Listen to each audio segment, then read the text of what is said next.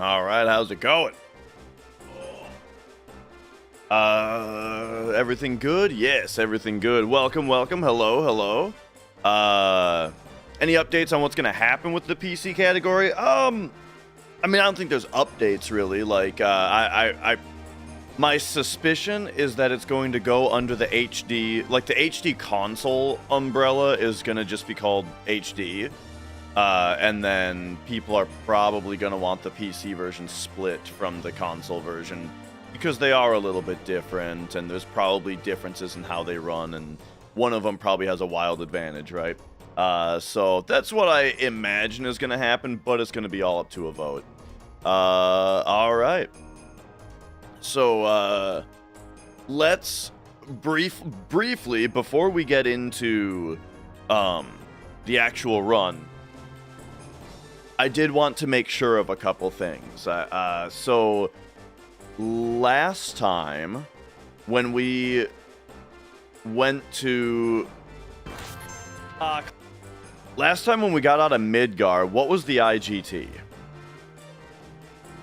What was the IGT difference? Let's get ready for that this time.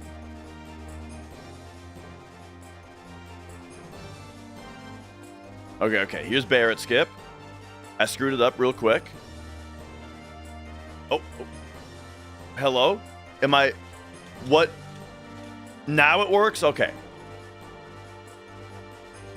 120 was the IGT. Okay, so how far back does the Midgar world map manip even go? It starts at 115? That's probably fine then. Okay, so I'll keep that. However, what is the difference in the split there? So the split was 125-55. Gosh, that's wild, dude. That the IGT is so off on this version.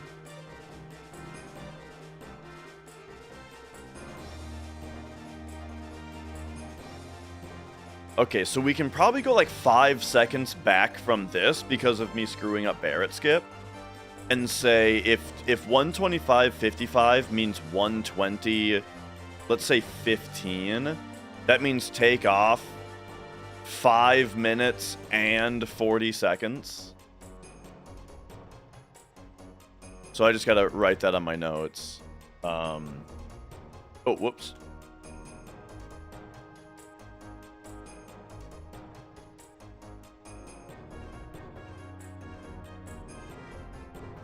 Okay. Then, the other thing to write down is the Chocobo IGT then.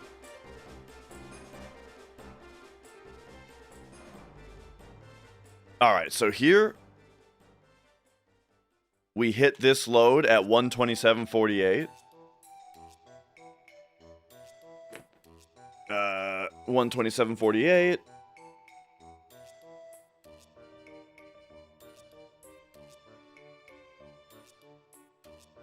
121.43. So, just take off 6 minutes? Sure.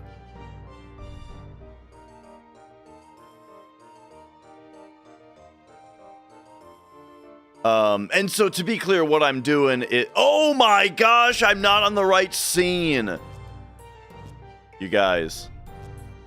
so what I'm doing right now is I'm trying to figure out, in my future run, like in today's run, I'm getting the estimation down.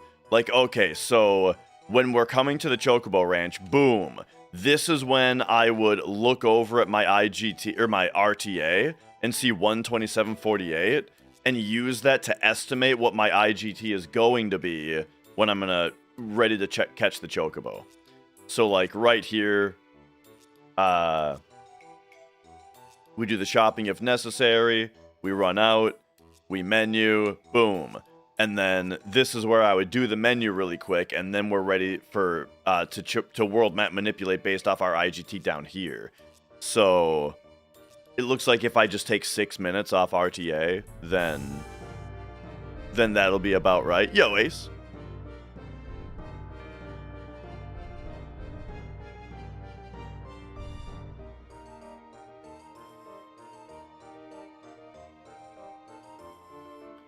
Okay, so I got those written down. And then for whatever reason, right now I just don't even have the next world map manip.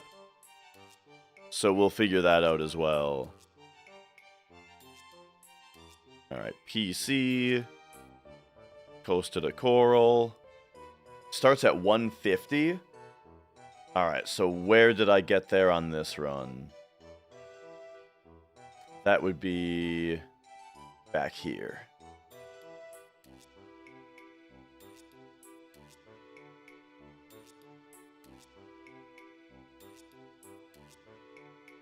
We're at 150. So if my run is at all decent, yeah. The only reason I even have this time is because this run was kind of bad. So maybe we don't gotta worry about that one. Or I mean, I should just rerun it now. Take like 10 more minutes off of it. So let's do that. We might end up doing some science today. Oh my gosh, I also forgot to open like global chat.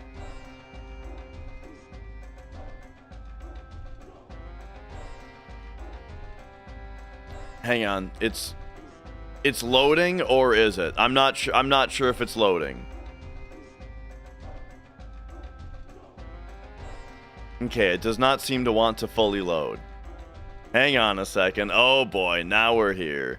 Now I'm stumbling.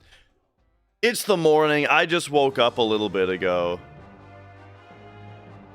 Yeah, now my bot's chat won't load again. Okay, hang on. All right. We'll deal with this now. So here's my bot. Here's the thing that I have to delete when it stops working. Oh god, I pressed delete on the wrong keyboard, so undo that. Move this keyboard over here. Come over here. Delete that. Okay, and now if I click on this, it'll re-initialize it. Dude, I've been having so much fucking trouble lately. Okay. Exit the bot. The bot has been exited. Sorry, I cannot see I cannot see YouTube chat at the moment because I have no... My bot's not on. And I couldn't see it before because the thing that I'm struggling to open is the chat that shows me YouTube chat. Okay, here we go. We're back on. The bot is back open. Okay, we're connected. Open my chat window. Ah, there it goes. Okay, all right. We're up. Dealing with tech stuff would drive you bonkers. I wish it was easier. Okay. Boom. Now we're ready. All right, so now what was I doing? Costa to Coral Bridge. This world map manip we need to run for like one. We'll do like 140 to 100. No, 200. What am I talking about? And then the loading time will be 0 because this is the PC version. And for the PC version, we also only can do delays, or only holds and not delays. So we change that commenting. We run it. All right. Notepad me.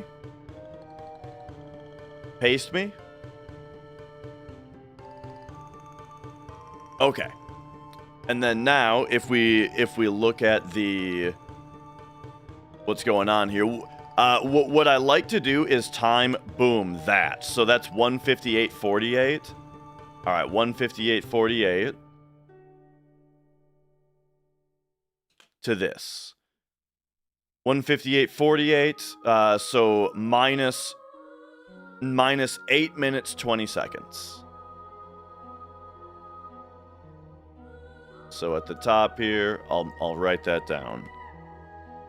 Minus 8:20 from heli takeoff. Okay.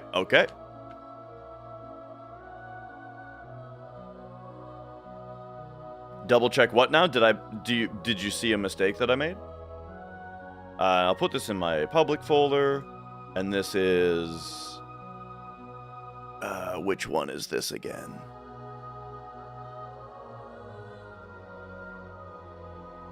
Wasn't it 58:48 to 50:28?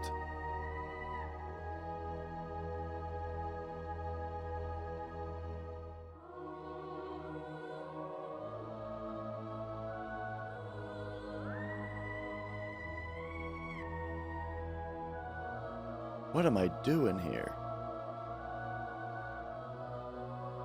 Okay.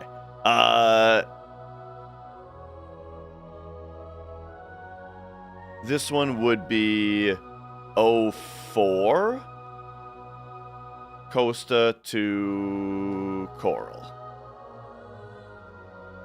All right, boom.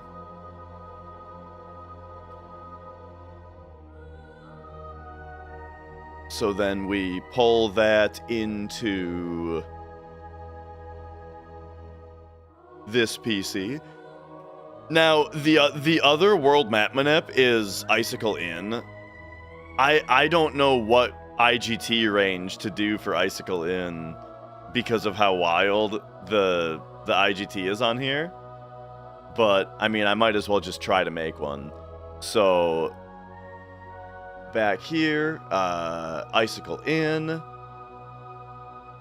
This is my Icicle Inn one? Yes. Alright, so load time 0 for PC version. And oh, right now we have it for finding Bandersnatches. I want the one that's for no pincers. So what I want is to go uncomment this that just wants me to not get a pincer. Comment this out.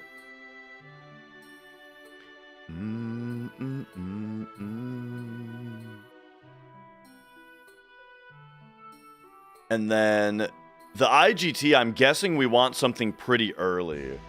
So I'm going to take 20 minutes off of it. I'm going to take 30 minutes off of it even. Oh wait, but this is for any percent. So let me look up what are we looking at here? So normally on PlayStation, my range for this part is 335 to 354. So, okay, we'll do, like, 300 to 400. And hopefully this range will be correct.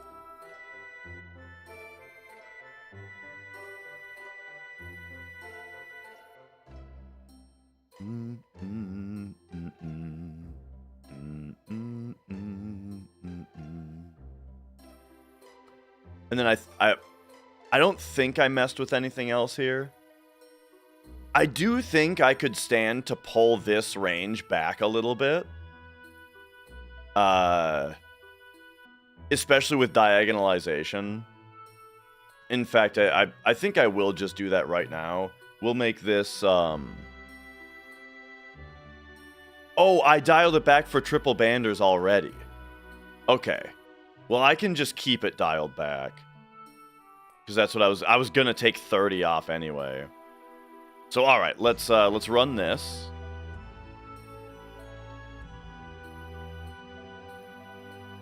Yo, Perlio. And so if you have no idea what we're doing right now, this is a script that invokes Ace Zephyr's world map simulator.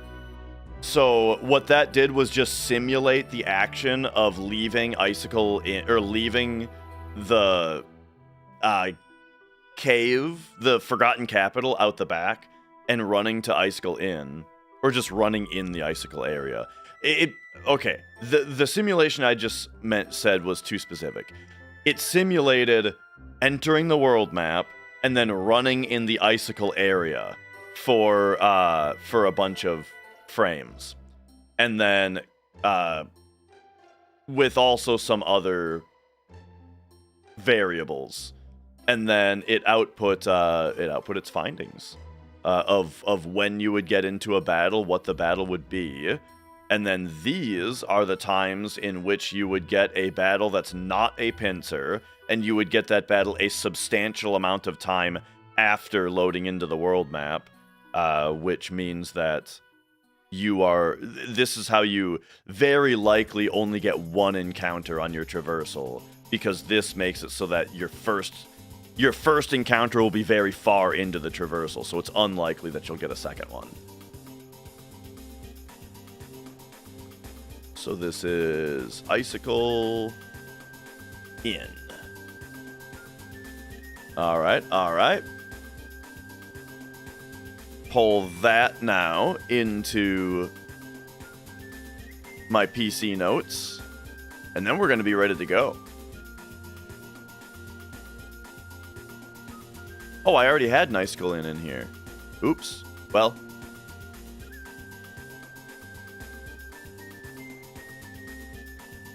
Let me look at the earlier one. Oh, that's Crazy Talk. Okay, yeah, we want this one. Okay.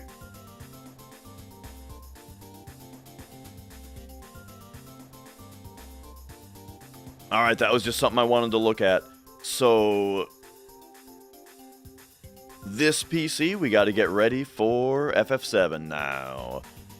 So why don't we... Well, actually, all we have to do is go FF7. Oh, and then I need to set up turbo. Okay. I need to set up toggle turbo, I think. I made a mistake on Demon's Gate, Rennie.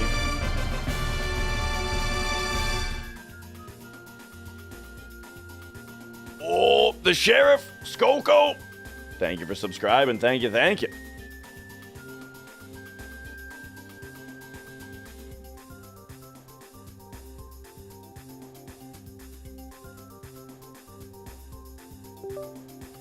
Okay, okay. Did they do any first week patches? Not after the opening day, you know. When like day one they had to panic patch the game to fix the battle speed thing. I don't think that they've updated it since then. Okay, now is my controller working? Yes.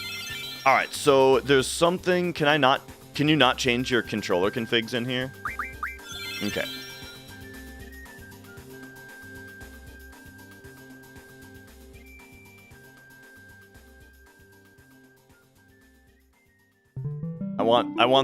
I need the in-game menu. Oh boy. Ralph Sputin. Thank you for subscribing. Thank you. All right, here we go. Oh, that's loud. Okay. What the hell? Why did that just choose? Oh, because L2 is mapped to turbo, right? All right, so here's what I need to do. I want to unmap the boosters. I want the boosters to just have no mapping. Are you serious? You can't do that? Are you fucking kidding me? Wait, can you not unbind the boosters? That's crazy talk.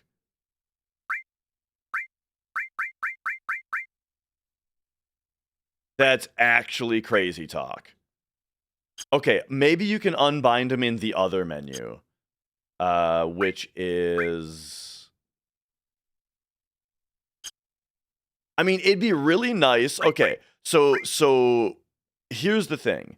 If we were to go to boosters, right, and we see all of them as either available or selected, why can't I change them to not available so that they can't become selected? You know what I mean? That would also be nice. I just don't want to accidentally turn a booster on, you know? And I would like to be able to use my L3 click for toggling turbo on and off instead of toggling the booster on and off, you know?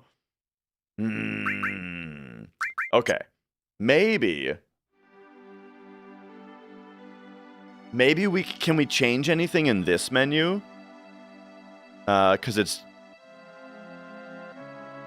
No, I can't even see my mouse cursor. Look at this, the mouse cursor disappears.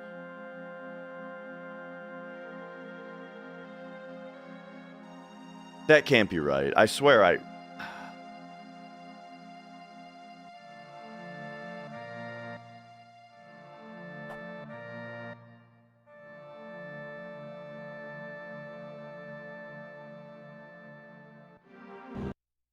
So you're telling me... Sorry, I have to reiterate this one more time because this is actually crazy. You're telling me that you cannot unbind turning boosters on and off. Are you guys hearing this? That's fucked. That's so insanely dumb. Because that means you can't even change the binding.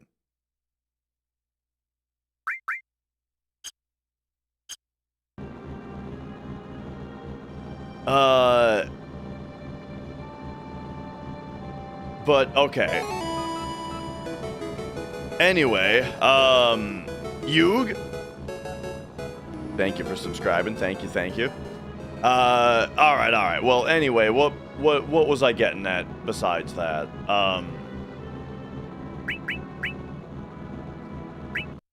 Yeah, we probably have to use Steam input. Exactly.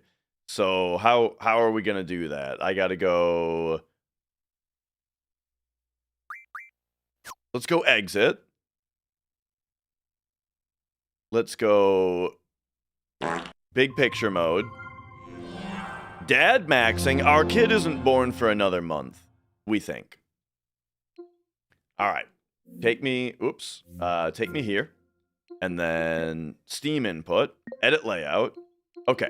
So here's the deal about the layout, though. About my Steam input layout. Is that... I already have L2 set to B button, not to... Oh, but the analog output trigger is left trigger? So I have to... Analog off? Okay. We'll just do... I have to test. Will just doing that make it not press L2? How is this version? I'm struggling with it. Like, there's things about it that I legitimately like a lot. For example, they fixed double input glitch, but it's also being very annoying. In other ways. Okay. Hey, okay, so that worked. So I just unbound... Okay, this works. Steam input fixes it. I just unbound L2 completely. Perfect. So that means that now, big picture mode, we should be able to... I should be able to also unbind L3. So, joysticks... L3 click, we are going to remove this command. And then right stick click, also remove this command. Boom, there we go. Boosters are now disabled. Okay, now what I would like to do is have L3 be a B button turbo.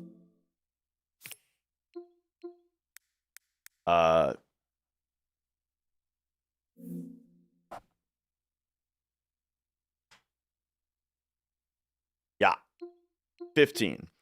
And this one will be a toggle.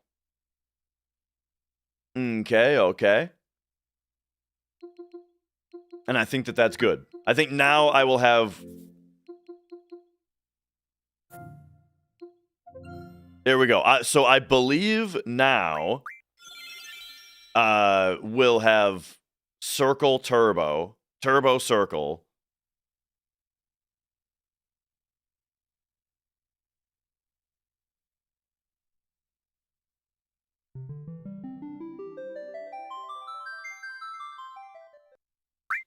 Do I have a good save file to test that? Yeah, Shinra building probably.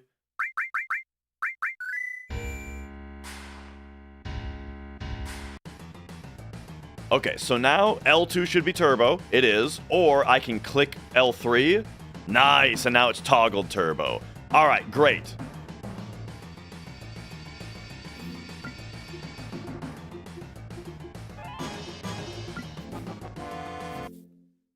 Boom. And now we don't need to be in big picture for the actual run. In fact, I think I'd rather not be. So exit big picture. All right. All right. Well, this version only just came out, Trabe. But also, I'm just not much of an achievement hunter. Okay.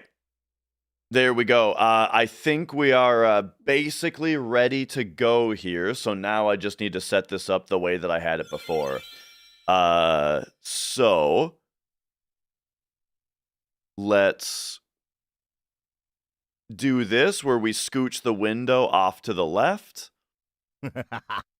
And then open my splits. Silent talking. Thank you. Thank you for the bits. Now we got splits. There they are. All right, splits there. Camera down here. Boop. Chat right here. And then lastly, if I wanted an input display, we could do that. But yeah, it's kind of a hassle. Okay.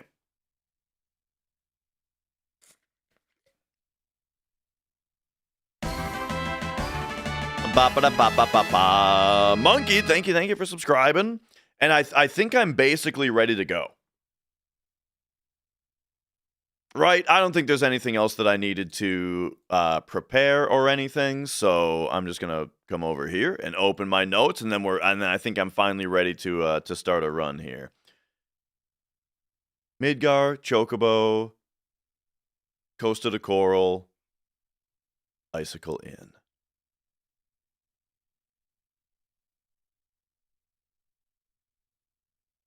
Okay. There we go. So I like to show the game booting actually on the actual recording. So let's do that. And then I'll be given the whole intro and everything as well. All right. Let's do it. Starting now. Hello. Welcome to Final Fantasy VII PC. Any percent no slots. This is an any percent no slots run.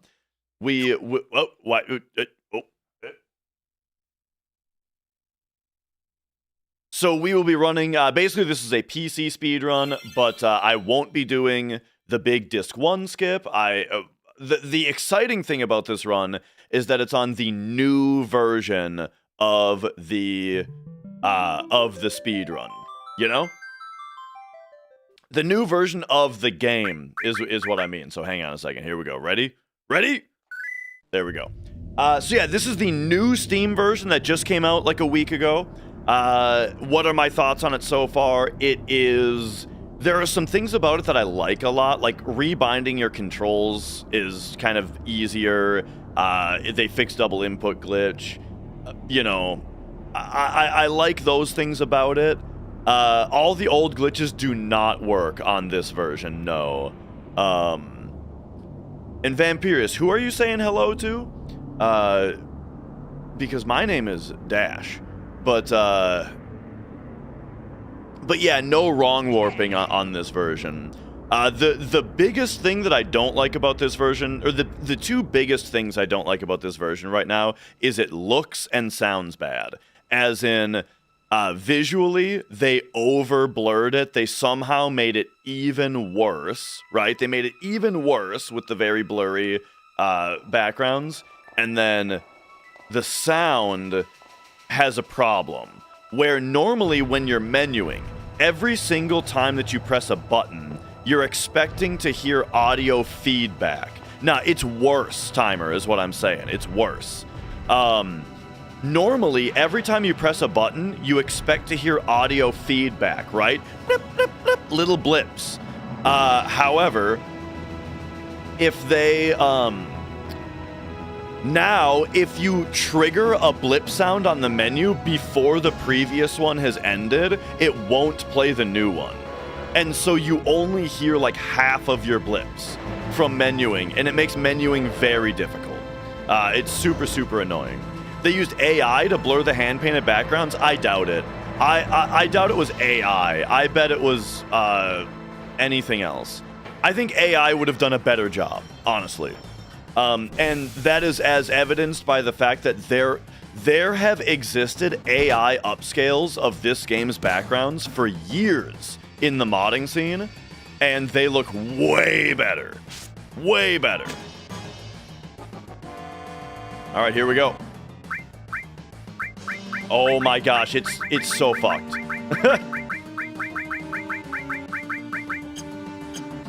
All right, so other excuses as to why my gameplay is going to be bad. I'm also still in a cast. I had surgery a week ago on my left wrist, and so I'm still in a cast. But yeah, I'm doing my best here. Doing my best here. The reason I'm running, also I'll say as well, the reason that I am running in windowed mode specifically is so that you can see that I'm not using boosters. Because if you are running full screen, then the boosters are off to the left of the game window where they could be cut or cropped off, you know? But if you run in a window, then they'll be over the, like if you run in a 4x3 window, then they'll be drawn over the game. So you'll be able to see right now, or you'll be able to see during this run that I'm not using them.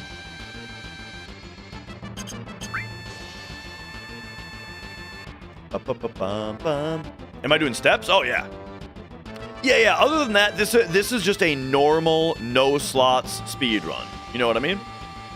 So here, we gotta take one extra step beyond the steps that I already took, because on the PC version, your fractions reset to 0 on every field transition, which can screw up the steps here, so... but it also gives you a lot of free steps back. Just the fact that your fractions go back to 0 every field transition. It means that every time you change screens in a hostile area, you for free get back between 0 and 7 frames of movement every time. So steps are actually way easier to follow on PC because you get a bunch of movement back for free. Is it the same RNG manips? No, the PC version, it's got this thing where when you hit a field transition and the screen is fading out, right? On the PlayStation version, the moment you hit the field transition and the screen starts fading out, all of the scripts stop. So no more RNG calls are gonna happen. The PC version isn't like that. So during the fade out, some things can still call RNG, and that basically just makes a lot of the field RNG manipulation not doable. So what more specifically does that affect? That affects like final descent manipulation, elevator manip. Those are the two big ones. We can't do either of those.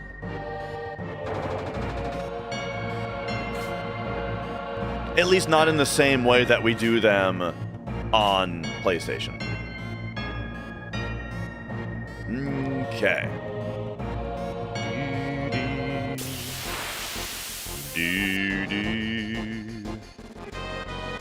Say I accidentally pressed one of the booster buttons, does that mean that the run is invalid? Monkeyed, normally I would say yes. However, before the run started, I went into Steam Input and I disabled the function of the buttons that enable boosters. So I can't enable boosters on this run because I unbound them. 1, 2, 3, 4, 5, 6, 7, 8 and a half. Do we take stairs or take the random elevator? I think I'm gonna take the elevator. I'm gonna do random elevator.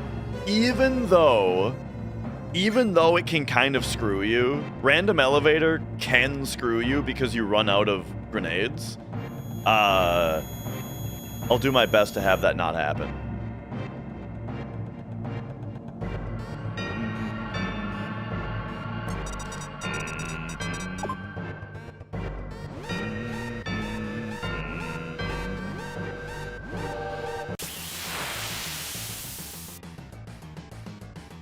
All right.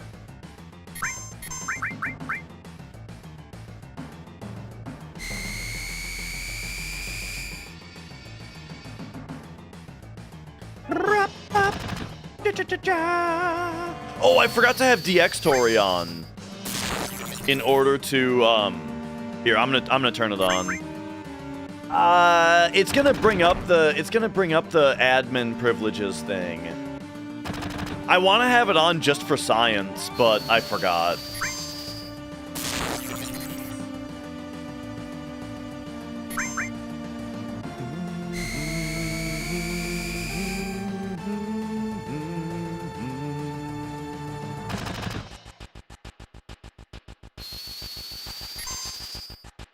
All right, so now I'm switching the turn order over to Cloud here, because if he were to get a limit break from this attack, then we would be able to sneak a Braver in, but unfortunately, that did not happen.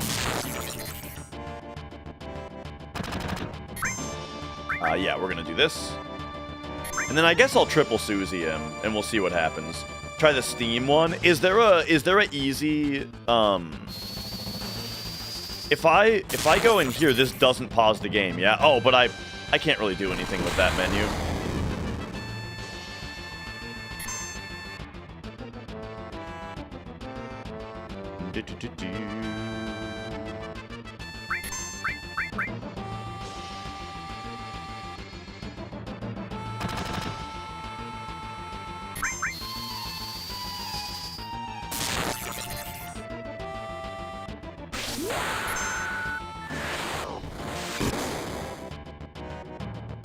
I would have to already know how to turn it on.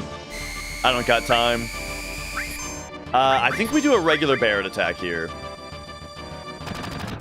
Yeah.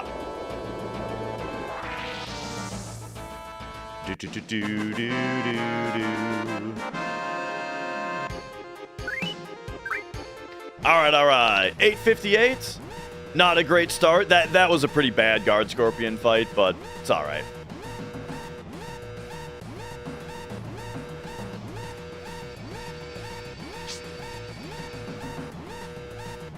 Womp womp.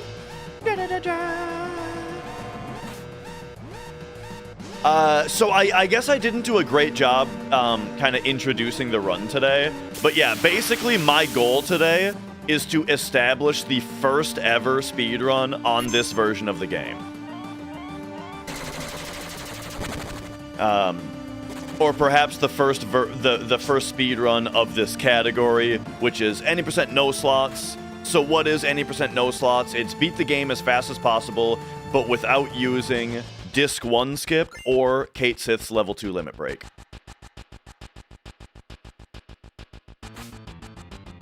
Disc 1 skip is going to be very difficult to do on this version without boosters. Oh yeah, we're also not using boosters. Talks about a vote? There's been talks about a vote, yeah. I always say, I feel like a vote isn't necessary. I feel like we've got a team of 4 mods, and the decision of what to do with the leaderboards is not very complicated. And so we should just do it. But there'll probably be a vote.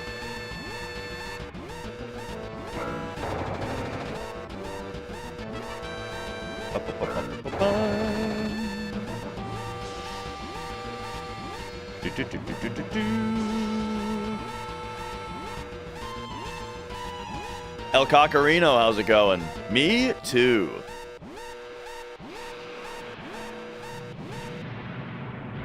All right.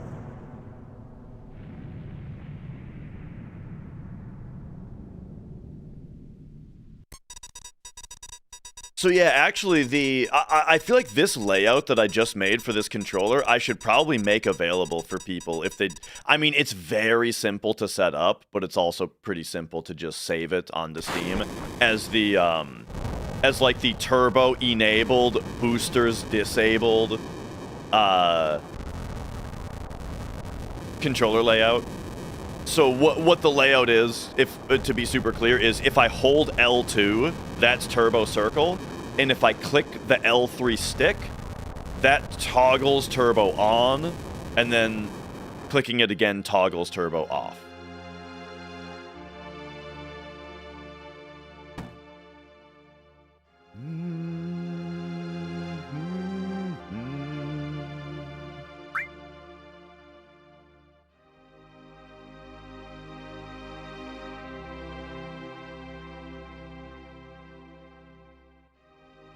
I just realized doing the early grenade purchase when you're gonna do YOLO elevator gets you 2 less grenades.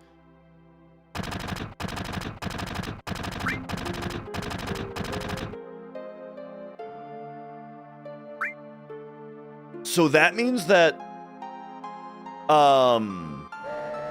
no, we don't buy from Jay Leno, we buy from... When I say early grenade buy, I mean before 7th Heaven. And then when we buy grenades later... Well, it is at Jay Leno, yeah. The 19, you buy 2 fewer. And then when we buy the 51 grenades from the other guy, I should buy 53, right? That makes sense.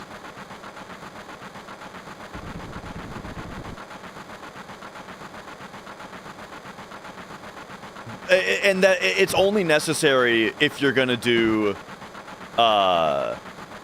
it's only necessary if you're gonna do YOLO elevator. I noticed that, Barros, when I was messing with the boosters, yeah, you, the 3x speed does not work in this scene for some reason. And, yeah, there's one particular NPC that looks like Jay Leno.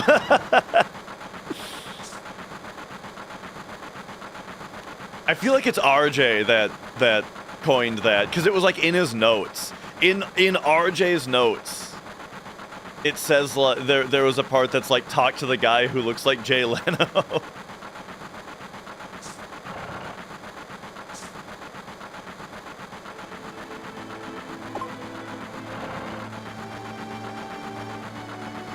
Yeah, you know what? Do you see the electricity on the thing up there? There's no way that's like FMV, is it? And that's why it doesn't work here?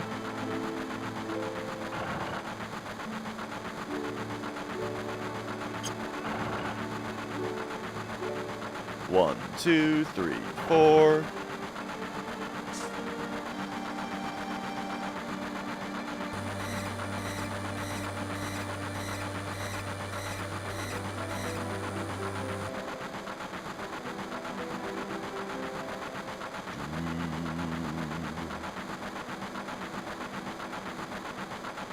Yeah, in this whole train, the 3x booster doesn't work.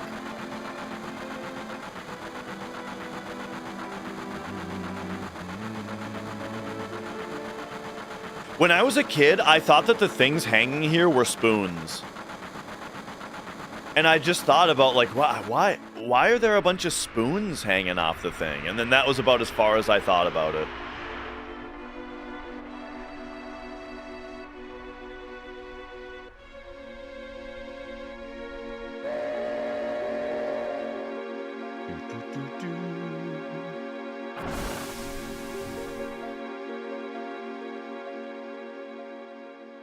All right. right. You got bored of of Final Fantasy X? With work, it's nearly impossible. Oh, yeah?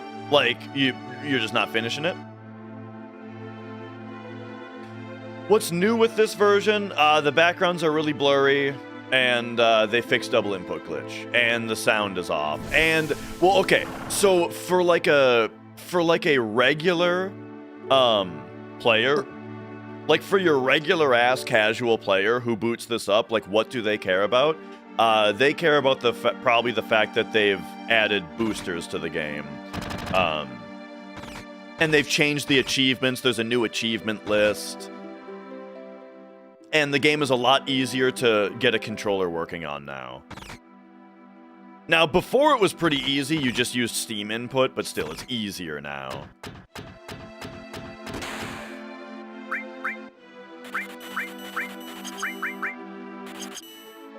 Love that double input fix, though. Oh, man. Okay.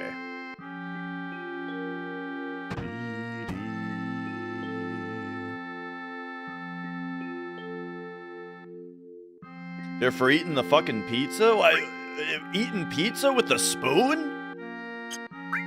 Still 15 FPS menus in battle? Yes. If they fixed that, that would be, like, monumental.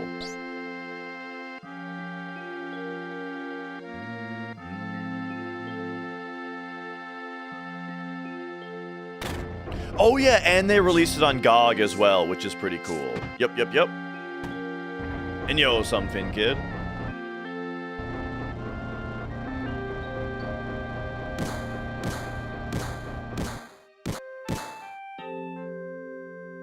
Yeah, if you're someone who hasn't played FF7 in 25 years, just want to play it again, this version is fine. I would agree that it's fine. I think what a casual player will notice is, I think they will notice the menu sounds being weird. Just that, like, it's just weird when you're menuing around and you're not hearing feedback for every one of your inputs. You're only hearing feedback for every second or third input. I mean, I play a lot of video games, so something like that really stands out to me in general. Alright, now we can toggle turbo. Oh, yeah, dude.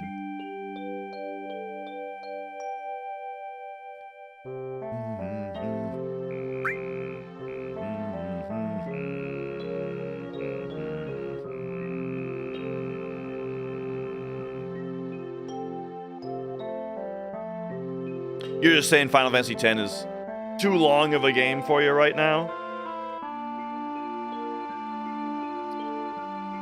You missed one Primer 17? I don't even know what that means.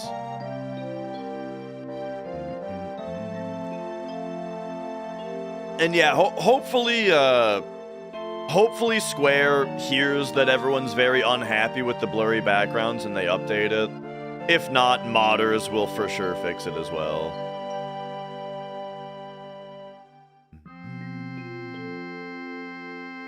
How long until someone tries to do a speedrun using nothing but 3x, like doing a run of the game where 3x speed is enabled the entire time?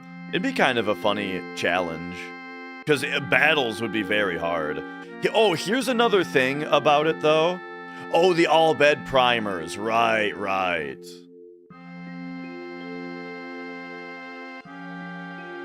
I mean, you don't need to get all of those, right?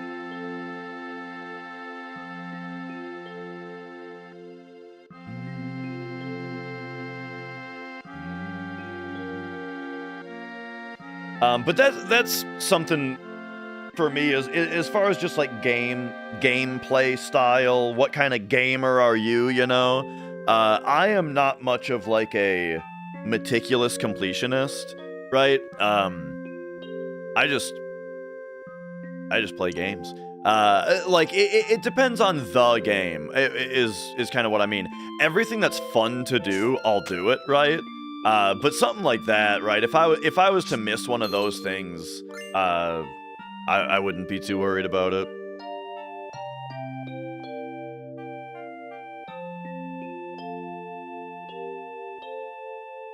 All right.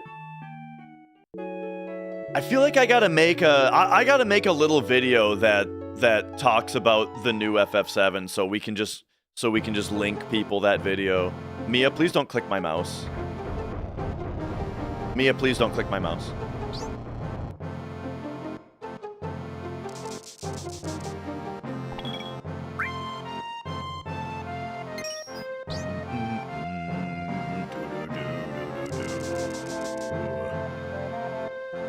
Oh man, I've been replaying Final Fantasy II, the 8-bit version, you know, the like Japanese 2. Is that? I don't know if I'm doing this right now. Okay, this. Uh-oh. There we go. Holy shit, that was the worst guard skip I've ever done. I'm wearing a cast, okay? I can definitely blame the cast on that guard skip, right? My palm is an extra like 3 centimeters away from my controller from where it's supposed to be.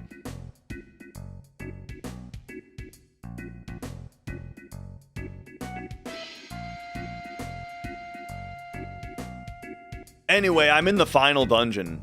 Final Fantasy II, final dungeon. 2, 3, 4.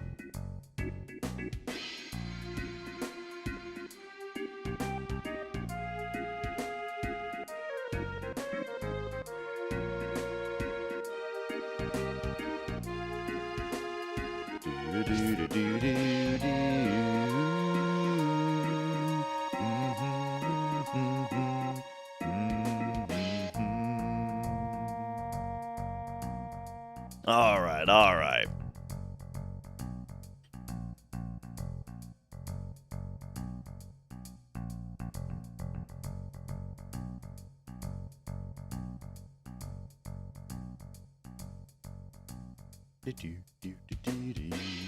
You always get confused here with the outfit. Okay, so check it out. I'll show you.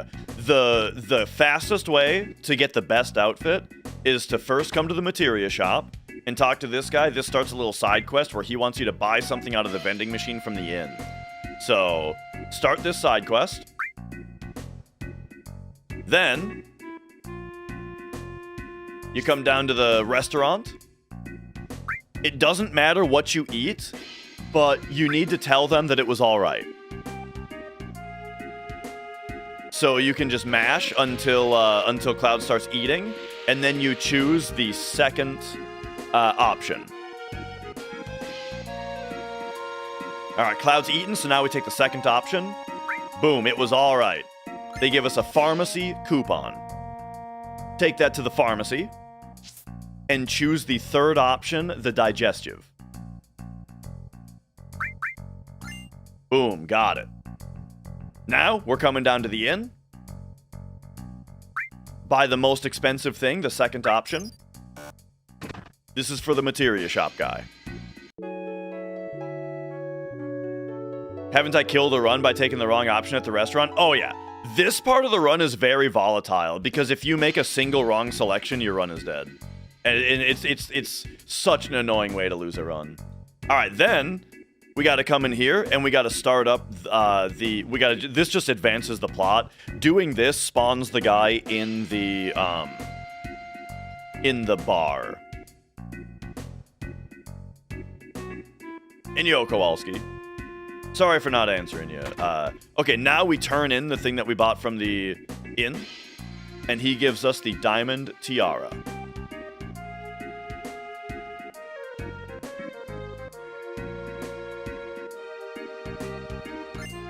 And how's the wrist going?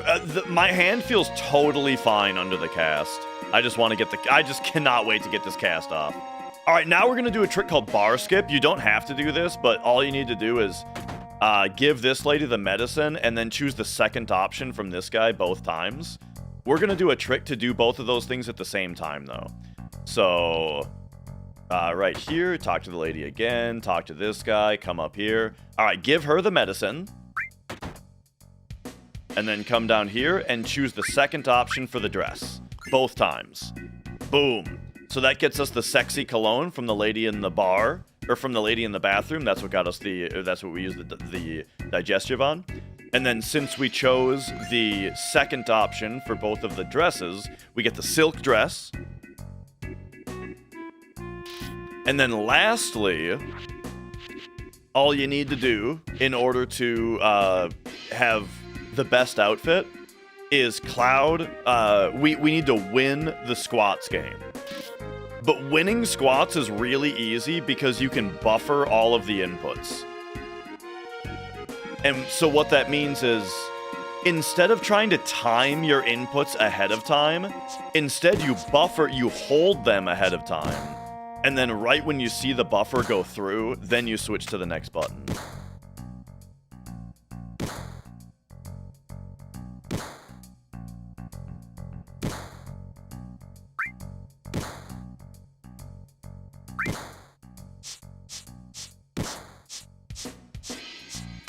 Squats start on square, yep. And then by default, it's a square X circle. And so remember, what I'm doing is every single time that Cloud gets into position, I'm already buffering the next button. So like every time that I see Cloud begin an action, I immediately then move my thumb to the next button to buffer it. And you'll get perfect squats every time. Boom, 23 squats. I feel they messed with IGT on this version. They made IGT go even slower on this version, I'm noticing. Because 23, I don't know if that's possible on regular PC version. That's crazy. And when we got out of Midgar, IGT was like way low. So we're gonna do maybe after the run, if the run dies or after the run, I'm gonna do a little science, and we're gonna try to figure some stuff out about how that's working.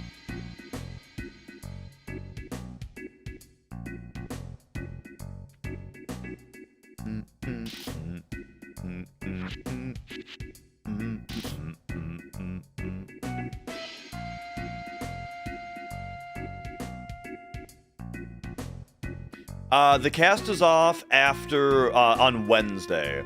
And I'm not sure if there'll be any restrictions. I mean, I'll definitely be able to play guitar right away, I think. And man, I cannot wait to drum. Oh my god, I can't wait to play drums.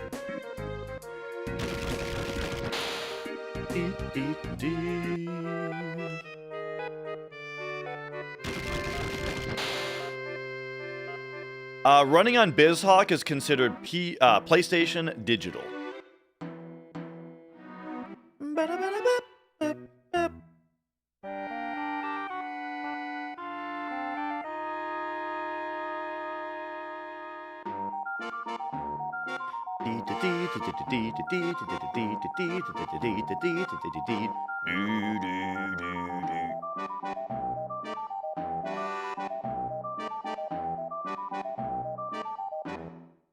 Wow.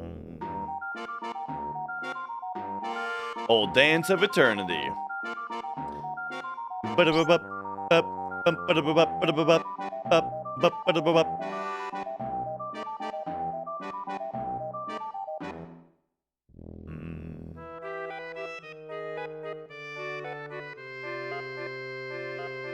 I should start practicing that song. The thing is, I looked at it, and even if I could do the pattern, the song is like 4 minutes of the same pattern.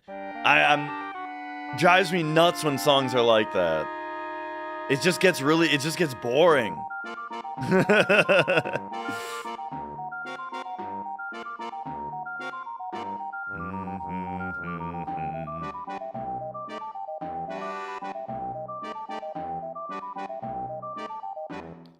All right.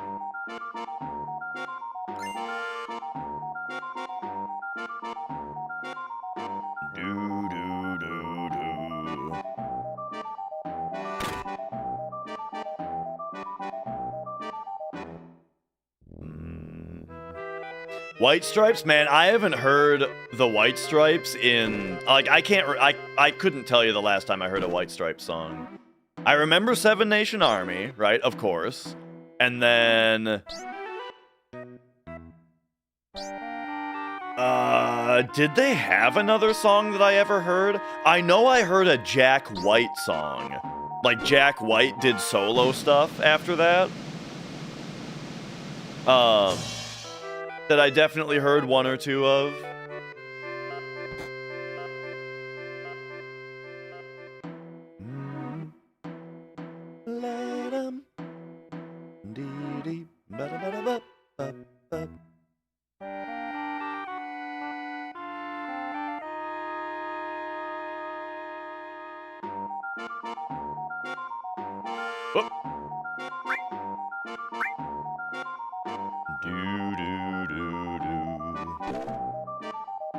Did the White Stripes break up right away? Like, how many albums did they have?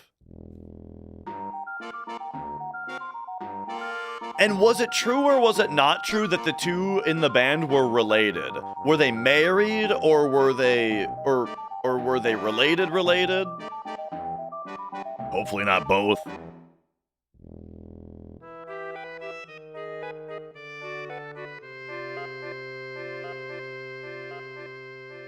Both. Da, da, da, da, da, da.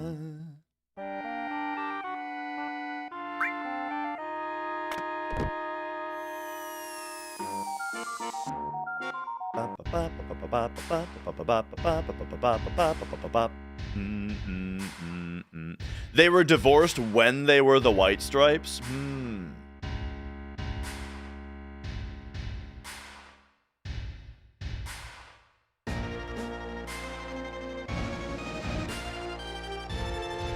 And yo, Bautino, how's it going?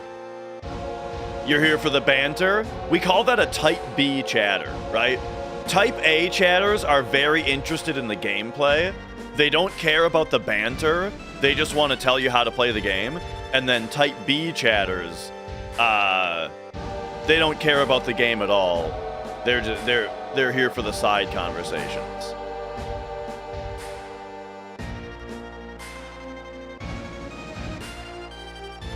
All right, here we go. We're going to get a preemptive fight against Apps here by talking to Eris first.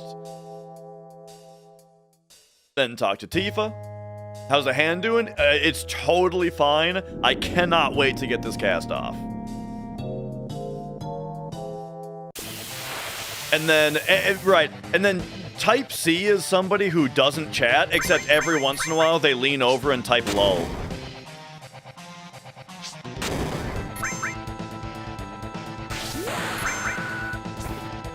Almost Easy? Dude, Almost Easy is a very fun song to drum.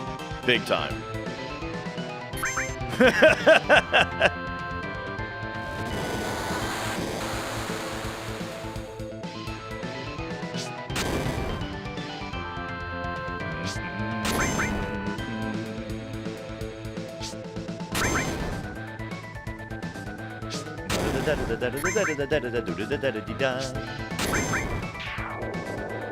All right. It's so bad, Feck. It's so bad. And not Michael Jackson bad, not Power Glove the Wizard bad. It just sucks.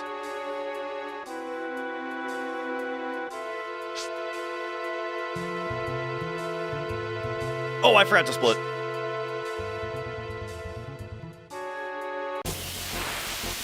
Okay. So we gotta fight back here.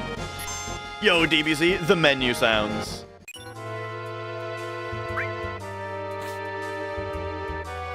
And then we go 1, 2, 3, 4, 5, 6.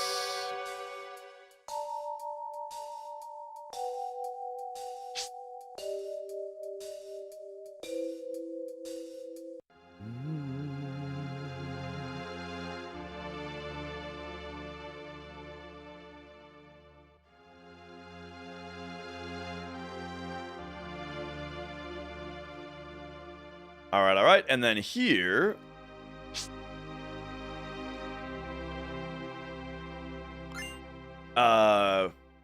we're going for a battle skip. So I'm having to, like, mentally inventory. Oh, that was a bad movement mistake. Every movement mistake I make. Okay, so now this is gonna be way back, this fight. I'm gonna say, like, here? Ah!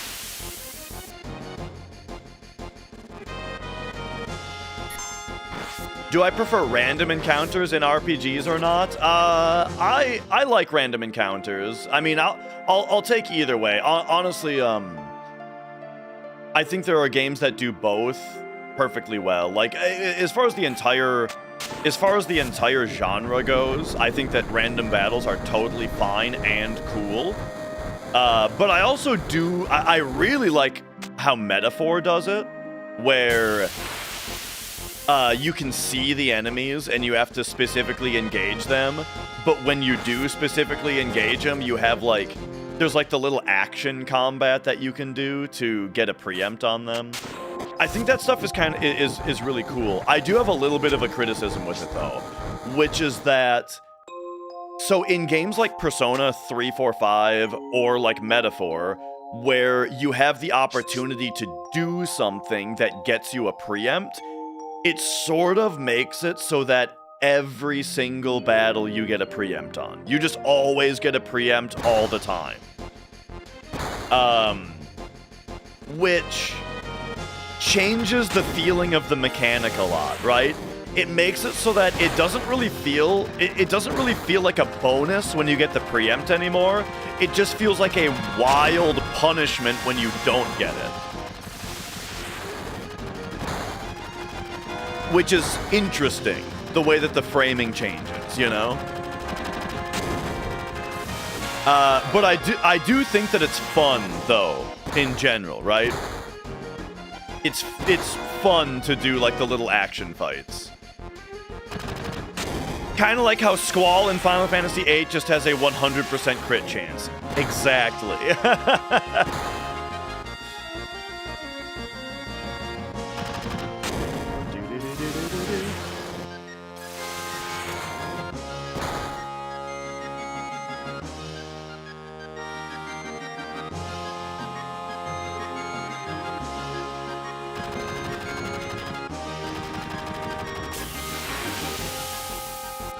Bum, bum, bum, bum.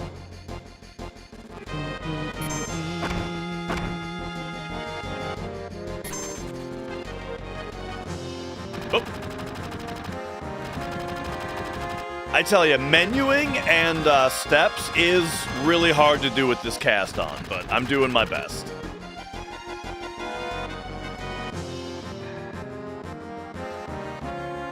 All right.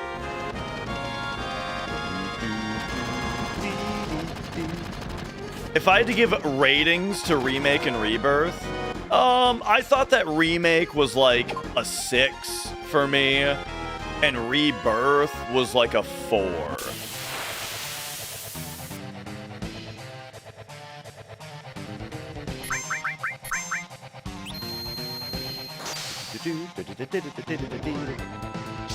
Maybe even a 3 out of 10.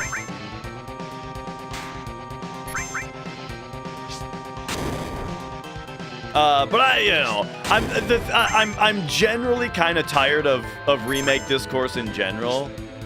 But that's my overall thoughts on it.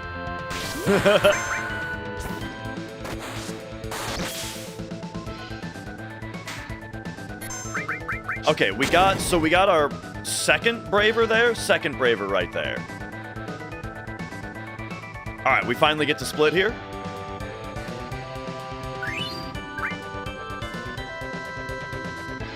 But yeah, the thing about Rebirth was I just found it, I found it exhausting to play because of every little thing that I hated about it, you know?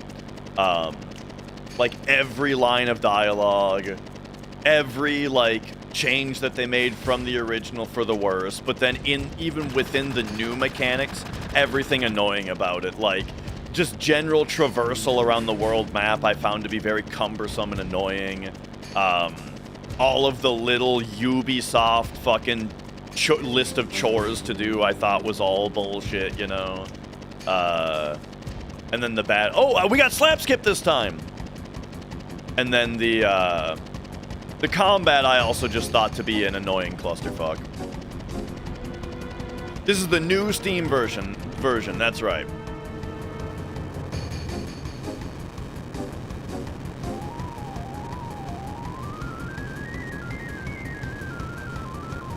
Persona's good, but way too long. Persona 3, yeah, Persona games are very long. They are, for sure.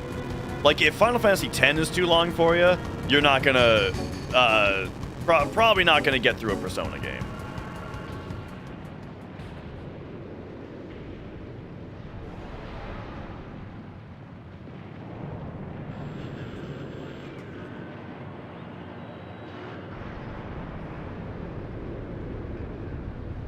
I was a big fan of Persona 3 when I first played it, Persona 4 when I first played it, and 5.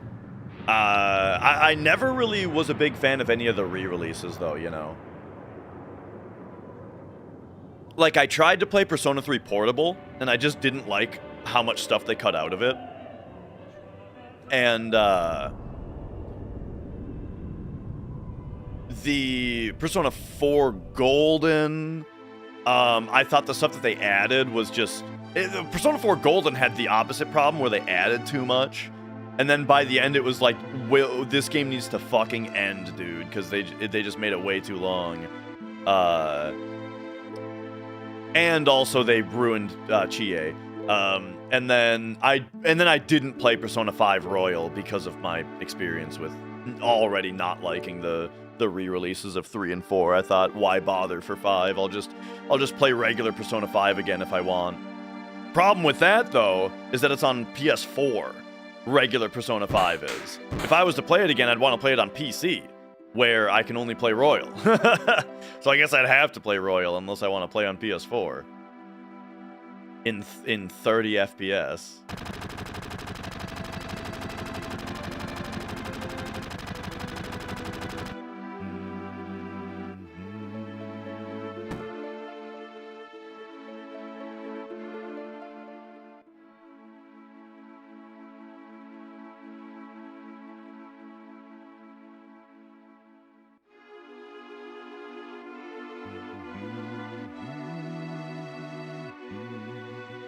One of the few people who liked Final Fantasy 16, but except for some of the names, it doesn't have much to do with Final Fantasy.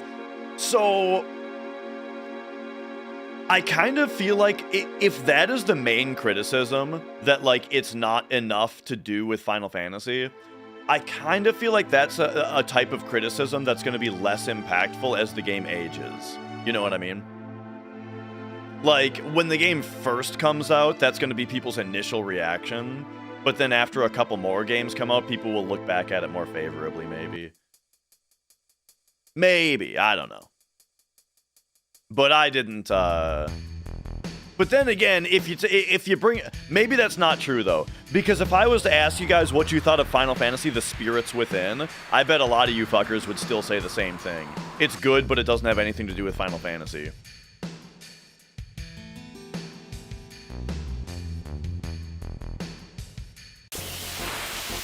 Actually, a lot of people would say it's not even good. I don't know, though. I haven't seen it for a long time. I remember liking it, though.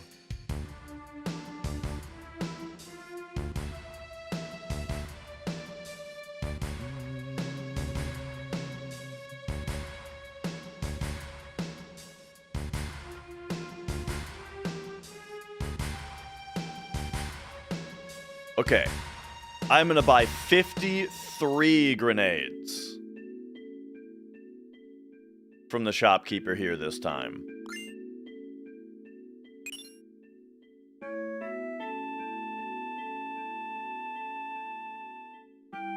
Whoop!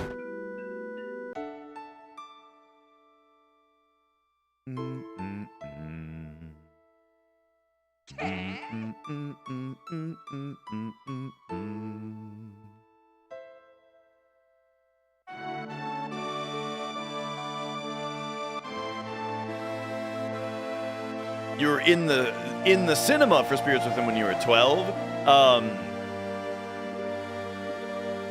Yeah, I also saw it in theaters.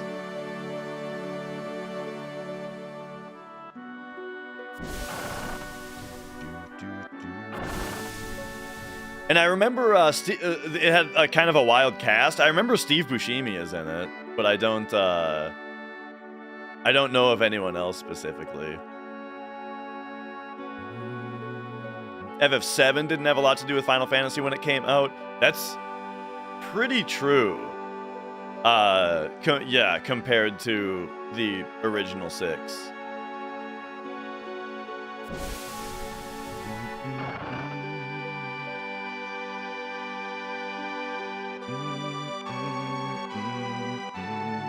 What does no slots mean? It means we're not allowed to use Kate Sith's level 2 limit break, which is called slots.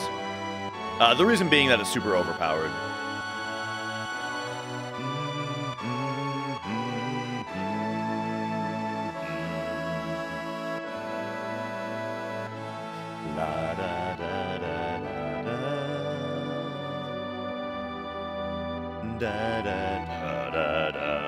Oh, somebody was asking earlier about, like, I mentioned that the big YouTube video that came out that one time, like a month or so ago, that like boosted my channel viewership a lot. They were asking like if I'm still seeing the effects of that.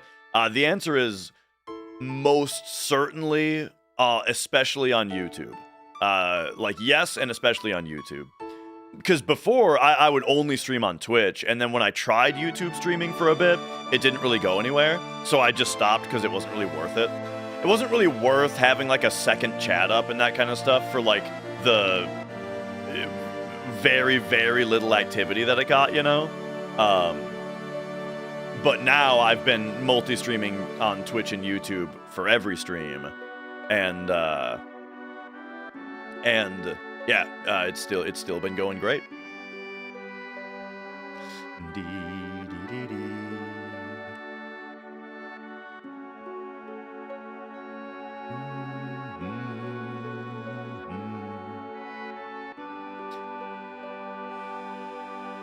Mashing square to rig slots still works on this version. Yes, you can. Well, I haven't specifically tried it on this very new one, but I can only imagine that it still works.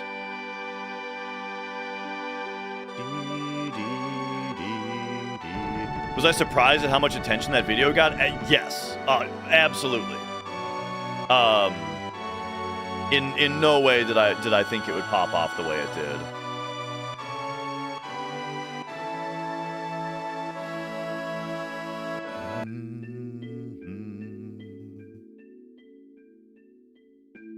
I'm telling you, I'm going to stop streaming soon. I mean, I'm going to have a kid soon, so, like, we'll see what happens, you know. All right, here we go. I'm going to buy extra grenades. Boom. Ah! I have too little. I need to sell one. Oh my gosh, that was terrible. Okay. Why didn't that work?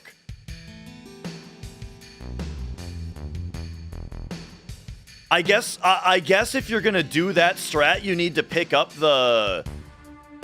I had 298 gil, but we need 300 to buy the batteries. I guess if you're gonna do the strat, you need to pick up the potion in the plaza. I wonder why that doesn't. Why that is though. Why are we normally allowed to buy 21 grenades? Yeah, I was too short. Why are we normally allowed to buy 21 grenades, but if we buy 19, we can't buy 53 there? I wonder why the math works out that way.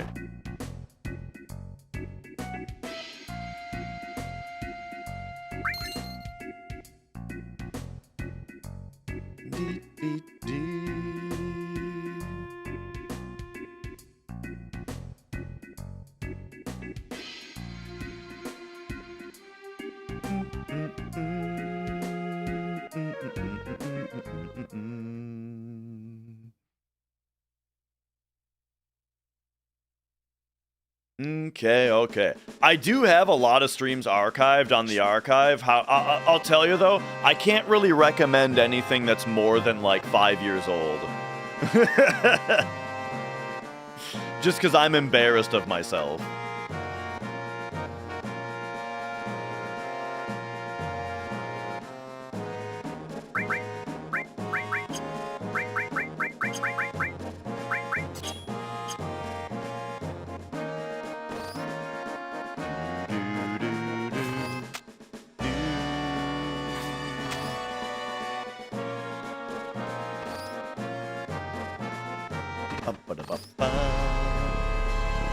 That was something that was nice to be able to do recently, is I played through a bunch of Metroid games to get ready for Metroid Prime 4. And then that allowed me to, like, replace some of my old Metroid playthroughs with new ones.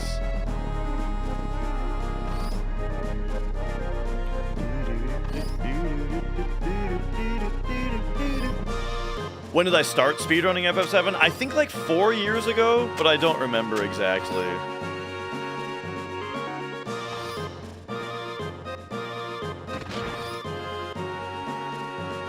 And yeah, the, are you talking about the PC 100%, John?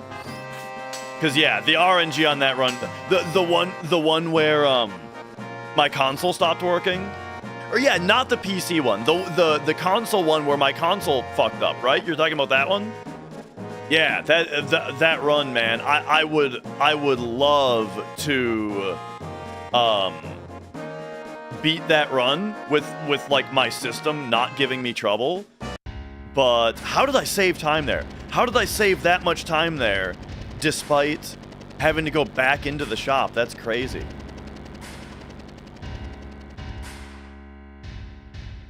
I did finish Metroid Prime 4, yeah.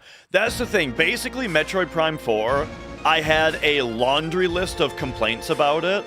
I had tons and tons of complaints about it. However, despite all that, it's like Metroid Prime 4 does everything that it can do. It goes out of its way to be as shitty as it can possibly be.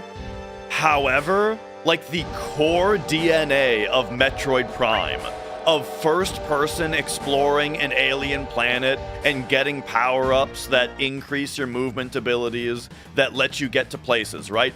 That core Metroid Prime DNA is still so fun that I still just obsessively played the game until I beat it, you know? I played it every minute that I could until it was over.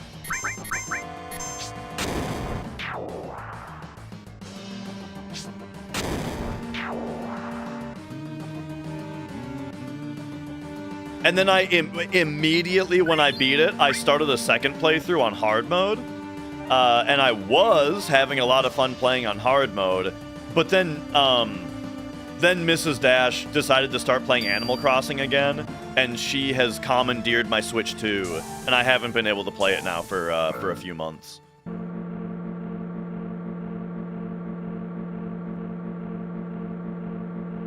So I would have finished a second playthrough of it, but, you know, it's Mrs. Dash's Switch 2 now. All right, here we go. Here we go. 13 again? That's the worst possible starting jump. Again, you start on floor 6, and you can either, you jump up from either between 7 and 15 floors per jump. Meaning 13 is the worst possible jump. So now the worst possible is 20, and the best possible is 28. 26, pretty good, pretty good.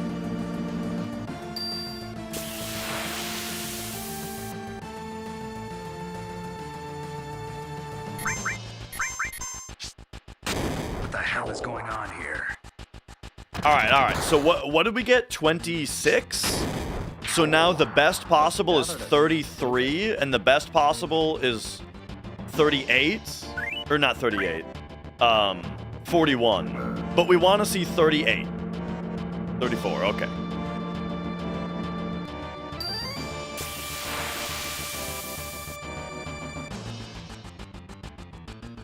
This guy, we want to attack him and bolt him. That's super annoying.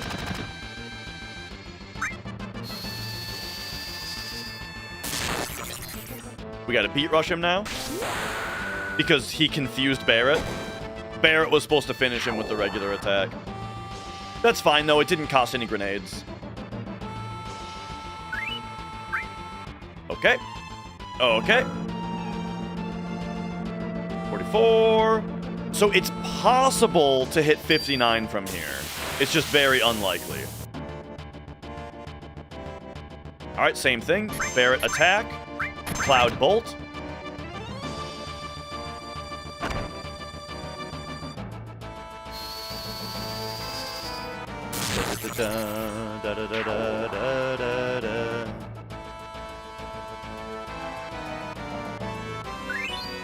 So these haven't been super bad elevator fights, at least.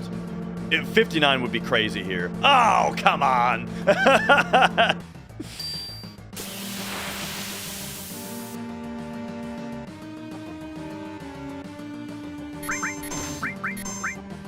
This guy is best to grenade and bolt. Yeah, that's right, Monstery. Every single time you press the button, you have a random chance to go up between 7 and 15 floors. And you start on floor 6, you're going for floor 59.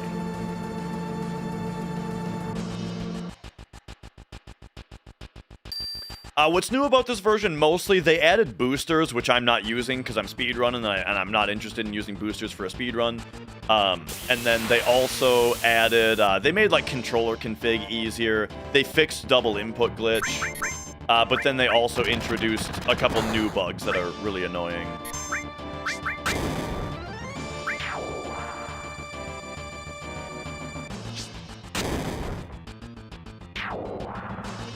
I think it is going to have to be its own category, because if anybody does... Hang on, I have to pay attention. There we go, okay. If anybody does want to speedrun this version...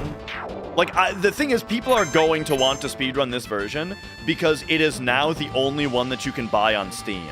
So not having a board for this version would feel weird. Because that would mean that there isn't a board for the version of FF7 that is the one that you can buy, you know? So it's more a question of, like, where does it belong on the leaderboard? It's most in line with the HD console version of the game. So, like, what I think is gonna happen is the HD console umbrella is gonna be updated to just HD, and then it will have a board for either if you're on PC or if you're on console.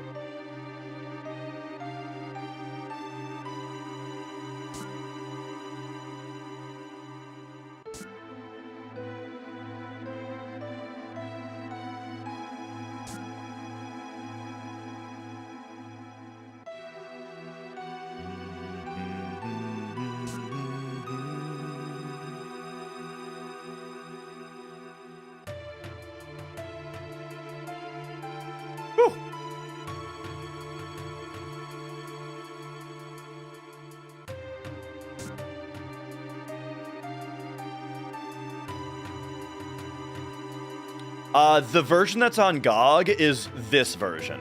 So they released this new version on Steam, and they released this version on GOG at the same time.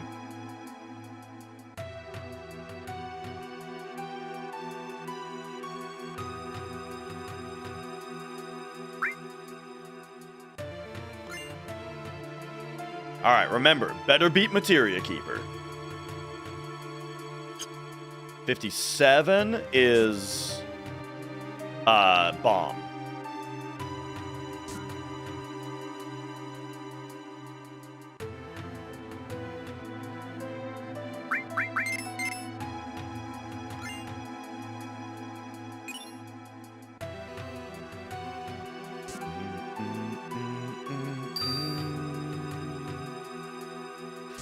When you play this part casually, you get in a bunch of fights a bunch of times, or you get in fights a bunch of times for experience.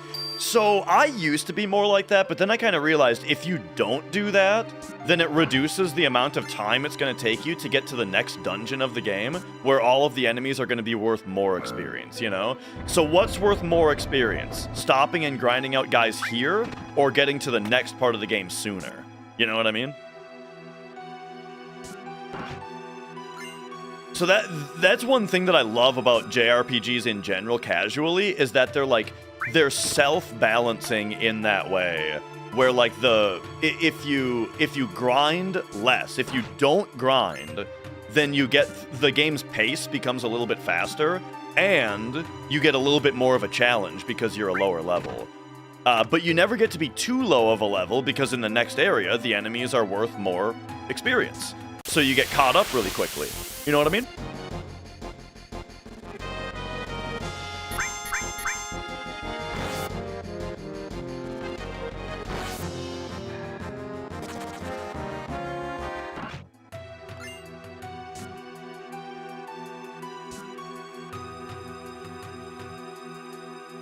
Yeah, like Expedition 33? Yes. I think Expedition 33 is like game of the decade for me so far. It's phenomenal.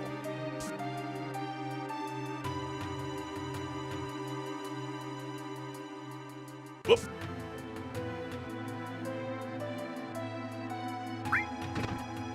But yeah, that isn't to say that I never grind. Isn't it just Paper Mario? Well, no. It's got the dodge and parry mechanics similar to Paper Mario. But what it does on its own that's very interesting is each of the like 5 different or actually I won't say how many characters there are because it's not 5, but I'm not gonna say because I shouldn't just like throw out mechanical spoilers perhaps. But anyway, each of the different party members plays way different from each other. Like they all have like a totally kind of different style to like how you kind of optimize your build. It's got like a whole passive ability system to it where you pick up these items that when you equip them, it gives you a stat boost and then gives you a passive ability.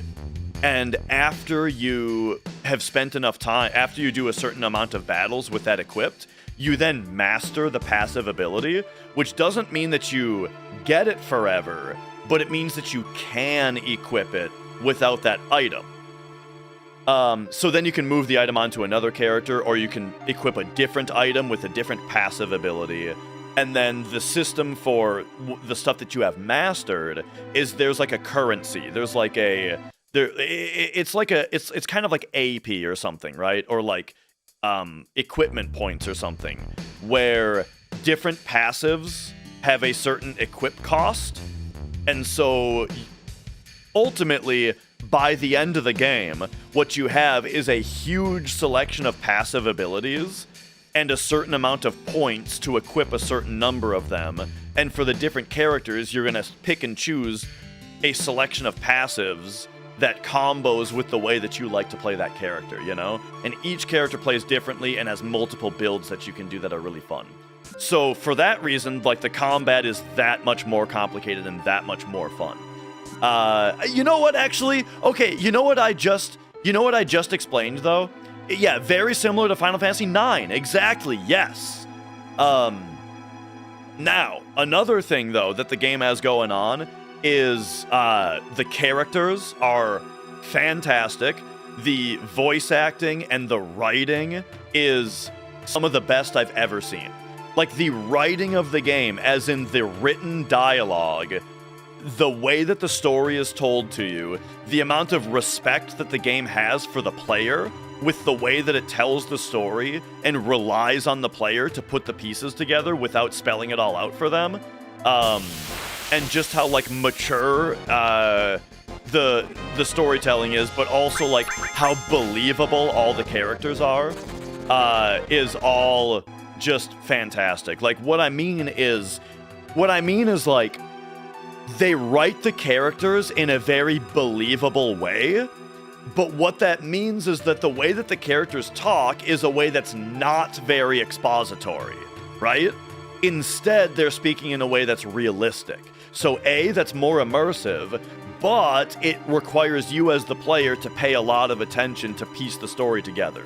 And most writers, most games, the writers are afraid to do that. They're afraid to write a game that way because they think that the players won't follow along, and so they over-explain things, which is A, annoying, and B, makes the characters not believable because nobody talks like that, you know what I mean? So, yeah, so super good writing, super great characters. On top of that, the story itself that they're telling is very unique. You've never played a game that has the story of Expedition 33. It's super unique. It's super interesting. And, like, when the big fucking, like, drops happen as far as, boom, this is what's happening now. It's some of the best shit. Like, man, the story's good. On top of all of that, the soundtrack, also 10 out of 10. The soundtrack is so good, dude. So yeah. So isn't Expedition 33 just Paper Mario? No. It is the good stuff about Paper Mario, but everything else about the game is unique, is different, and also 10 out of 10. It's so fucking good. It is a must-play. If you like JRPGs especially, it is a must-play. I'm into, like, if you put it on the harder difficulty, it has sort of the pacing of, like, Dark Souls in a way, where when you reach a boss, the boss is just gonna whoop the shit out of you, you know?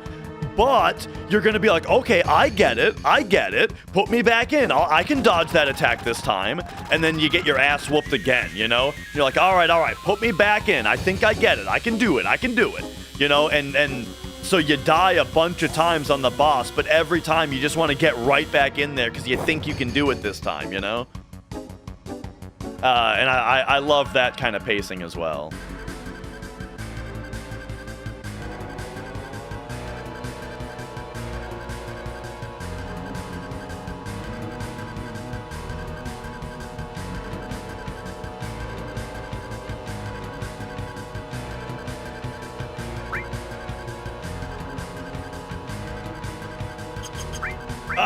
You're A, I guess.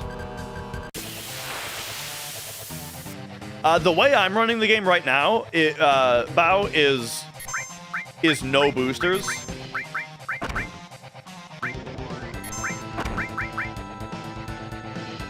But I mean, people can run different. People could run differently if they wanted.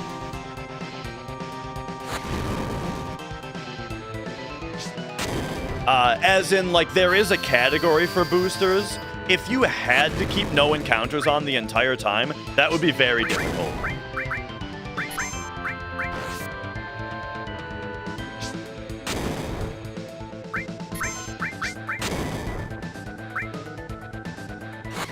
Nice.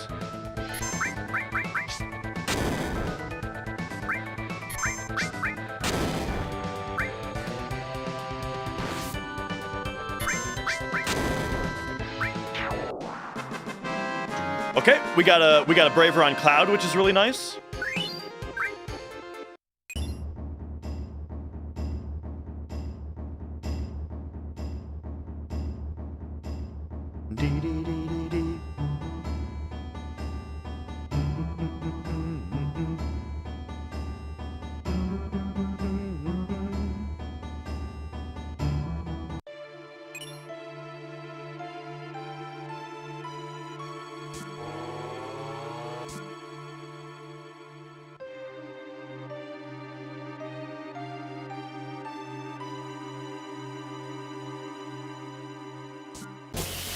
Oh. Are the changes noticeable? The menu sounds is like the most noticeable thing. Whoop. Like, it's just very difficult to menu in this version because of the weird sound effect bug.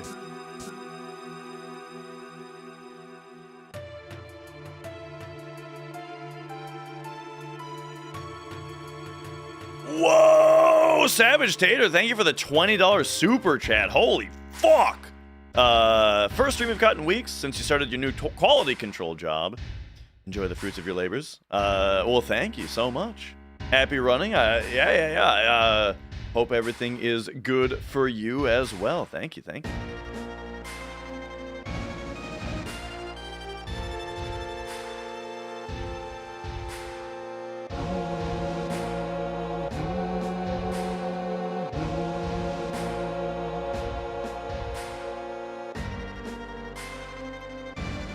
Oh. All right.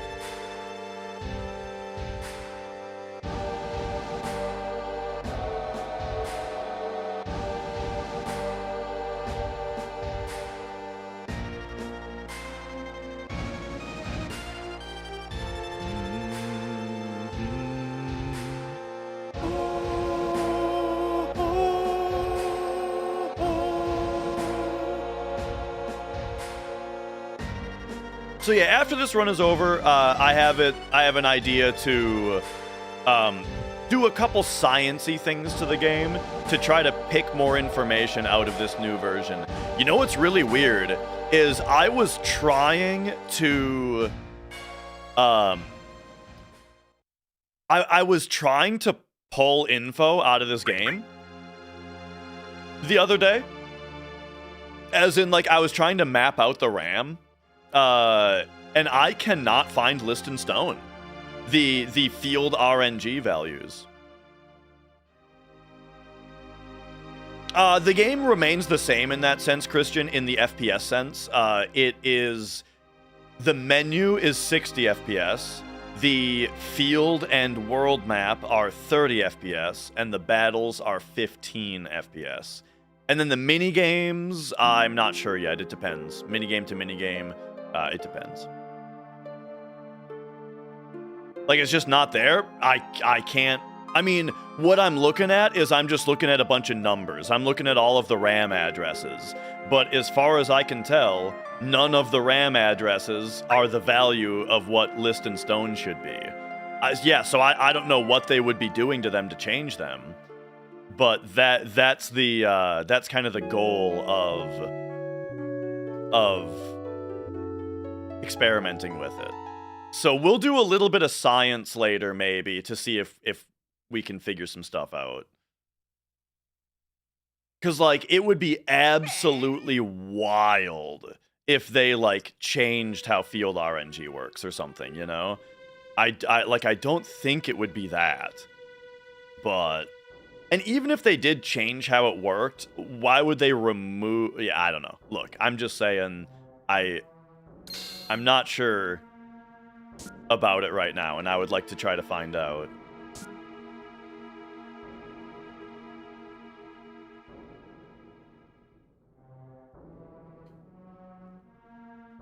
Switch is 50 in menus. The Switch version is 50 FPS on menus? I don't think it is. I think it's 60.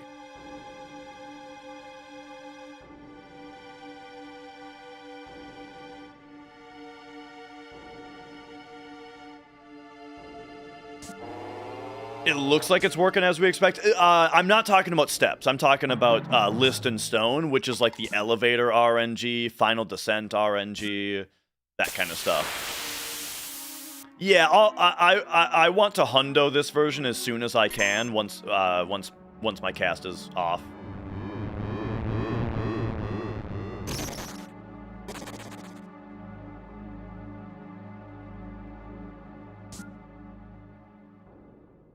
Now, speaking of changes with, like, RNG systems and stuff, though, this is true for the HD console version already.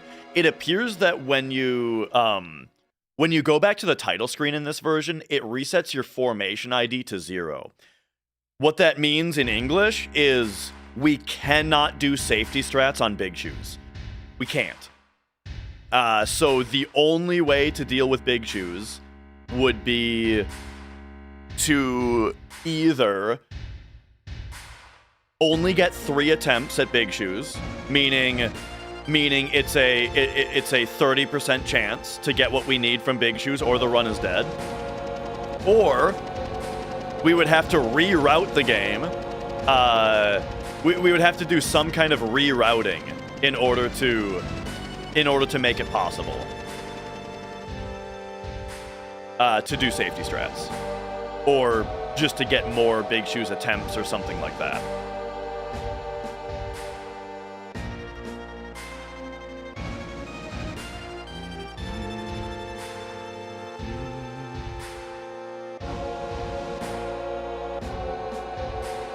I never use the safety strats anyways. Yeah, it's true. It's true. Well, you know, if you're going for record, then well, yeah, if you're going for record, you get it in the first 3 shots anyway.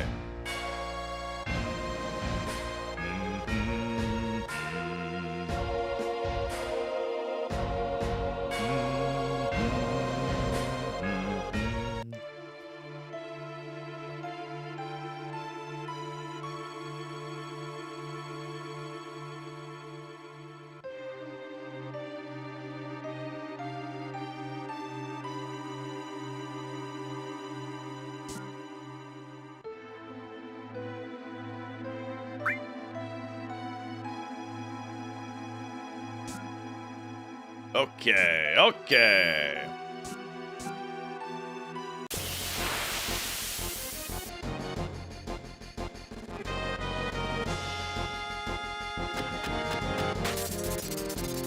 We might get an opening red grenade here. We did not. Okay, I want to reverse my turn order to have red be last here. Yeah, for the old version, like the 2013 Steam version, if you already owned FF7 on Steam, it is still in your library under the name Final Fantasy VII and then 2013 in parentheses. Yeah, the sound effects are, and the way that his gun just went tut tut tut tut instead of a constant bullet stream. Right. That's the, and then also just listen real quick to when I hold circle. Listen to the menu blips right now. You heard 2 blips, right? Whoop whoop. Except 3 things happened. I pressed circle to go into item. I pressed circle to select grenade, and I pressed circle to target the enemy. That's 3 actions, but we heard 2 blips. That's the menu sound problem. There it is. That's the problem.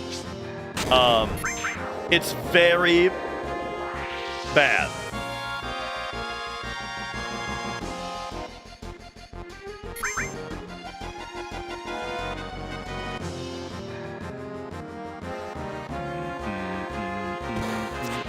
Nice miss, idiot!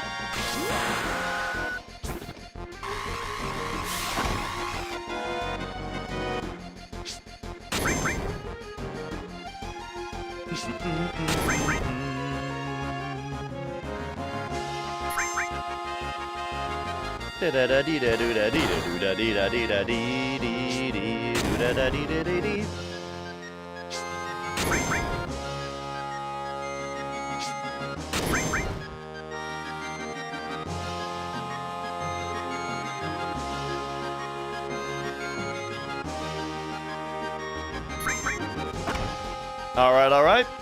Good heligunner fight.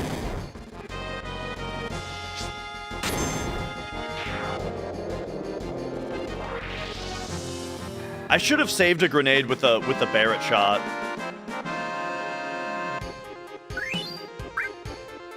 The version that did the sound effect thing before Amber Lion was the Windows Store version.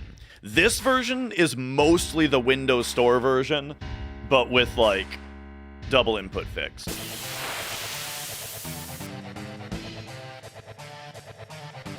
Dog skip? Nope.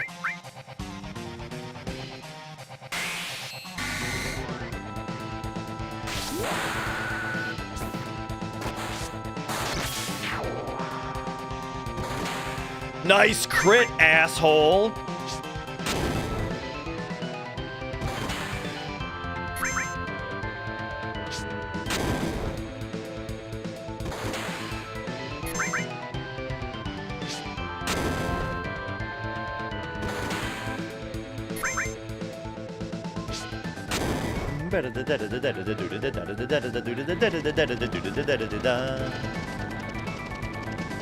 Yeah, that's my cope right now, Barros, is if they fixed double input and they fixed like the battle speed problem right when the game launched, there's hope that they'll fix the sound thing.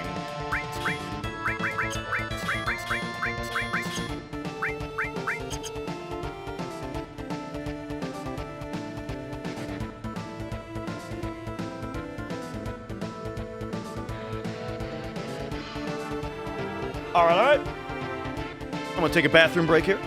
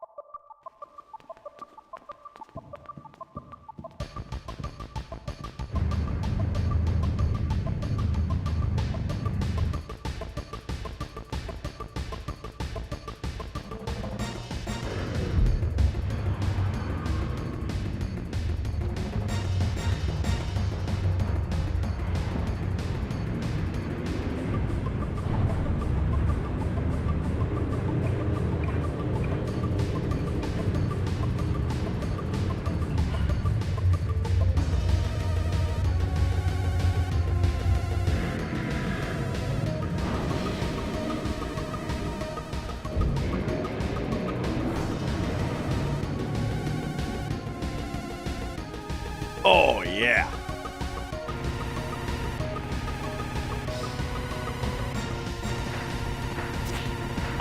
Yeah, they... Oh, right. I keep forgetting to mention that as a difference. Yes, they made X confirm in this version by default. And so, so I have it rebound, so circle is still confirmed, but that does make, that makes the mini-games controlled differently. Like right now, I have to press X to swing right instead of circle, because X and circle are effectively swapped.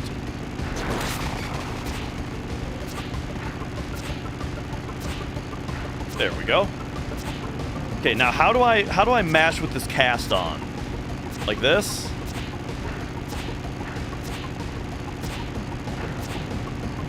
Alright, this'll keep them at bay. Even in Japan, they're swapping it. I know. It's crazy that like Sony did that even. On the PlayStation 5, like on Japanese PS5s, X is confirmed, which is crazy to me. And you know why it's crazy to me? The PlayStation 5 has a new menu that they hadn't done before. That's like your default preferences for game options. So like on the PS5 menu, you can choose things like, I normally like to play on this difficulty, or I like to have my X-axis or my Y-axis inverted, or something like that. And then the game makes an attempt to auto-configure, or the system makes an attempt to auto-configure your settings to those settings, okay? That is the perfect menu. The perfect menu to just give people the option. Instead of making Japanese systems be X instead of circle, why not add the option for everybody to decide whether they want it to be X or circle, and put it in their brand new menu that they made just for exactly this kind of thing. It drives me nuts. It's not accessibility, it's like general preferences.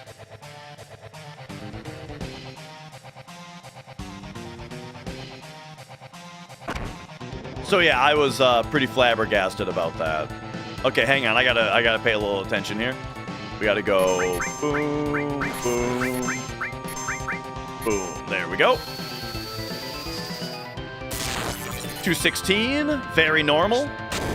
Let's get this braver in.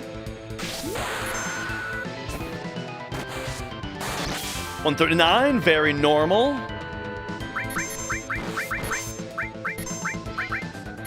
Ooh, Tifa's getting the doubler.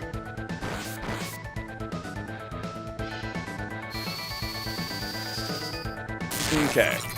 2. I only like that setup because I'm an old school fan. Not true. I also play Nintendo games. And Nintendo games to this day, A is the face button that's on the right, and B is the face button that's on the bottom. So I have grown up playing Nintendo games that match the input style of FF7 PlayStation, as well as like Metal Gear Solid PlayStation, right?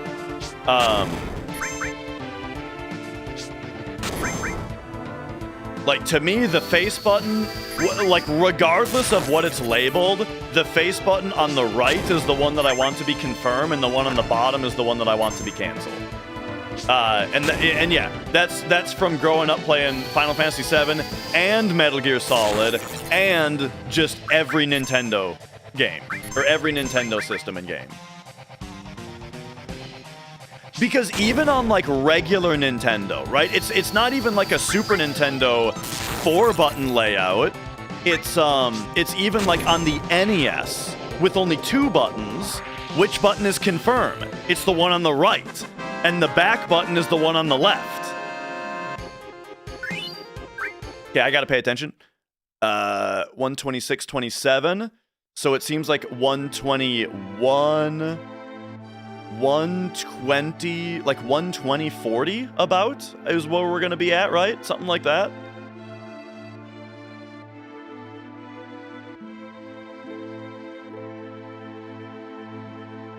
So 33, 40, 46. I might wait for 47 if I can. So 33, 40, 47, I'll say.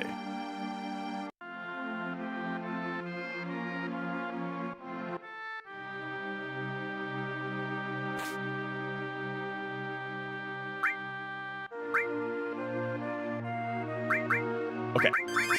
We're waiting for 47.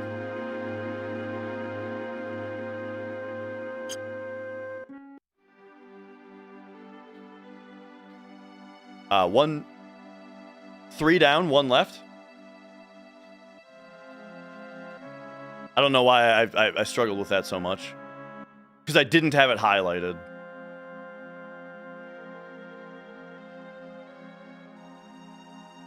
Okay, there we go. Yeah, skips and stuff are mostly the same as the PC version normally, except unless you're doing wrong warps. Wrong warps just aren't a thing in this version. And also, so you know the new skip, the big new skip, Disc 1 skip, where you go across the ocean all the way to the Forgotten Capital? That is not really possible here. Okay, hang on. 6 minutes from the intro. 1:22, like 22:19.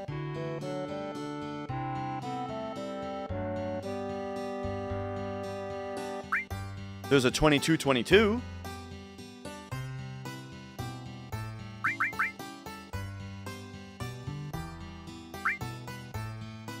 Okay. 22, 24, 36. Oh, I'm way further ahead than I thought. We can go at 12, actually.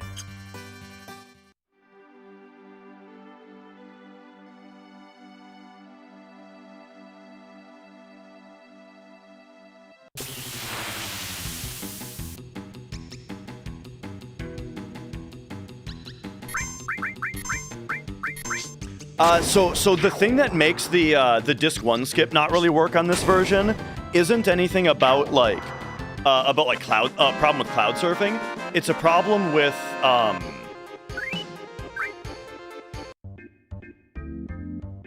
hang on, sorry, I'm thinking.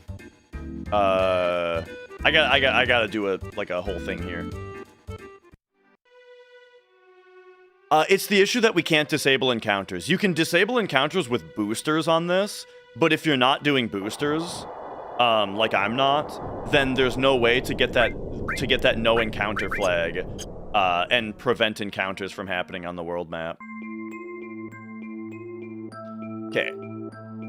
I forgot to double check how to do this setup.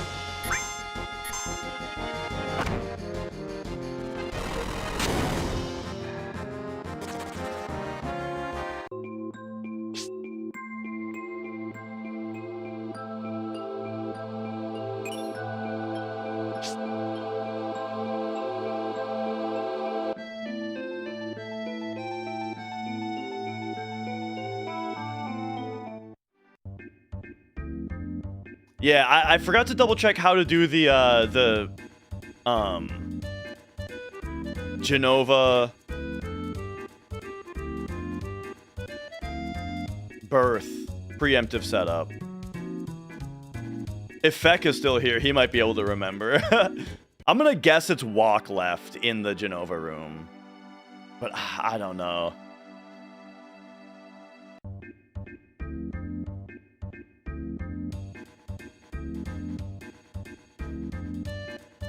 I am using the splits of my no slots world record that was done on before Speed Square was even a thing. This was on FPS Fix before. So I guess I didn't. Oh, but run's dead. And I'm not even joking. I'm not being dramatic. The run's dead. We're stuck in the mountain. That is the risk you take when you do calm skip. When you do calm skip, you have a very small chance. You have like a 5% chance to get into a fight while you're inside the mountain. And if you do, all of the games, all of our work, all of our chocobo movement, all of our data corruption and shit that we were using to run through the mountain is now wiped clean, and now we are stuck in the mountain forever. We can never leave. Imagine if we had autosaving turned on. If we had autosaving turned on, we could just load the file from when we came out here and then just do the skip again. What do you... I'm actually curious as to what viewers think about this. Now, I imagine the results are about to be skewed because you guys are seeing, like, the reason to enable it, but here's my question to you guys. General question in chat. They have added a feature to this game, to this version of the game, that autosaves. How it works is every time that you enter the world map, this is the only time that it happens, when you enter the world map, the game puts a save file right here. Right here. Every time that you enter the world map, it saves into this slot. Do you guys think that that should be allowed in speedruns?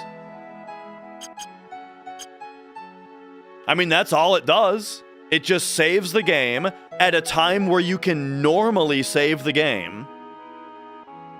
Right? It doesn't save the game at a spot that you... It does not save the game in a spot that you wouldn't normally be able to save.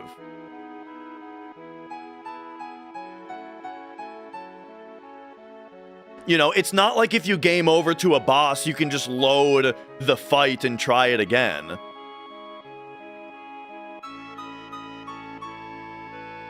Ugh.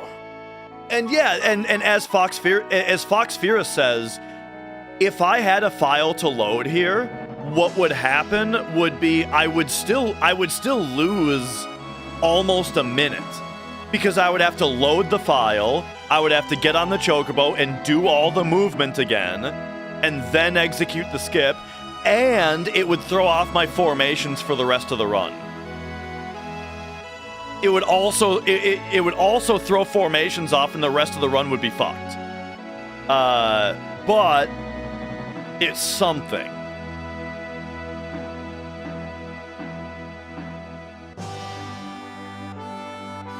Anyway, I just wanted to hear what you guys had to say about that. Sounds pretty mixed.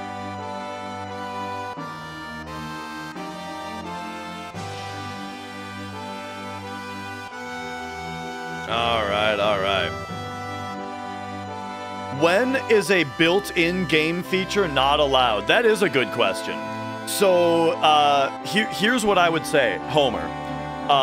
So Homer asks the question, when is an in-game feature not allowed? So, I think the reason that autosaving would be controversial is because they've only added it to this version, right? It's a new thing that they added to this release. So people are going to see it as a change in order to allow it, right? And then here's the other thing, though, is they didn't only add autosaving. They're gonna add something I'll show you now, which is much more obviously not legit. They added boosters. So this is now a built-in game feature in the game where you can make the game run 3 times faster.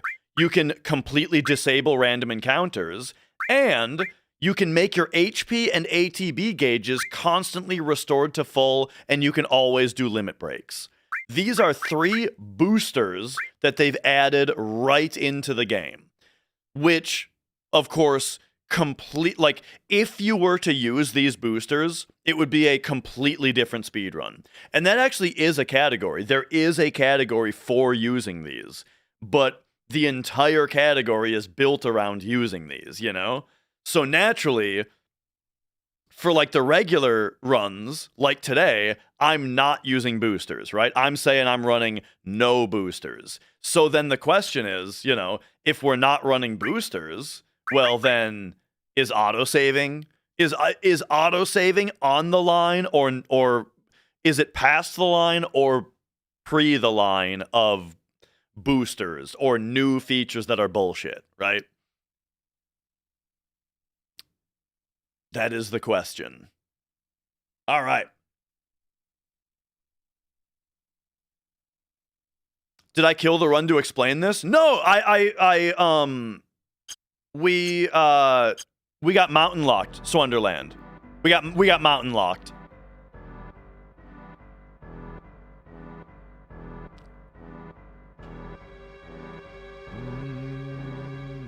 Love it. Love it.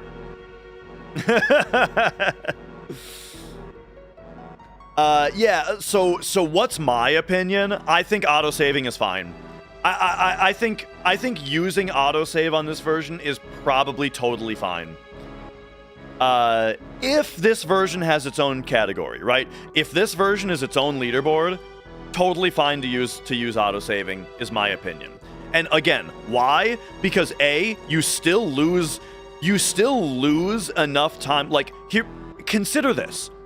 World record will never need to load the autosave, right?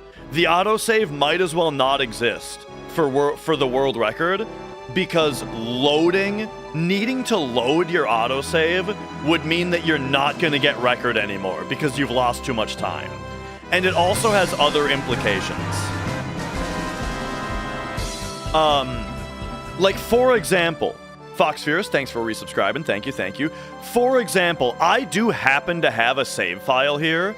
And so here's what would happen. I would get mountain locked. We escaped the battle. Then what I would have to do is quit. Load. First of all, we'd have to go in here, and we'd have to scroll all the way down to the bottom. I guess you can use R1 to be faster. But then you'd load your file, and you'd be here, right? And then you would have to do calm skip again. So you would lose all this time. Because, you know, again, it's like, where do you game over in a run? You know, generally not. Hang on, am I doing the skip right now? I think so. And then formations reset. Yes, Chewy, you are exactly right. That's the other thing, is even if we were to go through all of this and do calm skip and then continue the run, our formations are reset now. So we're not getting the fights that we want anymore, which is going to greatly harm the rest of the run.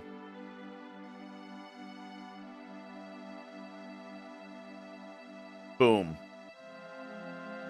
So yeah, really, allowing autosaving would just make the run more beginner friendly, and it wouldn't affect high level runs.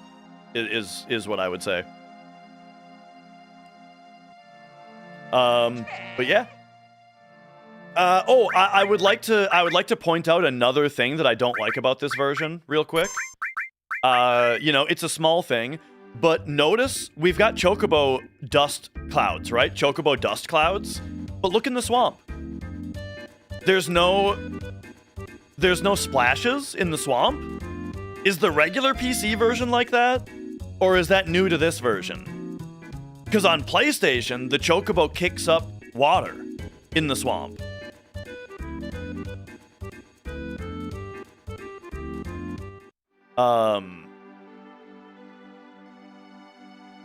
Does Cloud? Oh, wait! It's just really hard to see. Wait a second. Look at this. It's just really, really dim.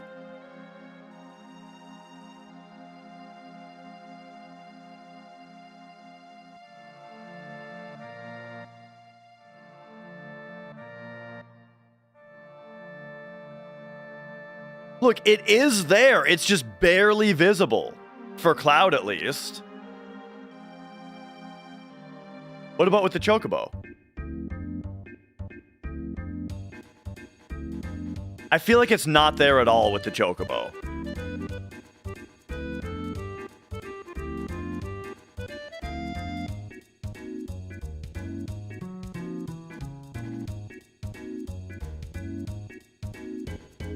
I know what we have to do.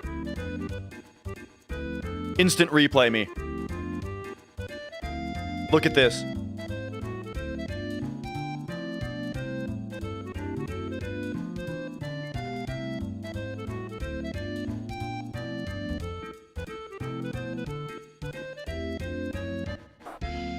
No, they exist. The splashes exist. They do.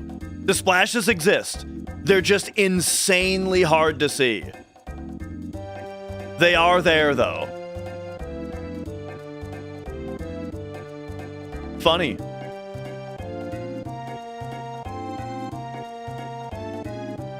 Anyway. Okay, there's a little bit of science that I want to do. Are you guys ready to start digging into the game a little bit? You guys want to see kind of how we dig into the game a little bit? I don't imagine it was an intentional change, Chewy. I imagine it's just an effect of the hardware change or something, you know? Okay. What is something... Zopher! Zopher, thank you for the 30 months. Thank you. All right. So that means we are gonna get rid of the splits.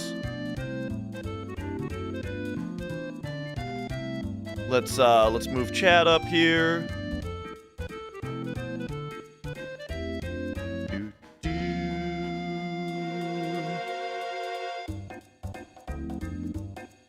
Okay.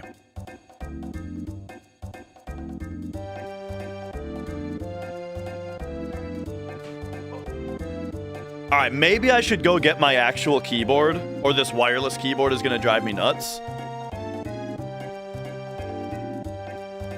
The reason for the background blur, I guess they just thought that the sharp pixels looked bad. A lot of people, I think, do think that sharp pixels look bad because they're wrong. All right, here we go. We are gonna boot up Cheat Engine in order to start looking at some new stuff. So hook me into FF7. Open up FF7 2026. So here's some stuff that I've already found. And here is kind of what I want to talk about. I've actually figured out some stuff about this game already that I think is pretty interesting. Let me show you one thing that's interesting. So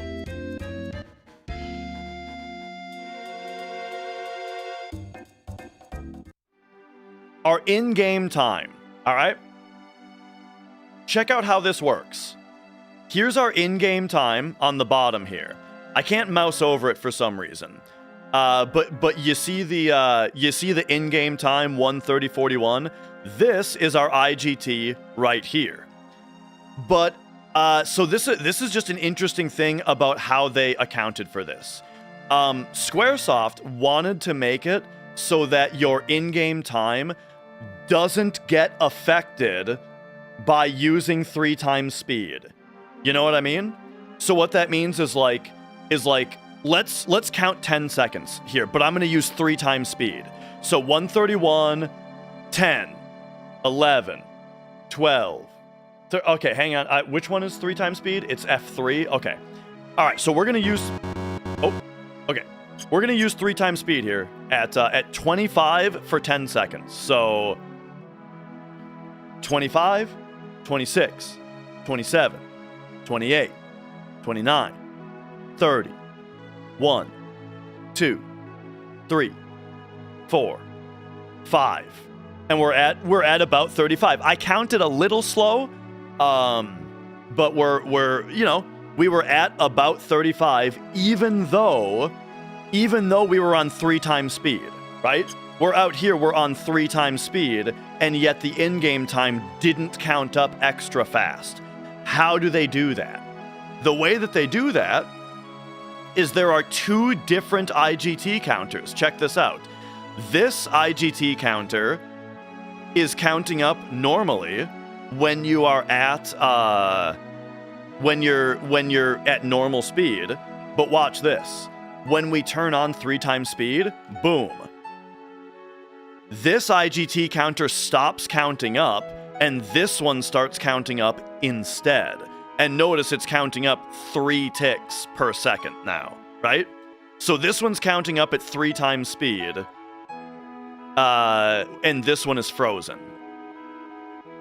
And then we turn 3 times speed off. This one is no longer counting, and this one goes back to counting. So now check this out. I'm going to freeze the game, which I figured out how to do. Boom, frozen. And, well, actually, let's go into the menu and do that. If I go into the menu, can I still freeze the game? I'm not sure. I haven't tried it. No, it doesn't work in the menu. Interesting. Okay, anyway. If we take a snapshot of, like, right now. How did I freeze it? I'll get into that in a second, because it's pretty funny.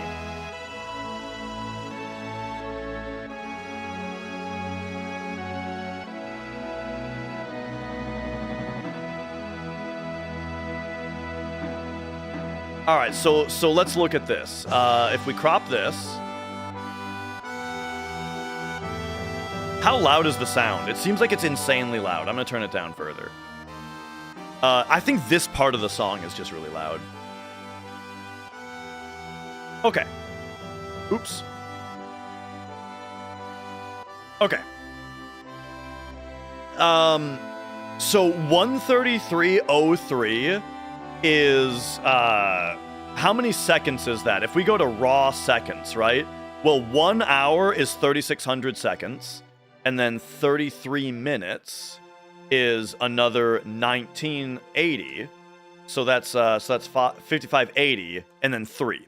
So 5583 is how many total seconds an hour 3303 is. So how does it get this calculation? Well, it takes 5549, which is our regular IGT, and then adds 104 over 3 to it. Because remember, this is the IGT that counts up at triple speed while we're in triple speed. So the way that they calculate your real in-game time, not including your 3x speed, is that's why they keep track of them separately. Because now they can go, okay, we've spent 5549 seconds in regular time, and then we've spent 104 seconds in triple speed. We've spent 104 3 times speed seconds, which means it was actually 104 over 3. We've actually spent 34 seconds in triple speed. And so what is 5549 plus 34, right? 104 over 3. Wouldn't you know it? That's 5583. So that's how they calculate your in-game time display, right? In order to show you the time that accounts for the triple speed. That makes sense, right? So this is how I think that they're doing it. Here's what's weird, though. Here's what's weird. Is that, why is this so relevant? This is relevant because, they're always rounding down. Well, yeah, because it's like, they only want every third triple speed second to count as a second. So they just round down the first 2, and then you hit the third one, and then that one counts. Makes perfect sense, right? So it's like, 0.3 doesn't matter, 0.6 doesn't matter, but now we have a tick over, so that one matters. Okay. So why does this matter? This matters because when you enter the world map in this game, the game uses your in-game time in order to seed RNG. That's why all of this matters so much. So if I was to open like this IGT, for example, this is a world map manipulation sheet that we use, where when we're about to go to Icicle Inn, for example, what we do is we open, or like when I was going to catch the Chocobo, let's just open the Chocobo catch one. I don't have it on this computer. Okay, that's why. Anyway, like when I caught a Chocobo, we open a document that's like this, we open the menu, and then when we get to, and then we look at the next IGT that's going to work, right? So like, let's say I open the menu and I'm at 3:05:26, right? 3:05:26 is my current in-game time. Well, the next usable one is 3:05:31, right?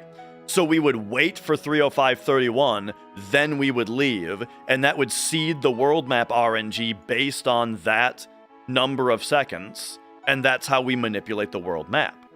However, that means that if you were to use 3 times speed, though, if you were to use 3 times speed at some point in your run, it would start lying to you.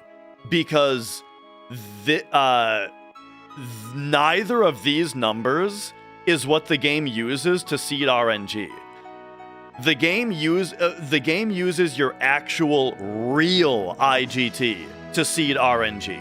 So what do I mean by real IGT? What I mean is this value down here, which counts up normally, or in 3 times speed, it counts up at 3 times speed. Either way.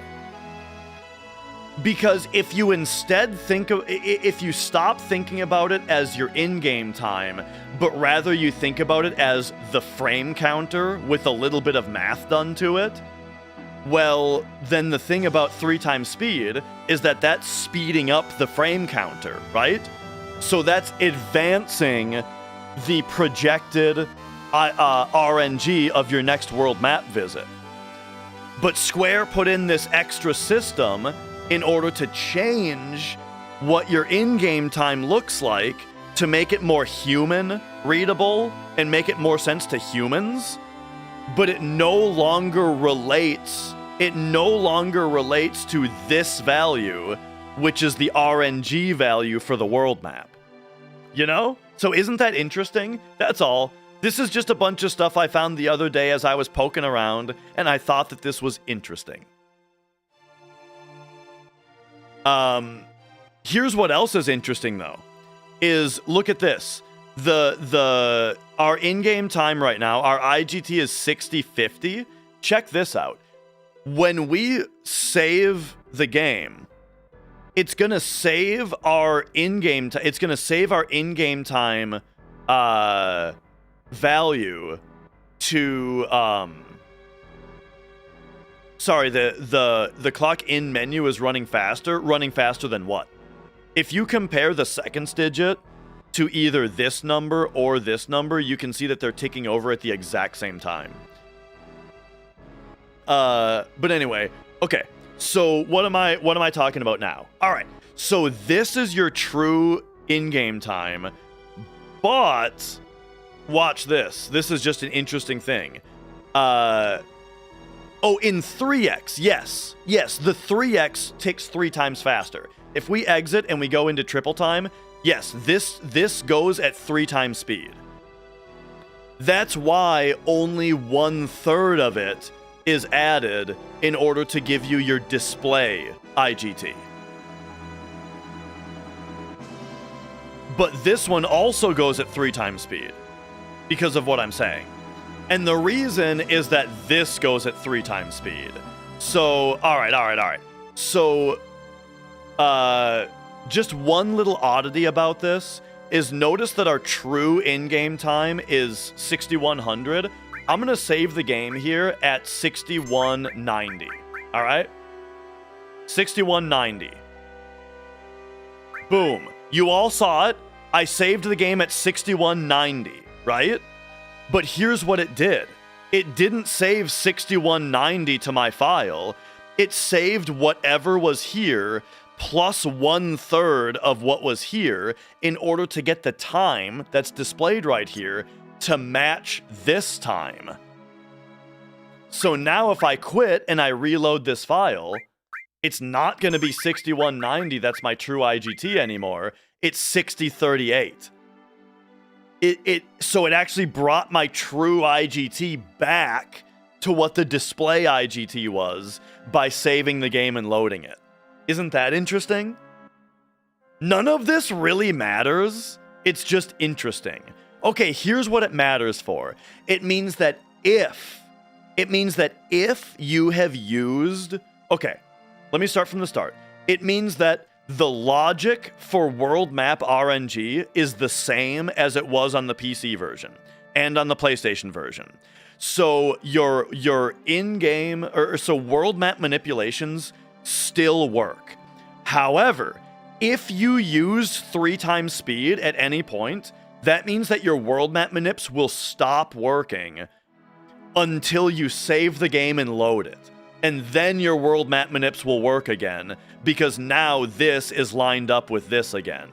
Because they don't save these 2 values individually to your file, they do the calculation and save that to your file, and then when you load the game, this is zeroed out again. Thus, your world map manipulations would work again. So there you go. I think that's interesting.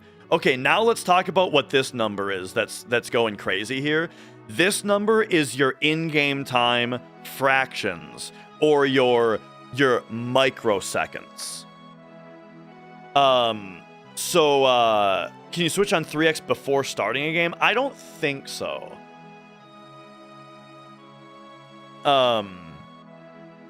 Okay. So, anyway, the 3x runners might need a new manip spreadsheet. It depends on how long you've been 3x'd, though. The amount of offset between the true IGT and where you are depends on how long you've had 3x on. You know? Every 3 seconds that you use 3x speed, your IGT gets thrown off by 1 second.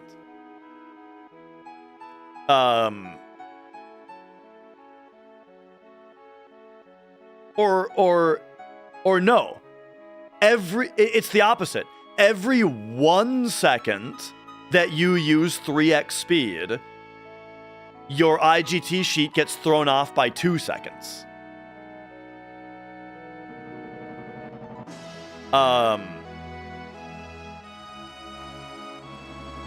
Anyway, and yeah, you can probably turn 3x on in the menu before you load the game, but it won't affect the way that the game loads. It'll just load and you'll instantly be in 3x mode. Okay, so let's talk about IGT real quick. I'm going to tell you guys how IGT works on PlayStation, and then you'll see... Oh yeah, we're going to get into that soon, Paul, because now we're getting into IGT fractions, which is how we get into how the game freezes. But okay. So, real quick, here's how IGT works on PlayStation, and you'll see how very quickly it relates to how it works here. On PlayStation, there is a 2-byte value in memory that I call IGT fractions. And what that value... And so 2 bytes, right? 2 bytes means that it can hold a value from 0 to 65,535. And so what this value does is it counts up every frame in order to decide when to tick over your full seconds. So it counts up from... It starts at 0... It counts up every frame at 60 FPS, and when it rolls over 65,535, when it hits 65,536, it rolls back over to 0, and that's what ticks up your IGT in-game time. Yes. So question is, then, what is 65,535 or 36 rather over 60? Right? Because there's 60 frames per second. And we're talking about rolling over your seconds, well, that's 1092.26 repeating, of course. So, what the game actually does is it counts this value, your IGT fractions up, it counts it up at 60 FPS, it counts it up by 1092 every frame. Every frame, it adds 1092 to this value. And then every time it rolls over 65,536, it rolls over to 0, and that increments your in-game time by 1. Now, there's 2 problems. There's 2 problems with this system. There's 2 problems with this system. The first is that it is ignoring the 0.26. meaning it goes slightly too slow. Also, the PlayStation doesn't run at 60 frames per second when it's in 240p mode. It actually runs at about 59.824 frames per second. Which means that also makes it run too slow. So it's adding 1092 flat, 59.824 times per second, and this is why if you play FF7 for 2 hours and then you open your menu and you look at your in-game time, it's not going to say 2 hours. It's going to say like 159.50 about, or 159.48, something like that. It's going to be slightly slow. And this is the reason. Now, check this out. Look at this. This game is doing the exact same thing. If I take an instant replay here, and then we make it big, you'll be able to see in the instant replay window here that the IGT fractions are hang on, let me really embiggen this here. You can see that the IGT fractions are counting up, and every time that they would hit 65,535, they roll back over to the start, and that's when your in-game time increments. You see how that's working exactly the same way?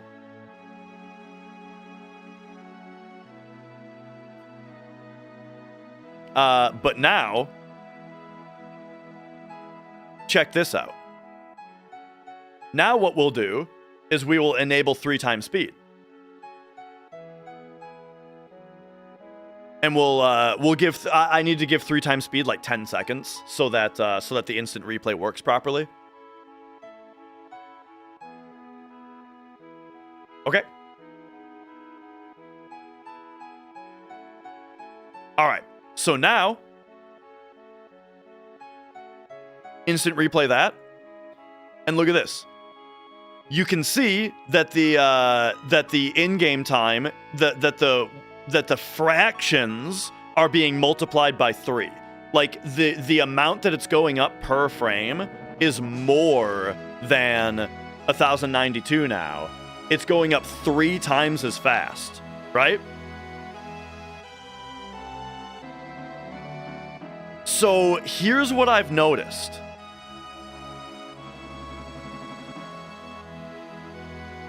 And this is all just a bunch of research I did the other day because I was curious. So I think the way that it works, I found this value in memory. This value in memory, look, when 3 times speed is not on, this value is 1. When 3 times speed is on, this value is 3. But watch this. If I make this value 10, look at this. The IGT is flying now. Look how fast the IGT is going. So I think what's happening is they take the 1092 or however much they add to this value and they just multiply it by this value, I think is what's going on. However, unfortunately, that if you turn it to 10, it does not make the game run at 10 times speed. The game is still running at, as far as I can tell, double speed. As far as I can tell, this is only double speed, not even 3 times speed. But it is making the IGT go at 3 times speed, or at 10 times speed. And get this as well. Get this as well. Notice that when it's at 10 and not 3, regular IGT is going up, not 3x IGT. You see that? Isn't that also weird? Watch. If we go to normal speed is going. If we go to 2 times speed, now regular IGT is going up at double speed, not the 3x IGT. Now, if we switch it to 3x, now the 3x is going up at 3x speed. But now if we bring it to 4, Now regular IGT is going up at 4x. So what this says to me is that the way that the math is working, the way that they've programmed it, is that this value is the multiplier for, and also here's another thing. At 1, 3x speed is not on. At 2, 3x speed is on. 3, 4, 5, 6. At all of these different values, 3x speed is on. And so here's how I think that they've programmed it. Is this value is the multiplier for your IGT fractions. And if the multiplier is greater than 1, then the game runs at boosted speed. And if it is at 3, then it increments the 3x IGT counter so if it's at 3, then when the IGT rollover happens, it increments this instead of this, but only if it's at 3. Okay, so people are asking, what about 0? 0, watch this. 0 freezes the game. And it freezes the game, but the music is still playing, and when I go to 1, it resumes. Isn't that weird? There's no such thing as negative. Negative is a concept made by humans that computers don't know what that is. They can fake knowing what it is, but do you know what I mean when I say that? A computer has no concept of what negative is. There's no such thing. Because to a computer, the concept of 1 and 0 is actually just whether a transistor has a charge or not. A 1 or a 0 is actually an electrical charge. So there is no such thing as negative. The only time that there is a negative is when a human has told a computer to interpret a number that way, or to like interpret a electrical charge that way. For example, a signed integer. Exactly. So like, how does a computer do a signed integer? What that means is what a computer sees is I have 1, 2, 3, 4, 5, 6, 7, 8, 9, 10, 11, 12, 13, 14, 15, 16, 17, 18, 19, 20, 21, 22, 23, 24, 25, 26, 27, 28, 29, 30, 31, 32. A computer has 32 transistors that are either charged or they're not charged. And what a programmer has to do is tell the computer that if the 32nd transistor is charged, that means that when it interprets the rest of the 1s and 0s as a number, like 128 if we charge that transistor, 129 if we also charge that transistor, that means that instead of outputting to me that these two means 129, because this is charged, that means tell me that it actually means negative 129, right? Essentially, there's different, and here's the thing. There are some nerds out there that are saying, well, actually, that's only if it's this type. That's only if it's this type. But actually, there's these other types of signed integers that you can do that are better. And that's exactly my point. That's exactly my point, is that it's up to the interpretation of the programmer. It's up to the programmer to tell the computer or to program in the way that a negative number works, right? But the concept of negative itself,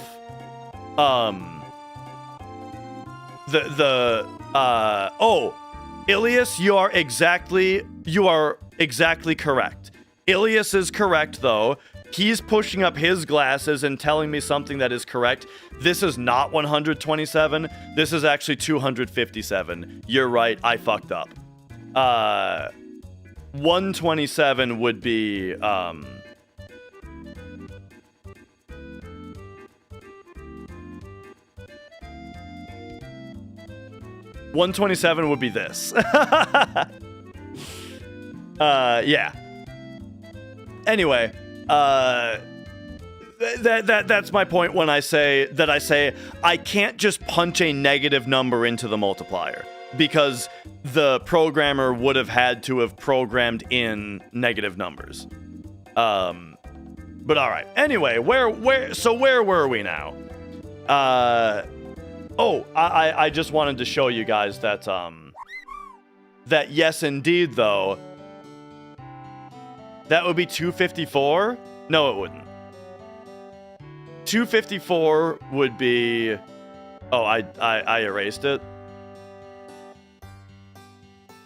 254 would be...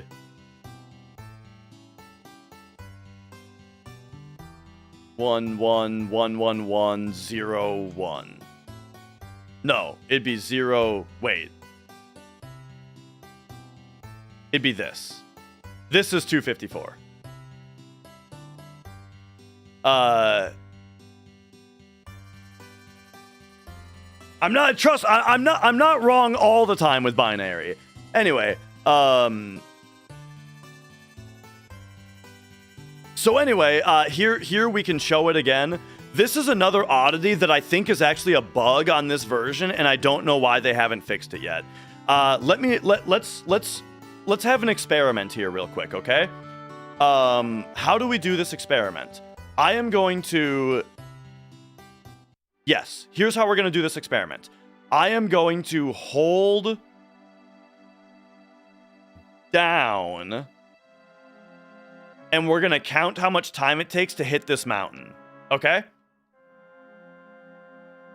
With boosters on and with boosters off, all right? Let's do it. So first, here we go. Let's bring up splits, because I suspect that 3x speed in this game is actually only 2x speed, and I think that they fucked it up. I think this is a bug.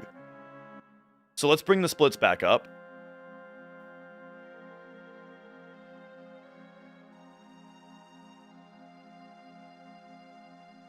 TMD is agreeing with me.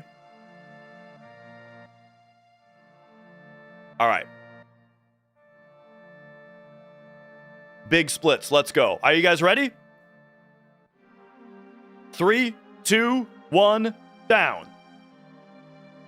And boom. I even split a little bit early there. It took about 4.5 seconds. All right. Let's do it again just to make sure that my timing is good, because I think I split a little bit early. Okay. Here we go. So now, 3, 2, 1, go. Boom. About 4.3. All right. So now, let's turn the 3 times speed booster on, yeah? 3 times speed. 3, 2, 1, go. Boom. 2.6. It's only double speed. It's not 3 times speed. How about that? And so, furthermore, we're going to go into our little mult here that we were just playing with. Remember when we were playing with the multiplier? And I'm going to change it to 10. So we're at 10 now instead of 3. But if we go 3, 2, 1, go. Boom. Oh my god, that's actually 3 times speed? Hang on. It's actually, it is different. Holy shit, it's actually different. Wait. This is news. This is big news. Let me get DX Tori on here to see what's going on. I need to see what my FPS is.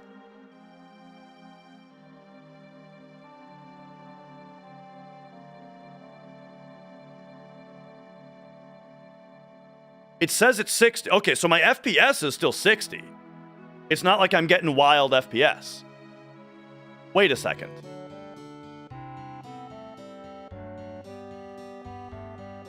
What?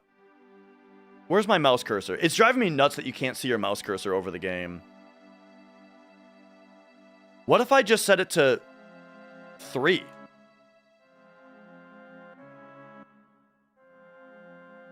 Oh, whoops.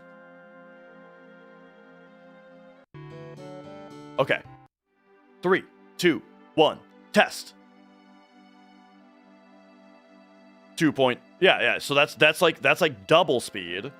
Okay, so we're on 3. 3 is double speed. What's 4?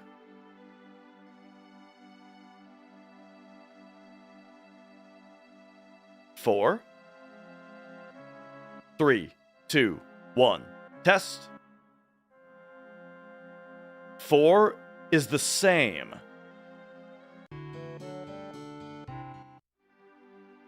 Okay. 5, 3, 2, 1. Test. At 5, it becomes triple speed.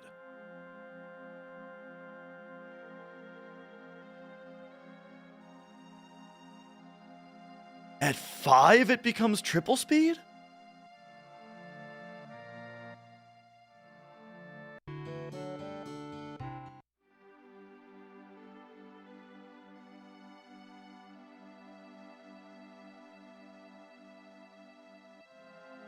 Six, 3, 2, 1.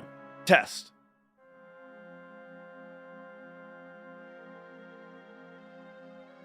This is even faster, isn't it? It was 1.4 at 5, right?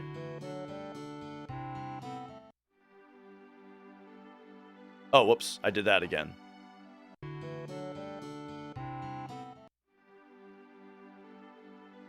Yeah, at 5 it's even faster. This is wild. I need a longer thing to test. Let's do calm skip real quick, and then we'll have a larger world map test to do.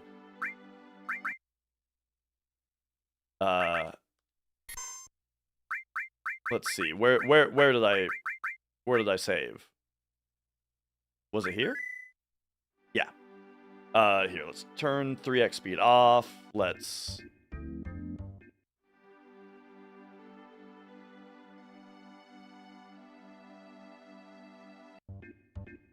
Alright, we've got encounters disabled.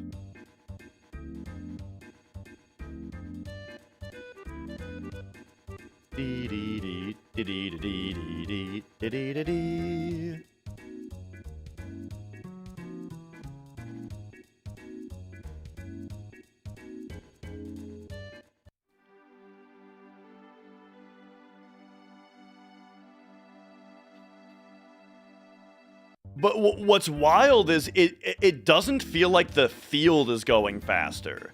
It feels like it's only the world map module.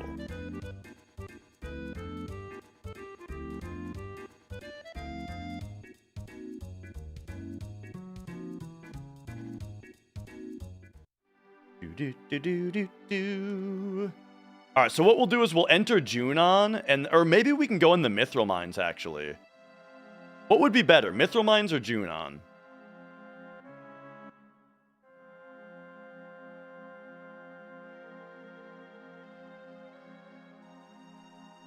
We'll do Junon.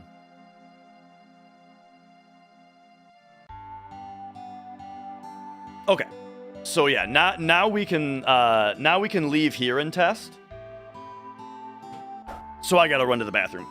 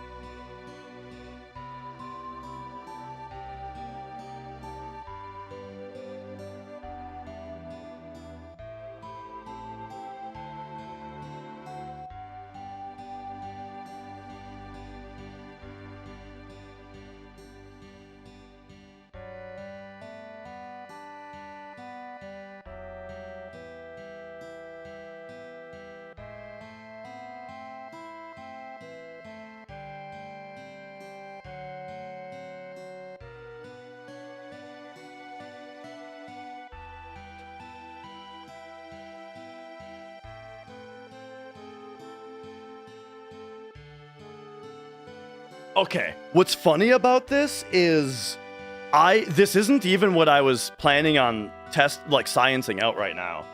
I wanted to see why the IGT is so wickedly behind, you know? But all right, let's yeah, so we're going to get a longer test now so we can be more precise on how long it takes. Or we can measure frames, but measuring frames would require me to like record it and then frame count it, and this is good enough. Okay, so let's take our base example. If you just hold right out of Junon, what happens? Does he always do that? Does he always go up? Hang on, let's find out. Whoops. Oh, that was extra weird. Okay. This chair does rock. Yeah, dude. Oh, yeah. Okay. He goes up, down, up. What if my last glide was a down glide? Okay, now does he go... Oh, whoops, I shouldn't have done that. Alright, so down. Boom. Now we go like this. Now will he go down right away? Now he goes down right away. Yeah, that's just how the PC version works. Okay. So, if the test was to hold right, then we could do a test that's like all the way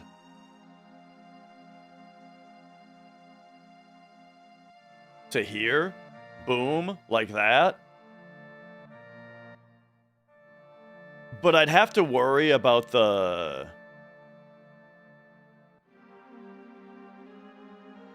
I'd have to worry about...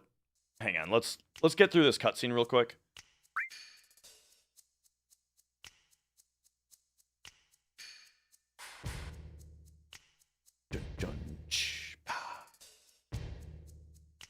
How do you make sure that the work isn't being done by two people separately at the same time? The speedrun verifications?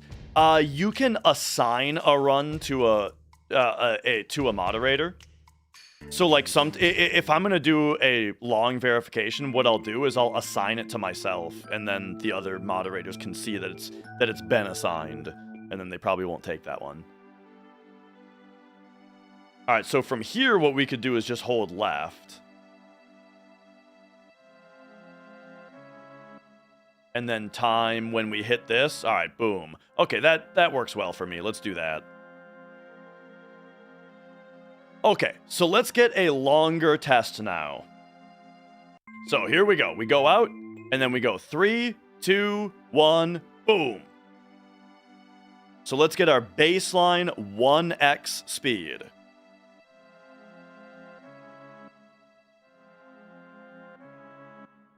Blammo.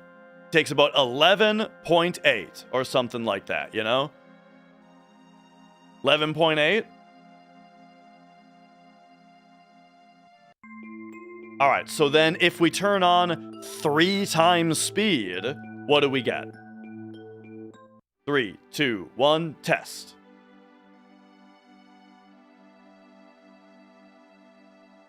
Boom. We get 5.97, which is about exactly 50%. That is 2 times speed.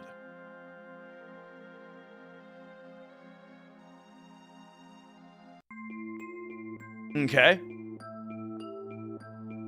But if we turn it to, and then if we turn it to 2, like we were saying, if I take this value that I found that seems to control the speed, and it's what gets set to 3 when you turn on 3x speed, and I set it to 2, well then, 3, 2, 1, test.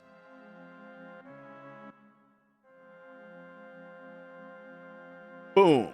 5.98. About exactly 2 times speed. So as far as I can tell, 2 and 3 are exactly the same. But now if we set it to 4. 3, 2, 1, test.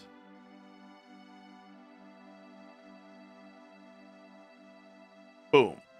5.98. All right, so 4, exactly the same.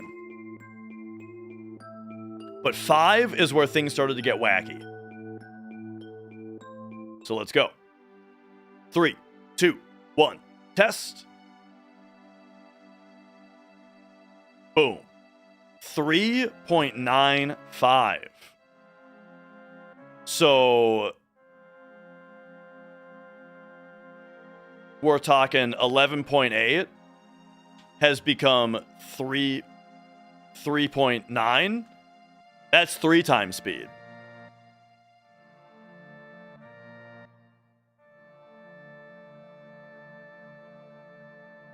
Are the cheats allowed in a speed run? I mean, going into cheat engine and changing the game speed? No.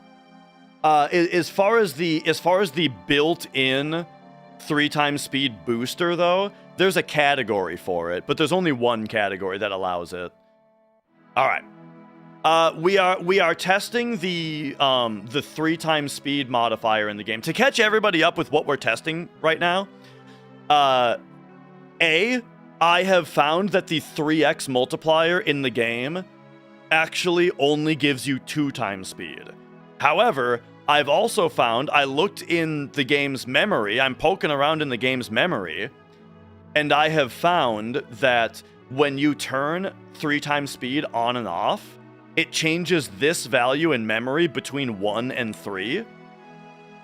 I've also found that if you set this value to 0, the game freezes completely. If you set it to 1, it goes back to normal. And so now we're testing different values. Setting it to 2, 3, or 4 only gave us double speed. All 3 of those settings, 2, 3, and 4, all gave us double speed. 5 gave us triple speed.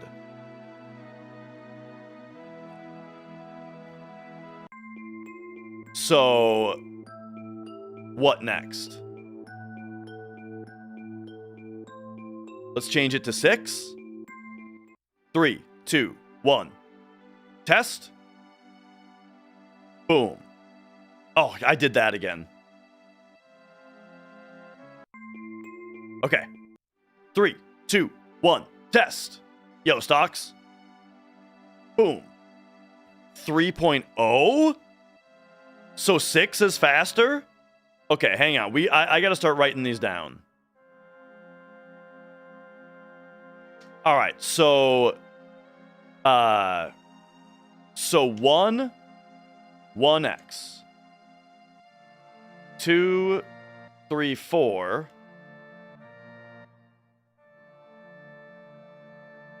was 2x, 2x, 2x.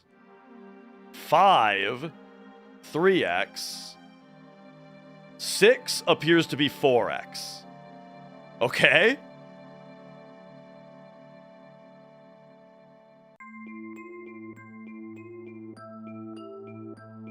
Yeah. There's a little bit of human error just in my timing method, you know. All right, ready? Testing 7. 3, 2, 1. Test.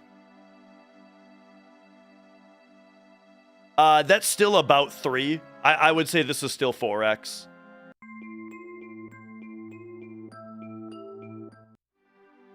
Three, 2, 1. Test again. Yeah, I think 7 is still 4x.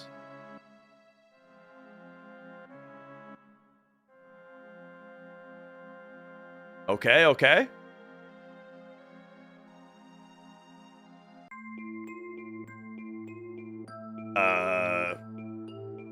8. 3, 2, 1. Test. 4x.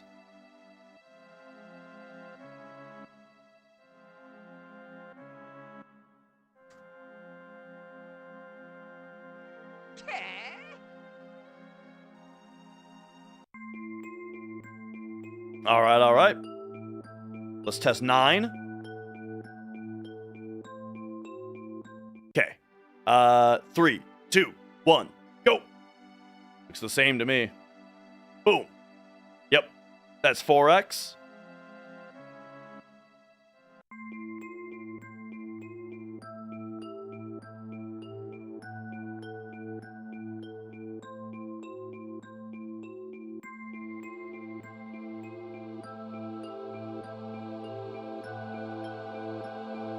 Ten.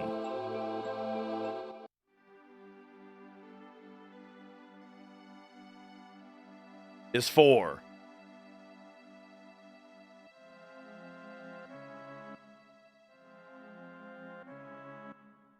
All right. I wonder how far this can go. Like,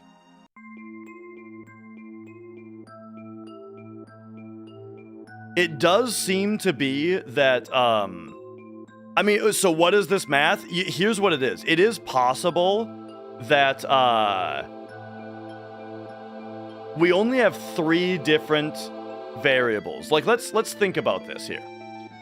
Of the numbers that we have right now. 1 is this. This is 2. This is 3.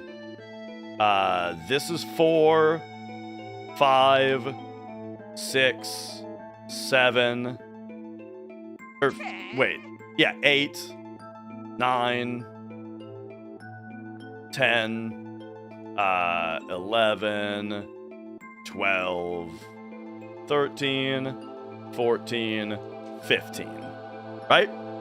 So what are the thresholds that we're seeing here? Here, let me put in the markers for like the important ones. Okay. So 2 enabled 2x. But then that's bizarre that 4 would still be 2x. If we're trying to think about it like certain bits being flipped.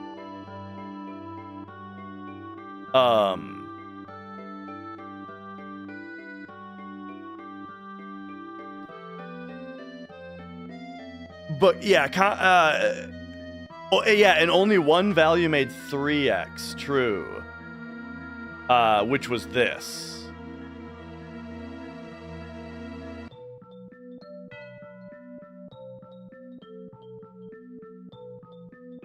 So this isn't really making sense. Okay. Oh, hi Mia. Uh-oh, testing is about to get a lot harder. Okay, anyway, we haven't done 11 yet, so let's do it. All right. 3, 2, 1, test. Boom. Oops, I did it again. I played with your heart. Got lost in the game. Oh, baby.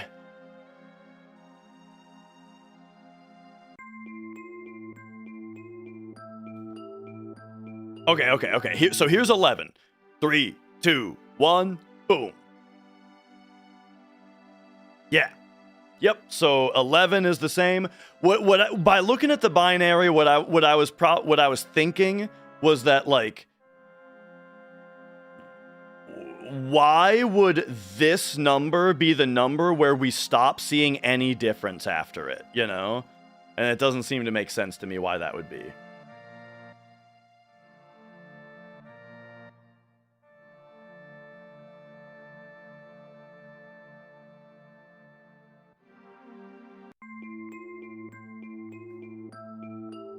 Okay.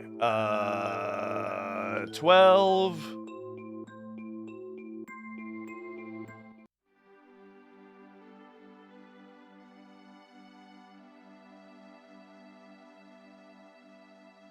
Looks about the same. I feel like I gotta test that one again. 1, 2, 3. Yeah, I think we gotta start skipping. That's the thing, is I'm wondering when we start skipping numbers, you know? Wait, yeah. Because, yeah, we'll notate that we did 12. And now, what do we skip to?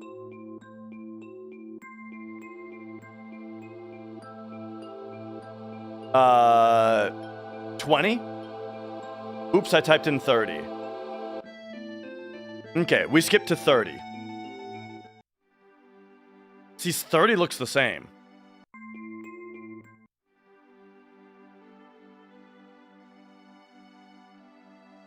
Is the same.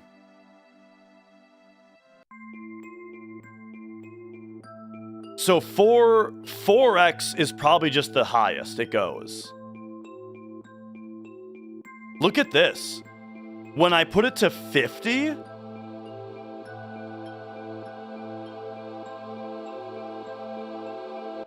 IGT starts looking kind of normalish again. Why would that be? 1092 times 50.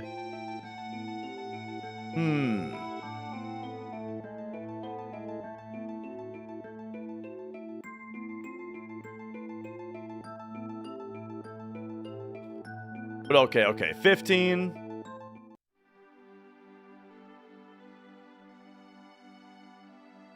It looks to me that the rule is 1 is 1, 2 to 4 is 2, 5 is 3, and then greater than that is 4.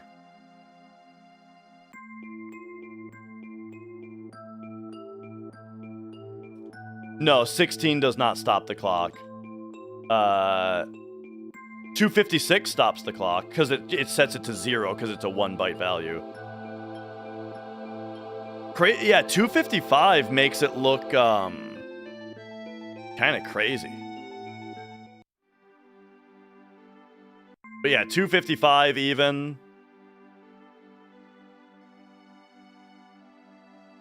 Still just looks like 4x to me. But something is looping though. There is a loop happening. Hang on. 50 made IGT start looking normal again. So does 40, 32? 33? Okay, look at this. From 32, look how fast IGT is going at 32.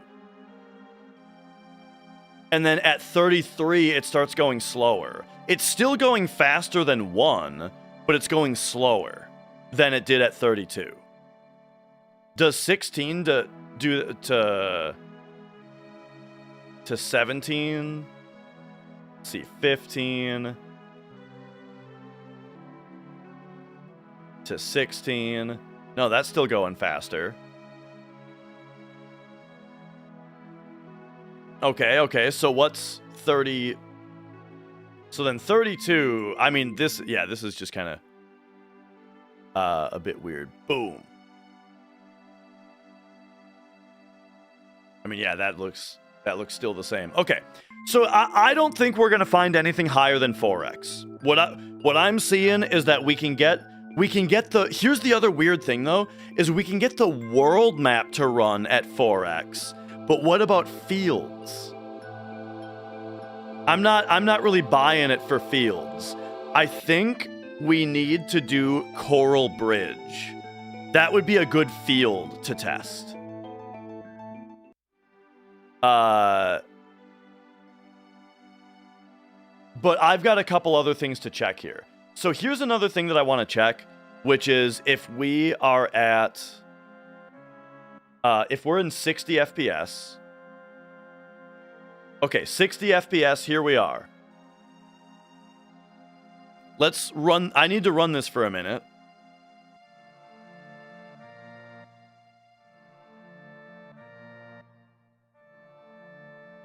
Okay, I took a video. There's something I gotta find out. Because I can't freeze the game and tick it 1 frame at a time. Okay, actually, are there any cheat engine experts in here? Because here's what I would love. I would love to get an update sheet that's telling me how much this is changing every time it changes. Like, can I get a column that's like the amount that it changed last change? Does that make sense? Like, we've got active, description, address, type, value. I would love to see like delta. Is there a delta column?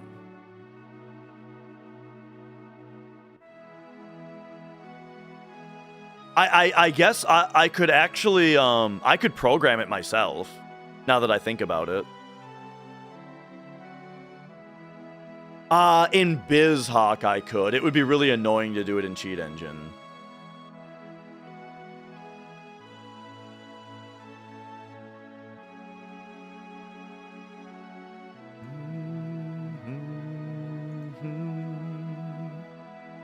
Oh, and sorry, yeah, detonation. Yes. I had a ganglion cyst removed, so I'm feeling great. My hand feels totally fine. You know, I just gotta keep my wrist straight for another few days before they'll take the cast off. Yeah, I think I could make a Lua script to do it.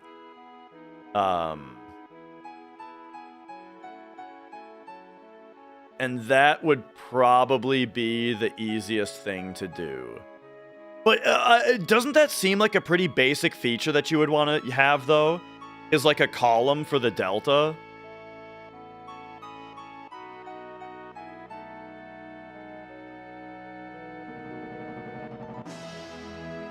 But I guess not.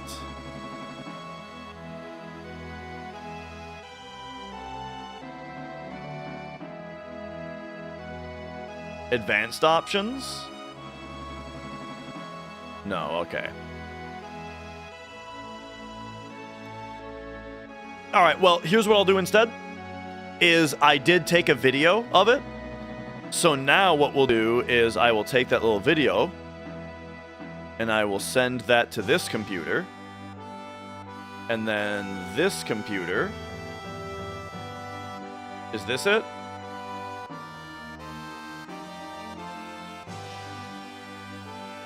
Should be. Yeah. Alright. So now... Oh, actually I needed to remux it. So hang on. Remux. This. Boom.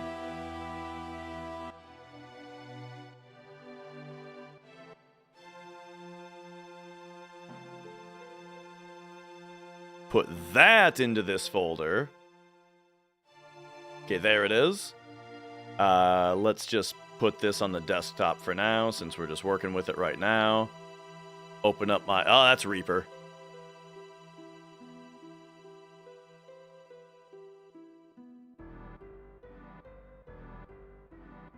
Ah, geez. It's loading like an actual project, so it's gonna take a minute. Okay, here we go. This is a song I'm working on, so it's a lot.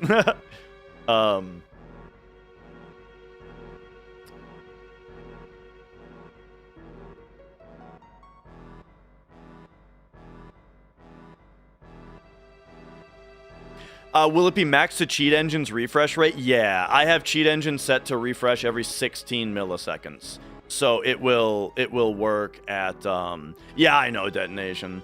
So it will work at 60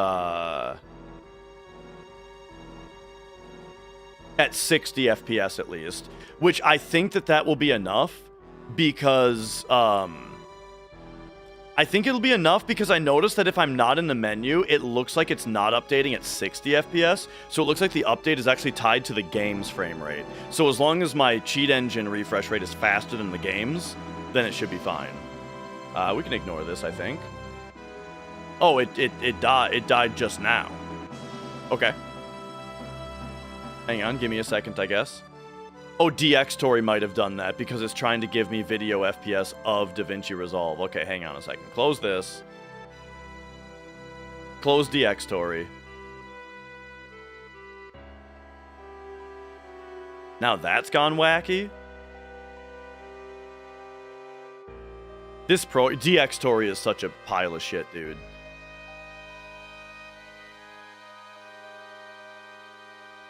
Yeah, 16 milliseconds is faster than the game's FPS. So it will never miss a frame.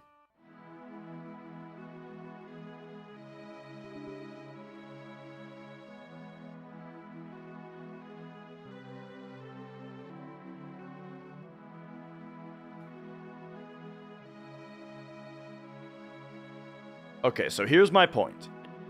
Is that now what we can do is we can zoom in on the numbers and we can frame by frame it. So this is just sitting in the menu. We've got... Here, give me another notepad here. All right, so this is the number that, by the way, on PlayStation increments 1,092 every frame. So we've got 60,031 on the previous frame.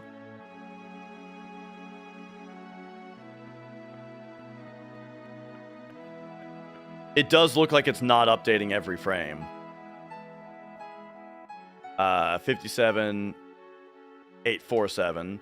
Is that just now, or what about back here?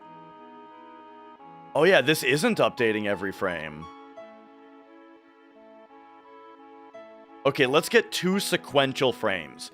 Here's 2 sequential frames where it updates. And we'll test both of these. So 6031 minus 57,847, and then divide that by 2. That is a multiple of 1,092. Okay, so that checks out. Is it the same right here? Well, no, because now it's an odd number. Why is it an odd number now? 15163. 12,979.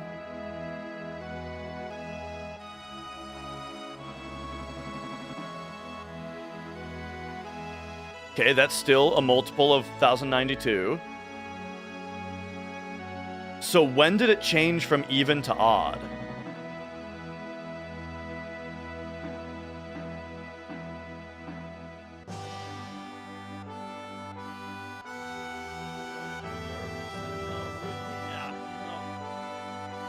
What?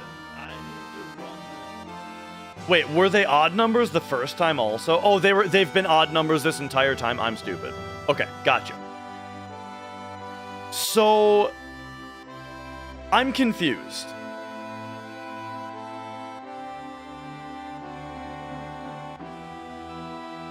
Yeah. It rolls over at 65,536, and then that's what ticks up your in-game time. Now, so here's what I'm confused. If it's doing the same thing, it's going up by 1,092 every frame, or at least that's okay. Well, that's just what it's trying to do in the menu at 60 FPS. So what about in the field when it's kind of wacky? So bring this up, and we'll take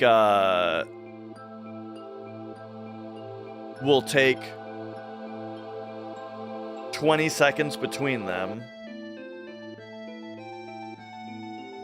Actually, yeah, really the like actual thing to do here would be to make a Lua script.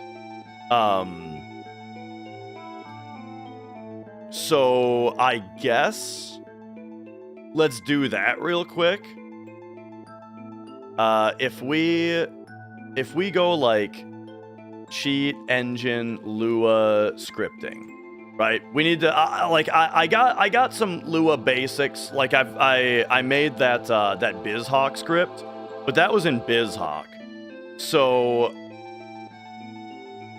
I kind of want something pretty basic, and maybe one of you guys already knows how to do this. Here's what I want. I want it to check this value and tell us how much it changes. This is something I can do a different time. I'm not going to do this on stream. I'll do it some other time. All right. I got to step back here. We got way sidetracked talking about the speed thing, because the speed thing is really weird. Now, the thing that I'm really curious about is why the IGT gets so far behind the RTA. Let me show you exactly what I mean. If we go to, hang on, we're going here. If we go to my existing world record for this run, or for this category, boom, 6:19:25. and we go, and so this is on the 2016 or the 2013 version of the game. If we go to the motorball fight,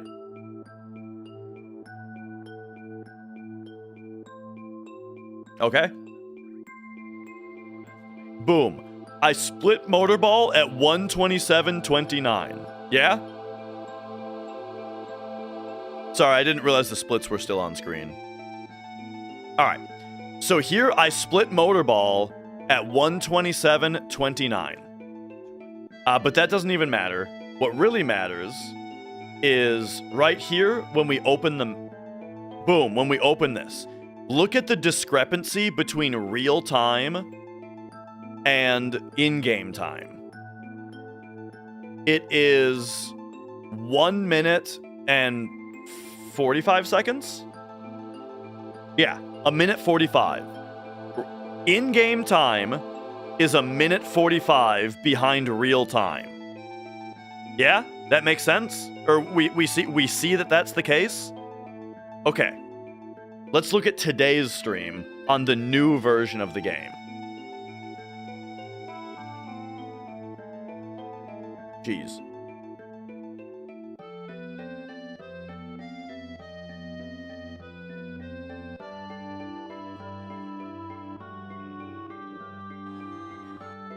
You get a little bit more of a challenge. How to do the...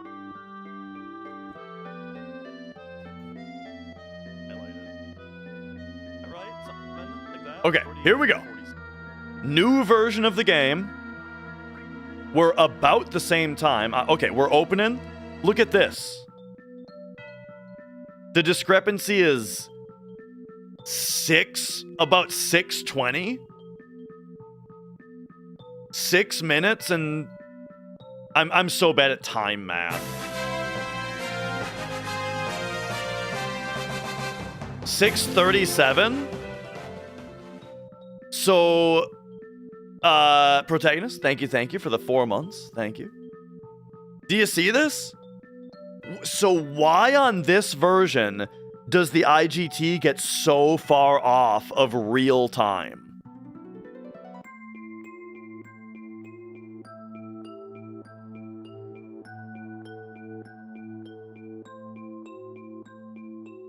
And like the only way to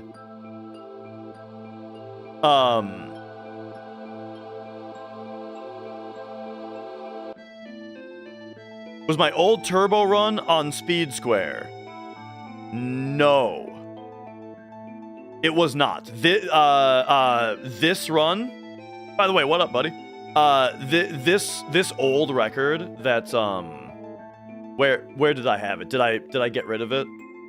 I got rid of it. Yeah, this old run, the 619, this was FPS fix. Yeah, here we go. So we got DX Story down here. When 3x speed is triggered, does it also 3x the IGT? The answer to that is way more complicated than you might expect. But here's the short answer. The short answer is not the one that is displayed in game, but yes, the one that is used for world map RNG. So to very briefly explain, when you 3x the game's IGT, or when you 3x the game speed, the real IGT, the value that the game uses to calculate world map RNG, like that value that we call your IGT, does get 3x'd, yes. However, they've implemented a separate counting system where this separate IGT counter counts up only when you're in 1x, and this IGT counter counts up when you're in 3x, and the IGT that is displayed to you in this menu is this separate counter, which is regular IGT plus 3x IGT divided by 3, to make it so that this one doesn't reflect 3x. You know what I'm saying?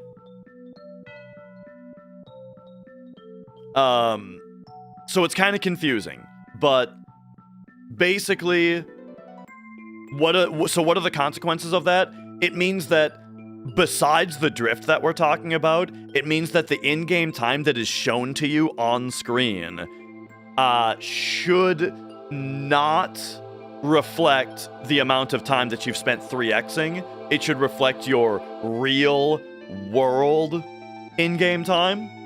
However, it does make it drift away from the value that the game uses for RNG. So if you were to use 3x at any point, then your world map manips wouldn't work anymore because the game is no longer using the IGT that it's telling you until you save the game and load it. When you save the game, it saves this time. The time that's displayed here is the time that gets saved to your file. And then when you load it, the 3x time is zeroed out. So then at that point, it is resynced. But anyway, so there we go. That's the longer version of that answer. And yeah, the new version was running faster FPS. Yes. So that's kind of my mystery right now. I'm trying to figure out why the game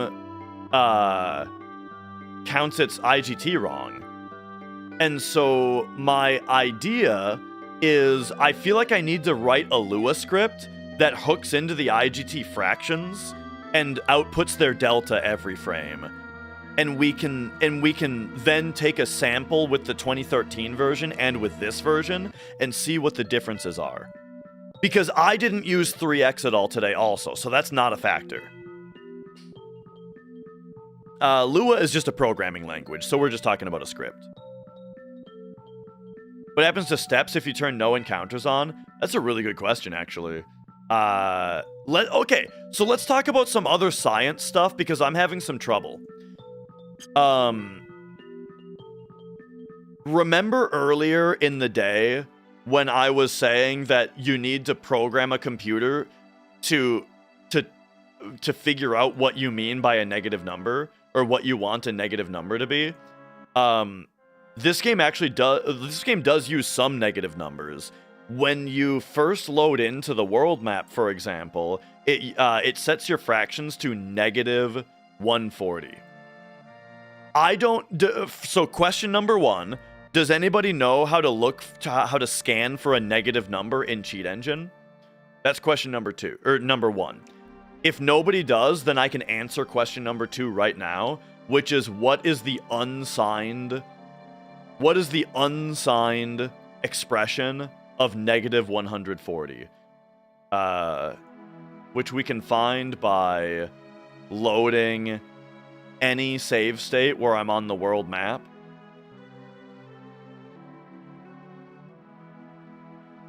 And then opening this file. And then taking this negative 140 here and changing it to unsigned. And we can see that the unsigned expression is 429496715. Okay, so here's my question, which is load the world map. Okay, now we're going to go into Cheat Engine, and we are going to scan ff7.exe for the exact 4-byte value of 429496717. And we can see we do not get a result. So it's not that easy.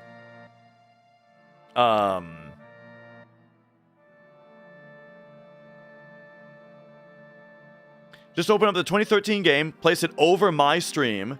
The IGT in this version literally runs slower. That's crazy talk because, but I believe you. I'm trying to figure out why.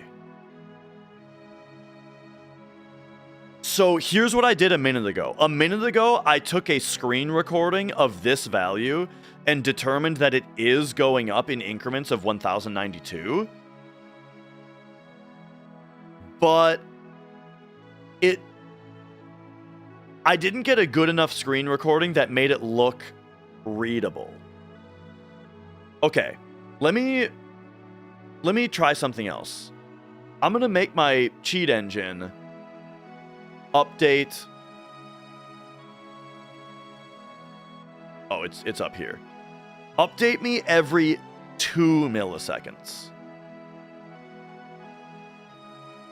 Maybe this will just make it look better. That could be death. Okay, listen. I have a wild thing to say. And this probably isn't related anyway. It's probably not related anyway.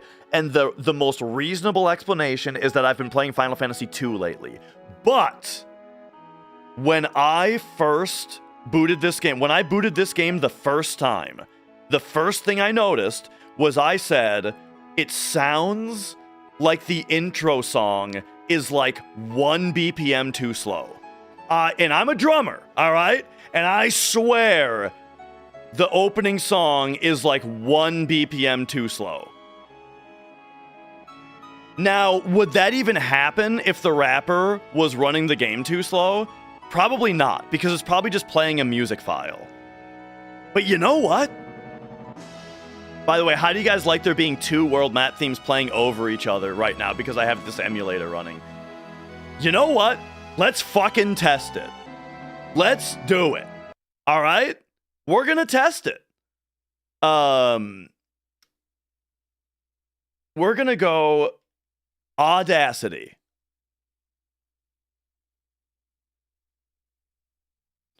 And do I have this set up to record computer audio right now? If I generate some noise? Yes. So we're gonna max out the volume. All right. We are going to hit play on this. And I'm going to hit record.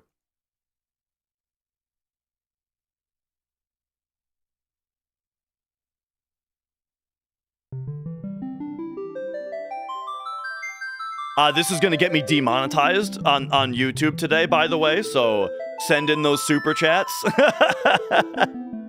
Yeah, we can talk over it, because it's recording my computer audio, not my mic or anything.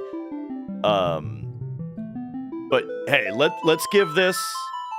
We need a good sample, right? We need a good sample size. We need like a minute of it, right? So we're just gonna give this a good minute here. Now again, I've been playing a lot of Final Fantasy II lately, and the intro of Final Fantasy II plays this song, and it's definitely faster. So, you know, that might be that's the more reasonable explanation about the timings.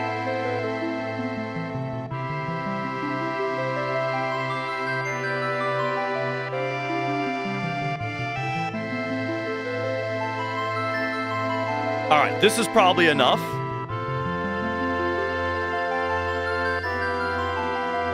So we'll give it 10 more seconds just in case.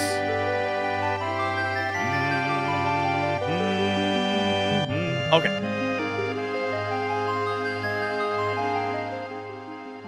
Bring that back down. We are going to export audio to computer, and this is going to be called new sample.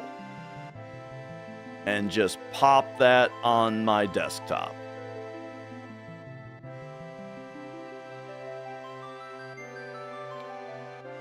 Now we're going to go new. We're going to close this one. We're going to close this. And we are going to boot up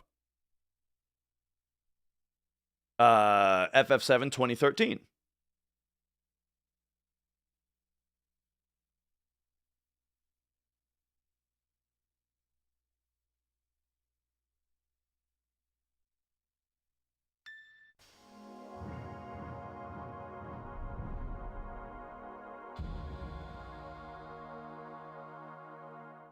Whoops.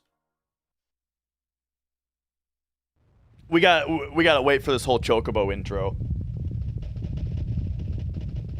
All right, I gotta run to the bathroom real quick. Perfect time to do so.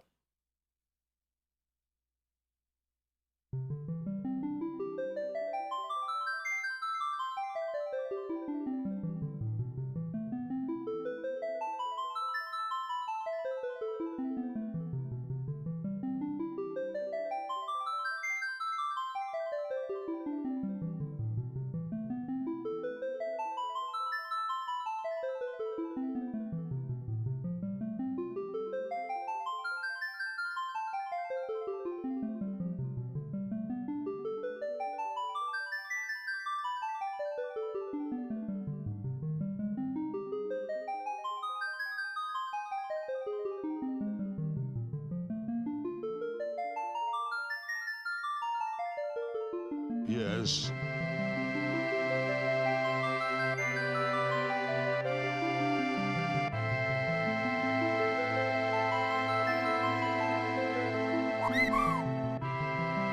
Yes.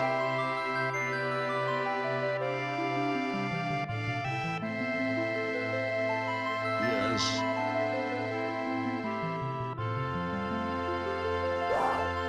Yes.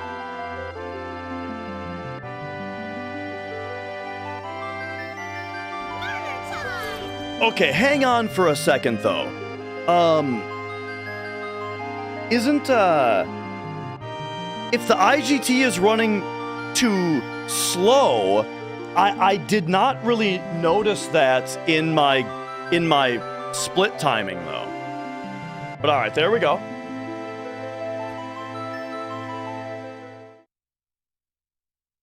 Right, we just have to Alt F4 out of this one. Okay. And now we will export that audio as 2013. Oops. Did that just export it as untitled? I don't even know what I clicked. 2013 sample. All right, now.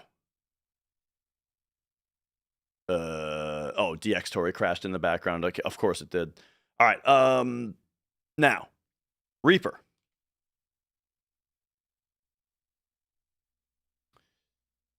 New project. New sample. Old sample. And then we got to find, where does the music actually start on this one? Is it here? Why is space not working? Hello?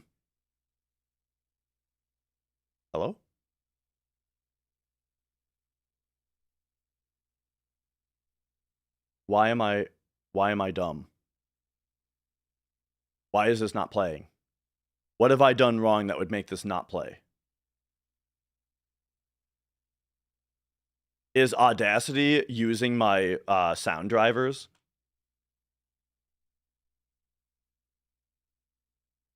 Ooh, what's okay, we're gonna close Reaper. We're gonna go back to nothing. We'll close DaVinci. I'm not using that anymore. We'll close all my calculators, because every time I need to do a math problem, I open a new one. We don't need this paint anymore. Okay. Now open Reaper. Give me new sample. Can I play it? What's the problem? Okay. Sound drivers. Everything's fine.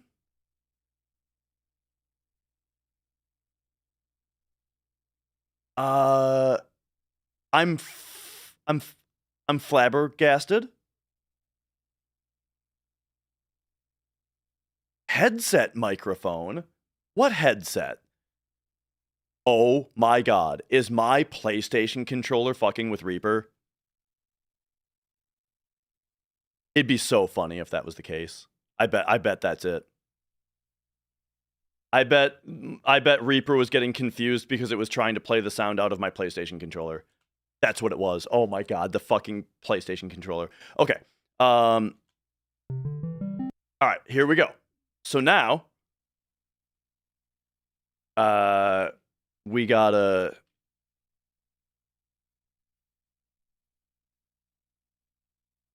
line that up right there. And then give me 2013 sample.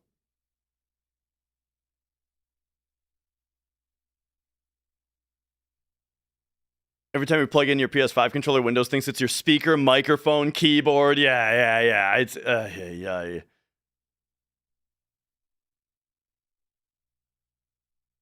Okay, here's the song, right?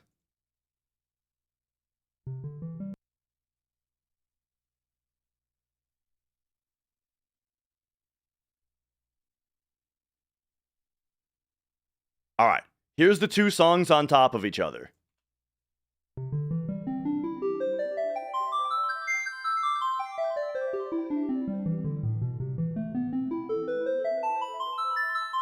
Sounds exactly the same. Here's just this one. Here's just this one. Okay, let's go way further forward.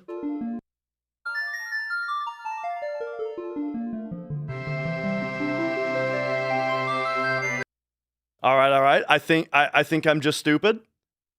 Right? If we were to line the cursor up on like the first orchestral hit right there, right? They're about exactly the same. Is there like a big... It's too bad that there's not like one big crash that happens at one point that you can use to then like sync it up later. But like right there, there's kind of a drop off. These look exactly the same to me. Right here, there's kind of a spike. Yeah. Right here, there's a dip.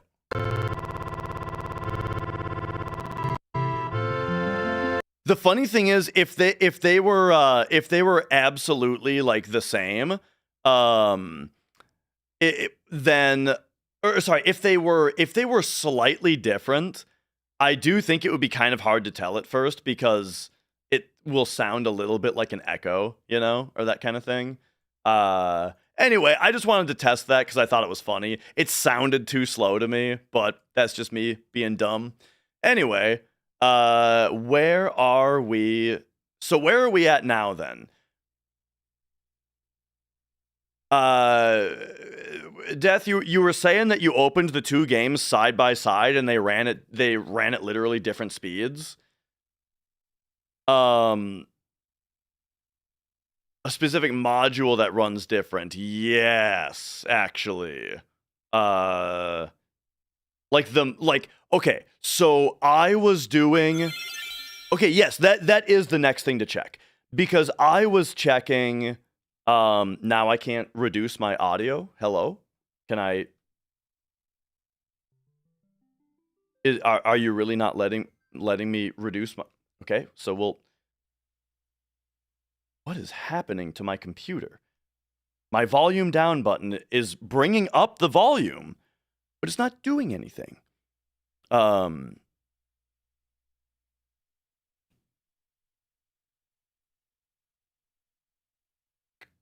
Keyboard. How is this possible? I'm going absolutely crazy.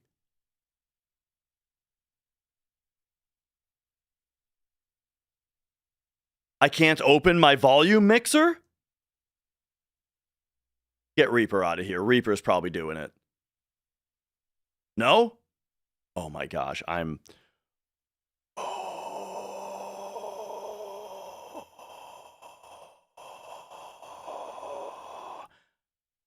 can't open my volume mixer. Now we gotta plug the PlayStation controller back in and that'll fix it.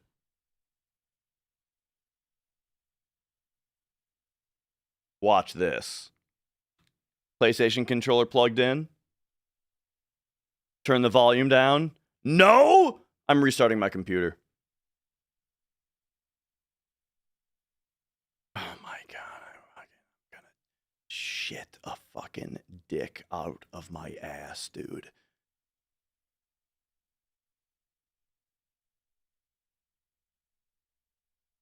Alright. Okay. It's just a folder, Windows. You can close it. Okay.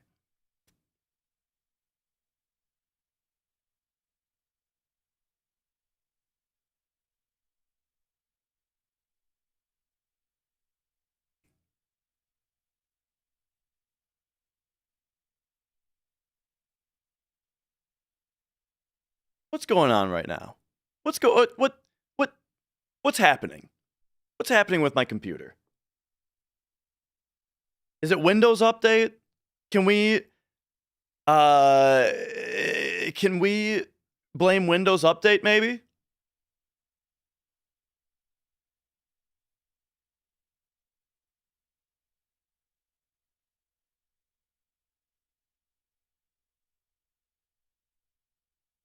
Oh, man.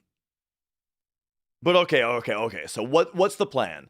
What was I trying to say? I was trying to say that when I tested the IGT fraction value, the only thing I tested was that it still increments by 1092. And it was doing that on the menu module. So there is the question of, like, does it behave differently on the different modules?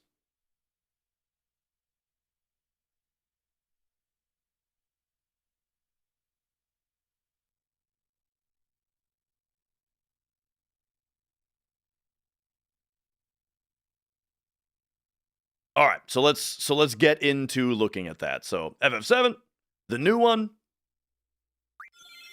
Let's go. Let's open cheat engine. Hook it in. Open my table.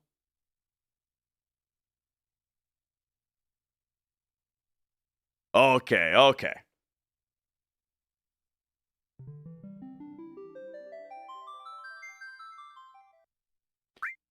And then what are we doing? We're gonna look at, like, okay, so we were out here. If I was to, so now we're in the world map module, right? All right, so world map module. Again, if I was to look in, I kind of want to look into this off stream, so that what I can do is just write a script that reads this value every frame, and if it's different from last frame, tell me the difference, right? I don't feel like learning how to do that on stream, so I'll probably just do that off stream, which is why I kind of wanted to start to look at other stuff. But it's really, really interesting that they noticeably tick differently from each other. If that's the case. What was the other silly stuff that we were looking at, though? Oh yeah, I wanted to find world map fractions, but I can't seem to find that. Because we could use that to see how the game actually gets rid of encounters. Like, does the game change your danger, for example? Like, does it stop your danger from incrementing? Does it just freeze your fractions? I want to know. But I don't know how to find my world map fractions.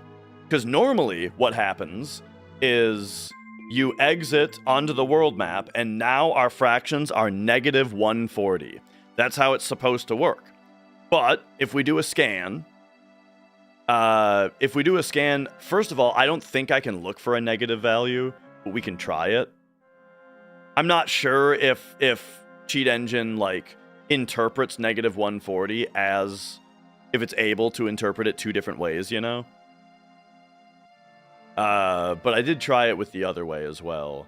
So I don't know what to do if we can't just find this number. Because it's definitely a 4-byte value.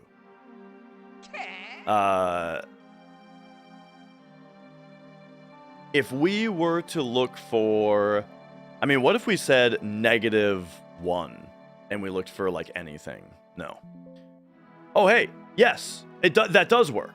Okay, so if we just type -1 into the scan, it actually looks for this number. That's perfect. Okay, so we can type -140 and scan for it, and we don't find it. So that makes it very hard to figure out what, I am sure it's 32-bit.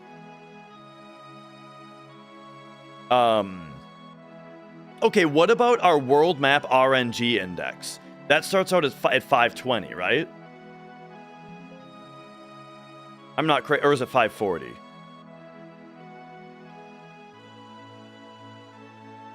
It might be 540. But we don't have either of those.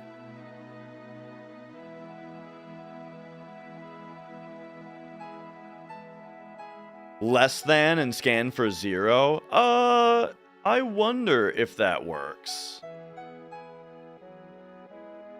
Smaller than 0. Yeah, that doesn't find anything. It seems like, okay.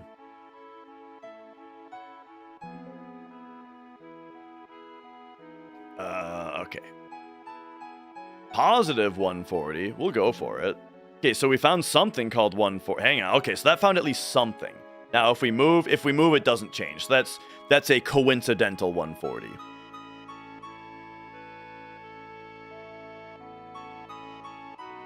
Settings, general, show signed values.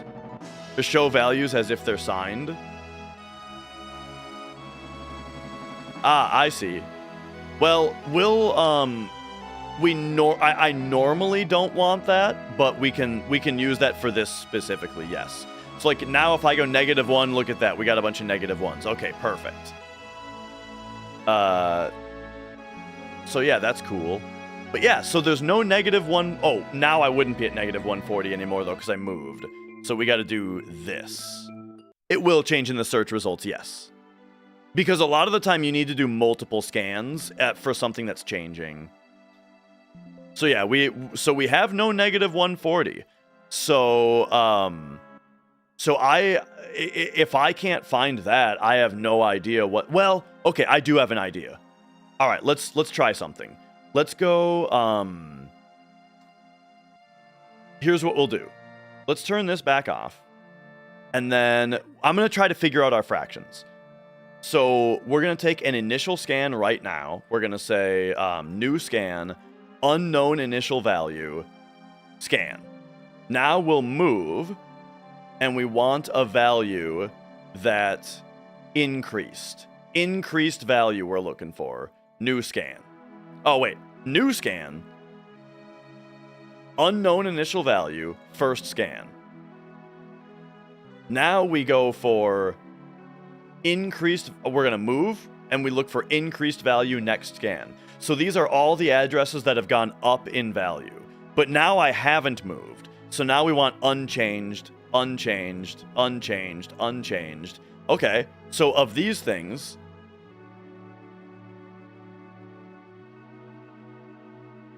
okay, let's try this again. Let's start out. New scan. Unknown initial value, first scan. Now, we look for unchanged, because I'm not moving, so we'll do several scans for things that are not changing.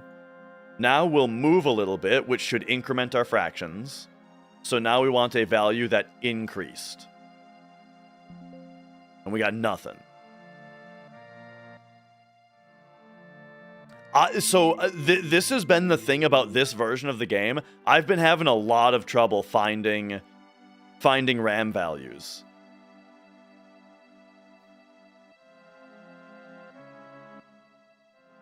I mean, what if we go for things that are going down? So we've got our initial value. Now we'll go give me things that are not changed. Okay, now let's move. And let's look for something that went down. Decreased value. Nothing. Well, I looked for both, Babs. The way that I know that it increased is just because that's how every version of this game works. But, just to be sure, I looked for a decrease that time and it didn't work.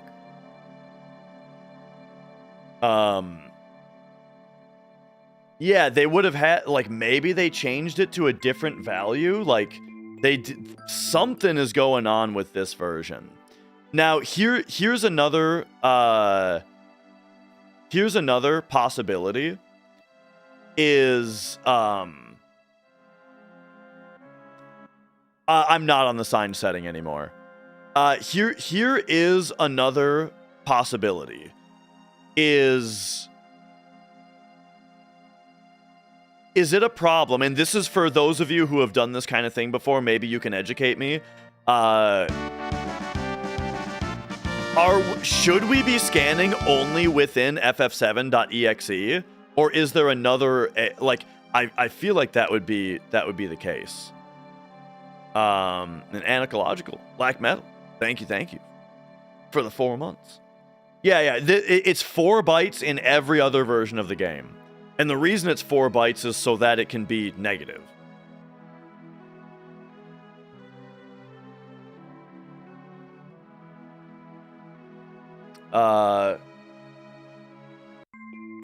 So here, let's start over. Now it should be negative 140. So we'll go new scan, unknown initial value, first scan. Boom, we've got our baseline now. No, compared to first scan, we don't want. Because now every scan, what it's going to do is it's going to compare it to the previous scan, not the first one, you know? It might not be aligned. It would explain some stuff if, like, everything was somehow misaligned. But, are we hooking into the main EXE? It may be using other EXE inside resources. See, that's what I don't know. That's exactly kind of my question, is I don't know if I should be scanning a different thing.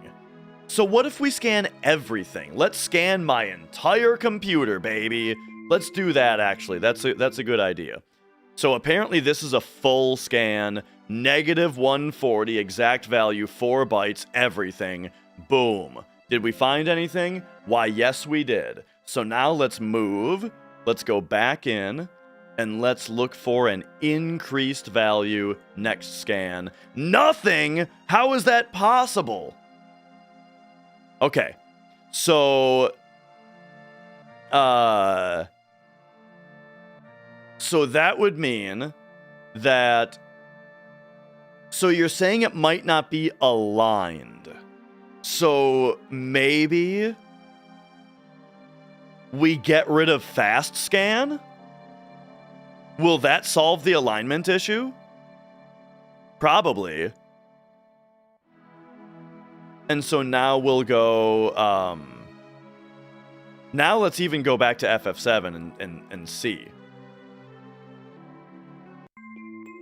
But we'll do everything as well. Ah, fuck it, we'll do everything. Nah, that'll take a million years. We'll do FF7 first, and we'll say scan for negative 140. We did not find it. Okay, so now new scan, all, not fast, negative 140. There's everything. Now, move cloud a little bit. Look for something that's increased. Increased value next scan. Nothing. It's very surprising to me that we immediately lose everything. That's crazy. Am I still sure it's negative 140? If it's not negative 140, then they have changed the mechanics of the game. Which we can't be sure that they didn't do. They might have done that.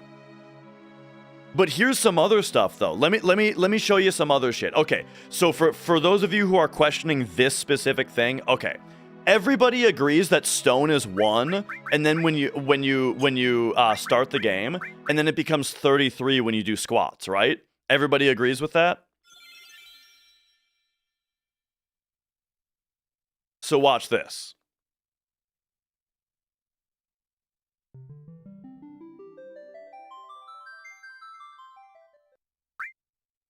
Let's load a file that's in Wall Market.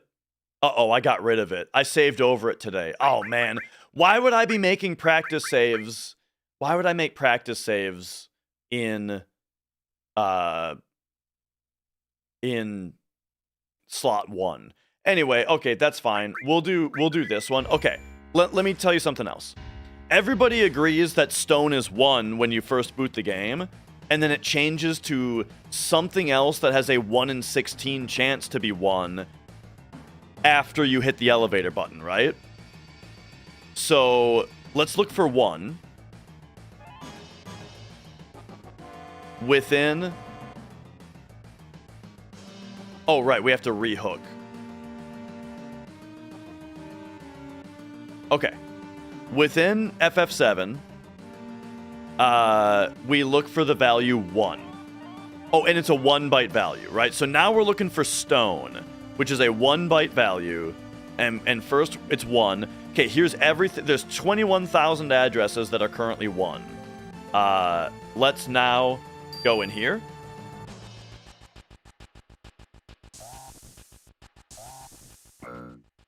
Let's hit the button. Now, it shouldn't have changed yet, so we'll do another scan for 1.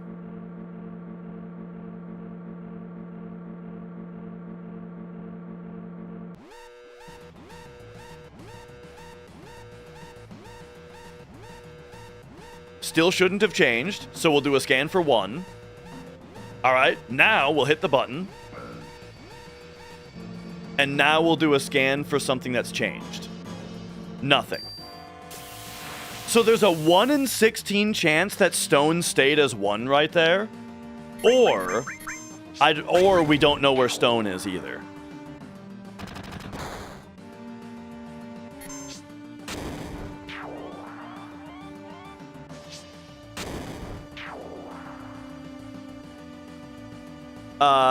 Stone is the RNG incrementer, and it changes every time that you hit a floor. You don't have to you don't have to compare to first scan. First scan, if this is unchecked, it always compares to the most recent scan. If this is checked, then it compares to the first scan every time. All right. So let's so my point is we can't find stone either. So you might be like, Dash, how do you find anything, right? Well, let's look at IGT, for example. So IGT is something that I did find. How do you find it? Well, we can say that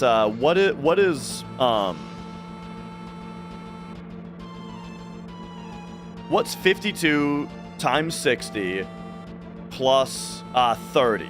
3150. So at 5230, this value should be 3150. So let's do a new scan, 4 bytes, for the value 3150. 3150. And we'll scan right when it hits 5230.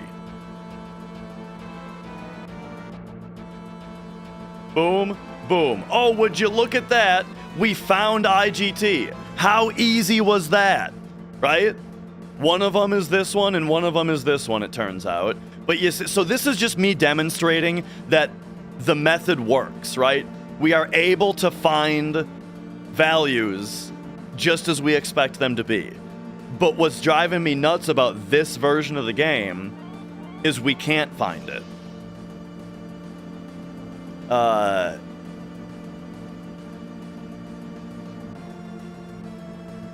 But yeah, I feel like maybe it is just the fact that we're within ff7.exe. Well, it's only 2 megabytes. I mean, the thing is that, like, this was a PlayStation game originally. How much RAM did the PlayStation have? I'm just curious about this. Not that they're exactly 1-to-1, but I am curious. Look at that, 2 megabytes. Wouldn't you know it? With 1 megabyte of video RAM. How about that?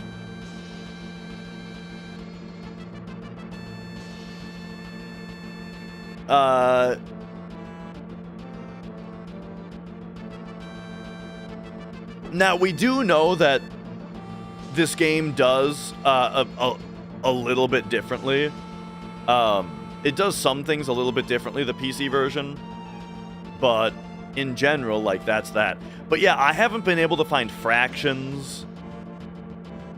I haven't been able to find world map fractions, list or stone. It's been kind of crazy.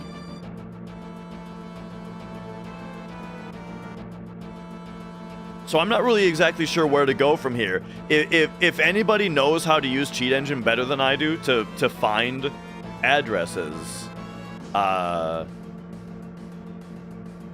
I mean, if we go like, okay, maybe we can uncheck writable.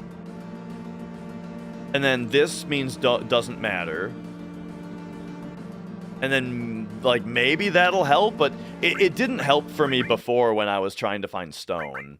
But maybe it'll, shouldn't they be somewhat similar? I would think so. That's actually how I found a lot of the PC 2013 addresses, was by, finding one of the addresses and then using the difference. Like, in the PlayStation's setup, it's like, okay, so Cloud's strength is this many bytes away from Cloud's dexterity. And then so I take the same distance on the PC one and it lines up, right?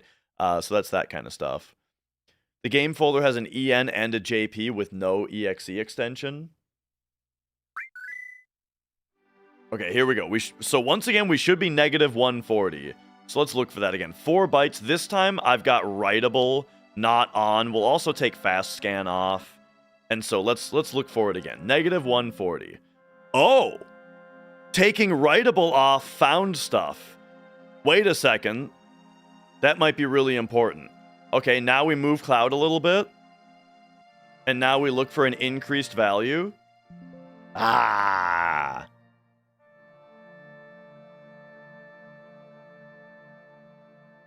Okay. Well, let's just look for a changed value. So we'll go out, we'll go in. This resets us to negative 140. First scan. And now look for an unchanged value. Just a couple times to get rid of things that are changing all the time. Okay. Now we'll move Cloud a little bit. And now we will look for a changed value. Nothing.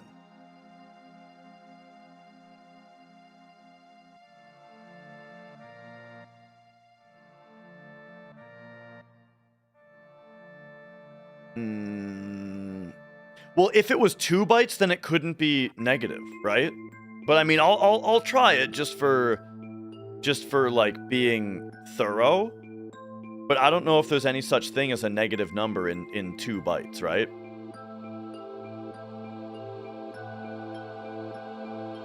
But okay, we'll look for it. They can be? Okay. So negative 140, 2 bytes. We've got some stuff. Move. Switch to changed value. Nothing.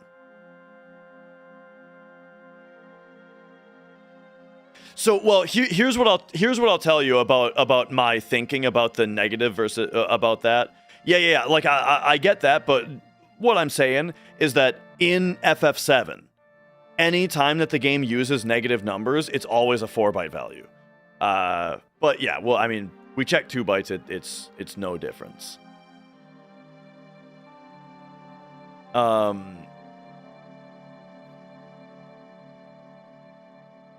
Okay.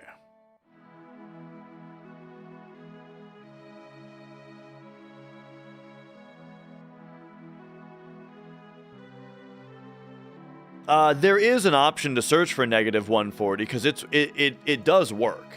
If we can find that, we just don't find anything that changes. If we come out here and we go here and we search for negative 140 at 4 bytes,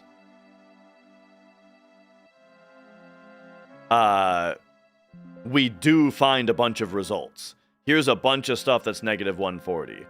But then if I move Cloud, now the value should be different. Now it should not be negative 140 anymore, but we see that all of these values that are still the same. Nah, it's 2 bytes. 4. I've been saying it's 4 bytes.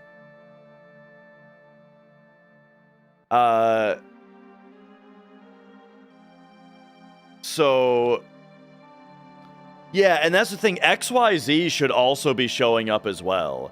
Okay, let's try that. Like, let's just say we're trying to find Cloud's coordinates. Let's just look for that.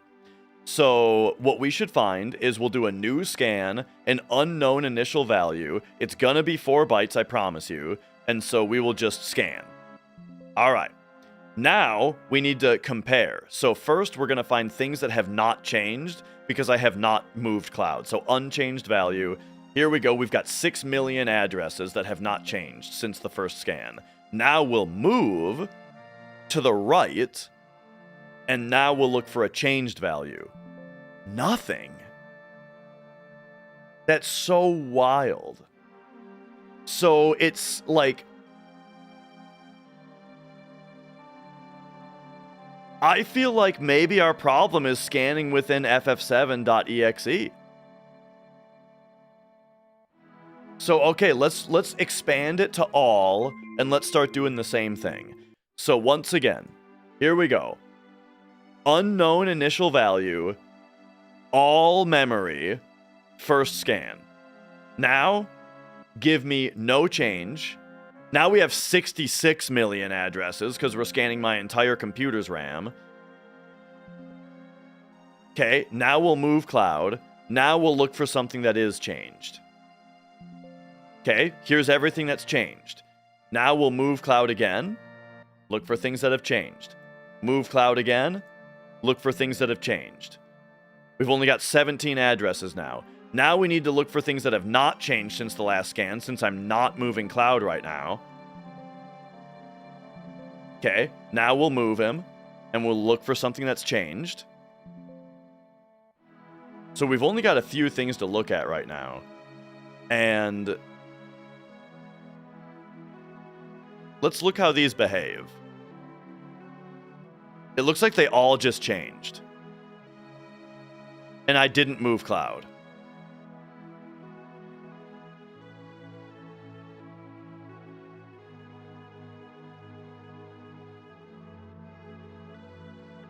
Yeah.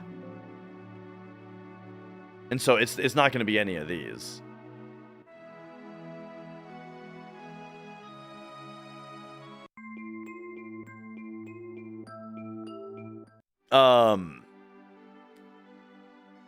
I don't know what PID means.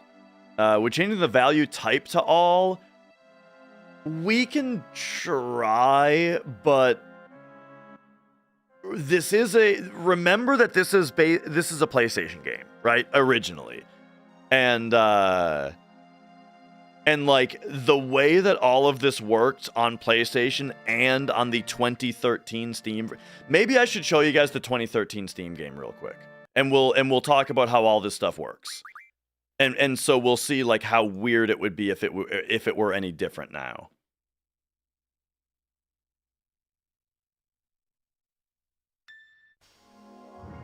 Oh, I got you now. I'm not sure. All right, let's find like some kind of. All right, here we go. Here's. Oh yeah, Cactus Island. This is perfect. This is the end of my last hundo. Oh man, look how much better that map looks. The nice pixely map.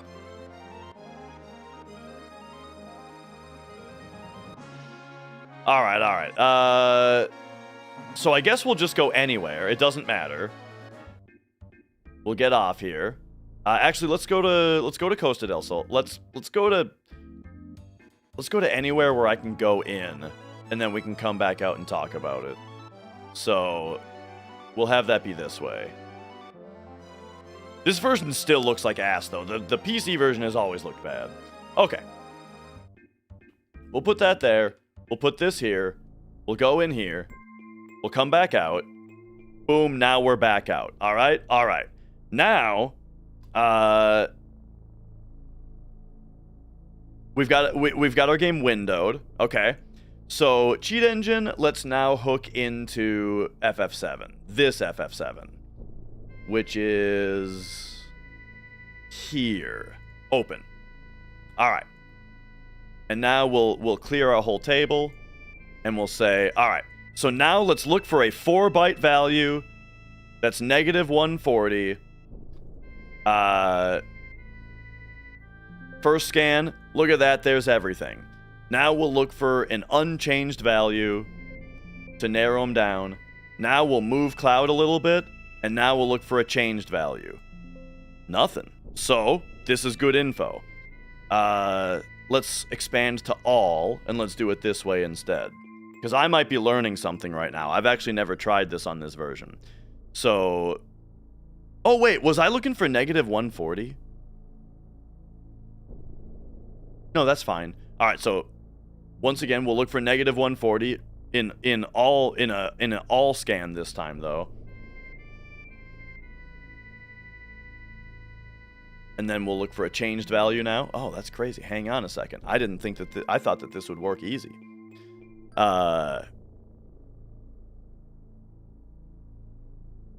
Well, let's look for Cloud's coordinates then, like we were just doing. Unknown initial value. First scan.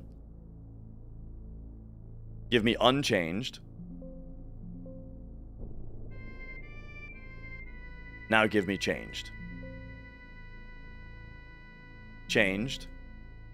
Changed. Changed. Now unchanged.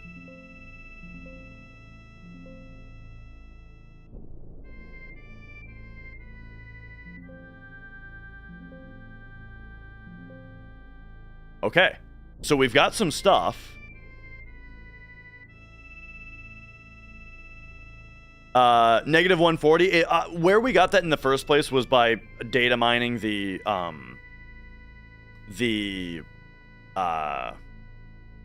PlayStation version. And okay. Hang on. We got some stuff that's changing on its own. So all of this, like everything is changing on its own except for you.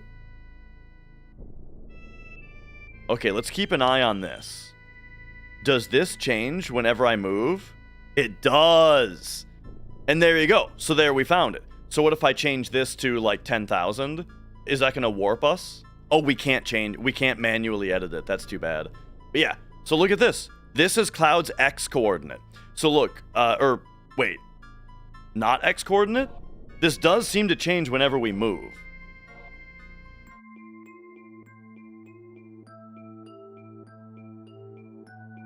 Hang on, this isn't behaving how I expected at all. Never mind.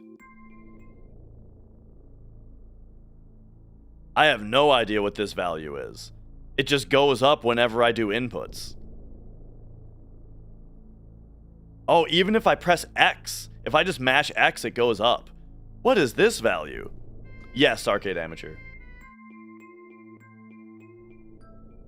So by the way, this is me just not knowing, a lot of this is me not knowing how Cheat Engine works.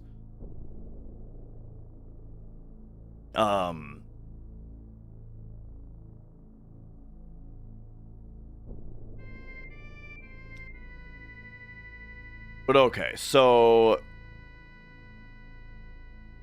here's the deal. Actually, we already know what fractions are. If I open this spreadsheet that we've already made, and we go here, I think we have it, don't we?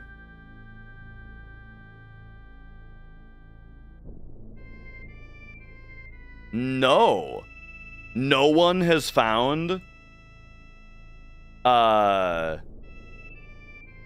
No one has found List in Stone... Or, sorry, not List in Stone. They're right here. World map fractions? Interesting. We've only found regular fractions. Okay, well, let's start making some comparisons. So CC1664. If we add... I don't think CC... Sorry, what was it? 1664? I don't know if it's gonna be this... Oh, wait, that's 4... I meant to do 1 byte. Here, let's clear these. 1 byte. Or let's try one that is ff7 underscore en dot exe plus cc 1664. That's not a... That doesn't exist. I see. So never mind. So is this really fractions? Will this go to 0 when I enter? It does. So yeah. So, okay. This is weird. So this is indeed our fractions. So on 2013 PC edition, we can find our regular steps fractions. Okay. So let's see if we can find those on new version.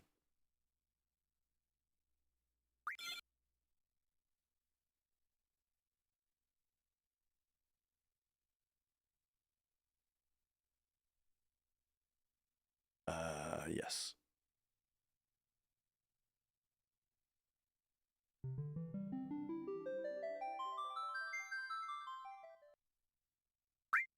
Yo, Phoenix. Yeah, take me here. So CC1664, we don't even know what that is on this version. But here's what I can tell you is I guarantee you our fractions are 0 right now, because the way that they work is they start at 0. It's 1 byte and they start at 0. Then every frame that you move, it goes up by 32. So if we move by 1 frame, like that, our fractions should now be 32. We indeed found some stuff. Okay. Oh, it's not going to be these, though, because these changed. Okay, now when we move another frame, it's going to be 64. Boom. Neither of them updated to 64.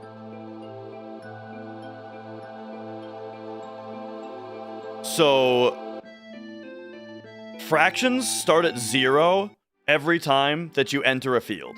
So we've entered a field. Once again, our fractions should be 0. 1 byte, 0. Then we move 1 frame, and they should now be 32. We got 2 values, which both don't work because they both just went back to 0. But if we were to move again, they should go up to 64. So I mean, now what if we do a new scan just for 64? We got some 64s. Move. Now it should be 96. We got nothing. So, like, do you see how this is driving me crazy? That, like, we should bing, bang, boom just be able to find this. Because we know how the numbers work in every other version of the game. I don't know what they've done to this version to make it harder to find this stuff. You know what I mean?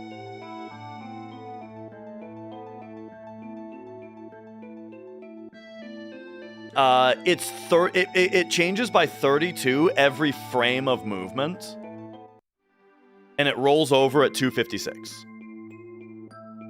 And I'll do what you said. We'll start at 0, and then we'll just look for a changed value in case I moved 2 frames.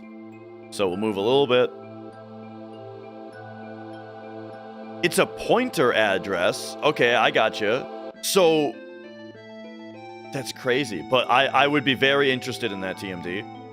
All right, so now we're looking for a changed value. Here's everything that's changed. Now, we'll move a little bit.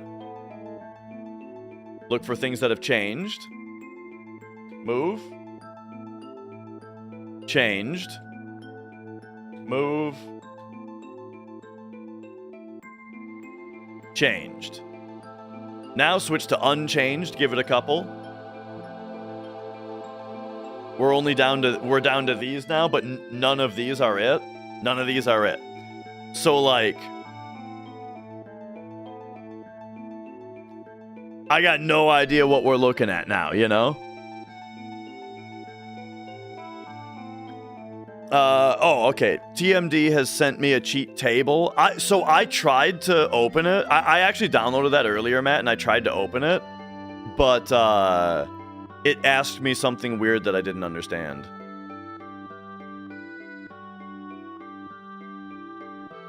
But okay, here, let me download it on this. Or wait, I already have it downloaded on this PC. So I'll just grab it now. Okay. All right. So here is TMD's cheat table. Oh, okay, this time it didn't ask me anything weird. All right, awesome. So hook you into this. All right. So this is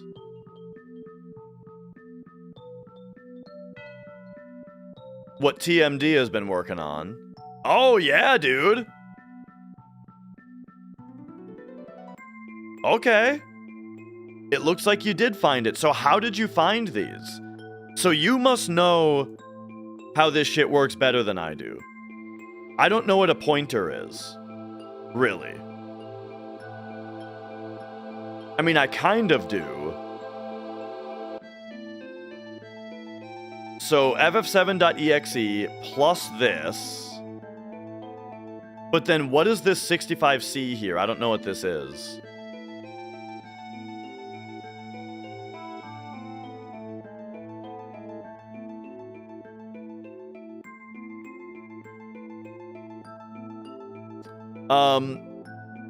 But anyway, so to what I'm saying, look at how this step fraction works exactly the way that I was just describing. When we first enter the room, it'll be 0. Boom, we first entered the room, it's 0. Then I move for 1 frame, it's 32. Move for another frame, 64. Move for another frame, 96. So, oh, my camera's blocking it.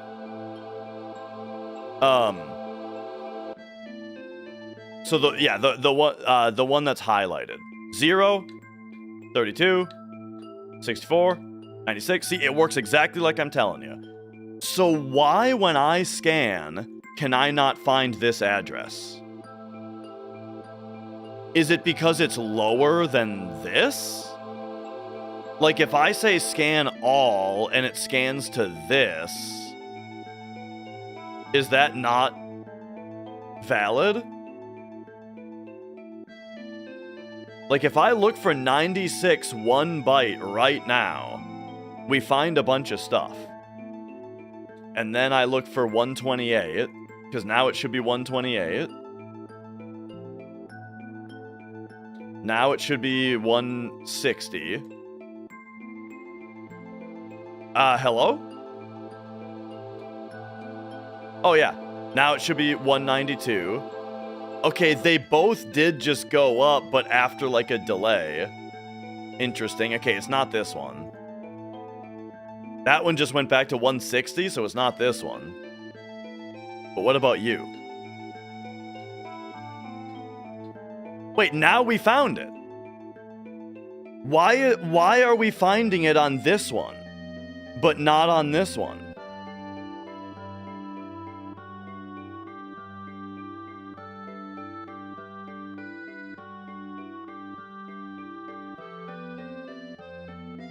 I was looking for 1 byte.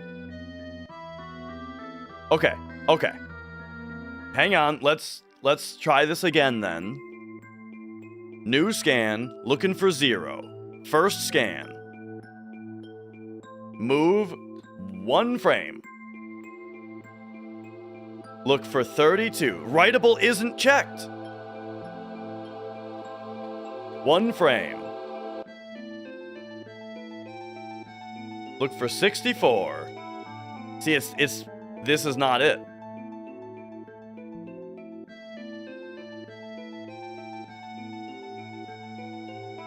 So what is the difference between these two where one is working and the other isn't?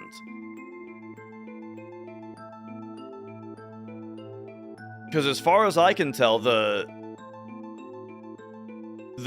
search terms are the same.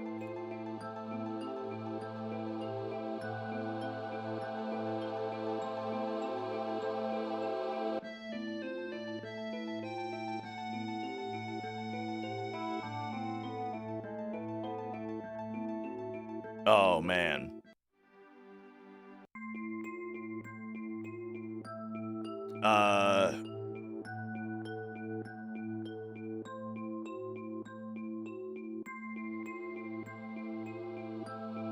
Okay, new scan. Okay, so writable is checked on this one. Oh, Oh, we want it to be gray? Can I even do that? Okay, you can make... I didn't realize there was a third option. When I see a checkbox, I generally think it on or off. We want it gray because we don't care. Alright, so now we'll be able to find it?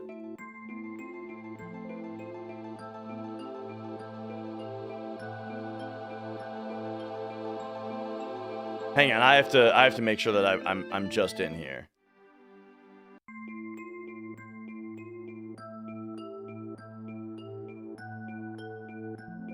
Okay, this might bust this open here. We might be we might be like actually golden now, because now we're looking for 32. Okay, now 64.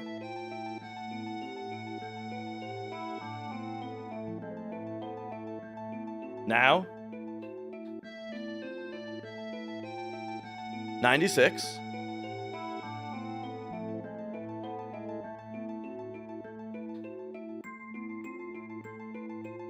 Now 128. Nah, see, this is none of these. Well, I mean, this one happens to have just updated, but now it went back to being not right. I don't know, man. This is crazy talk to me.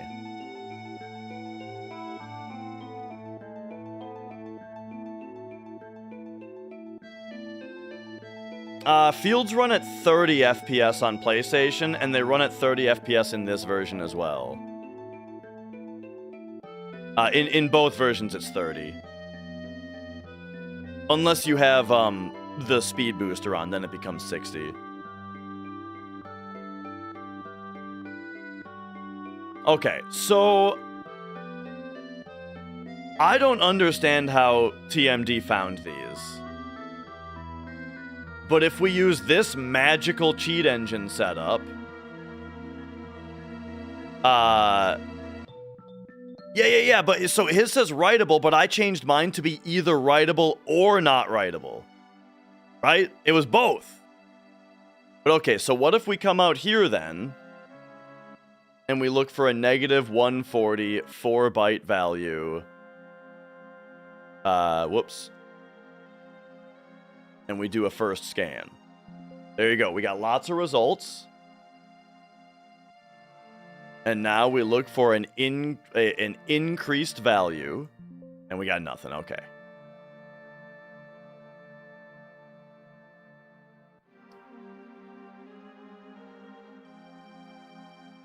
Yeah, so I don't know what the hell I'm doing here.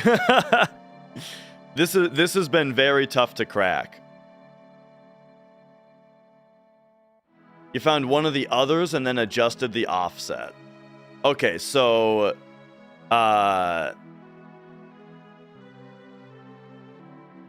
looks like you can do the same. The executable box, just like the writable box. Oh yeah, I did have that. On the one that I had, both executable and writable were set to either or.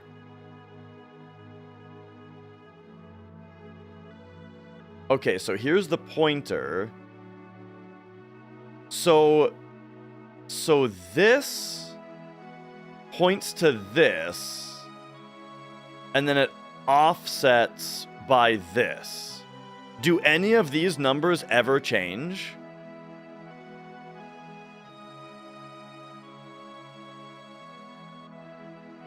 But it all adds up to...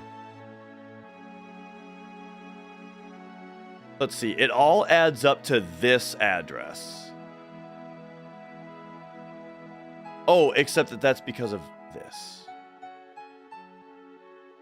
But that makes sense right now. Okay.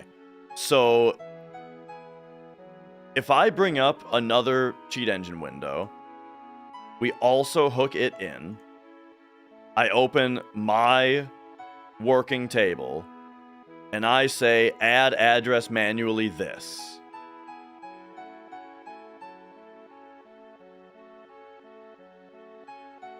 Oh, except that it should be 1 byte. So that currently functions, but I mean, okay, what if we do this? What if we do calculator,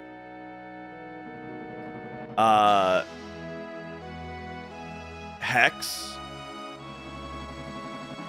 0173F618 plus 664. We get this. So what if we, instead of doing the pointer,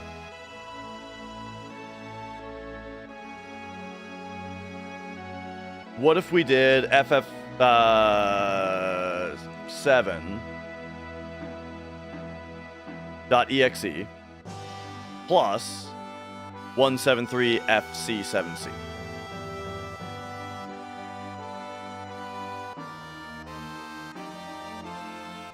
That seems to be something different.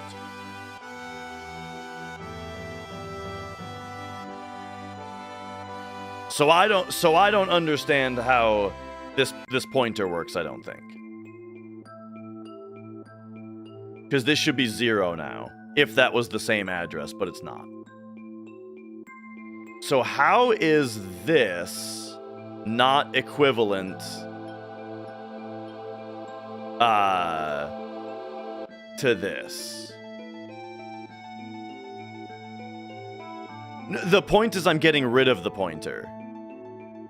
I'm saying, why don't we just calculate what the pointer is pointing to and then go straight to that? That's my current experiment. So these two windows, we can see that this one is ff7.exe plus this number plus 664?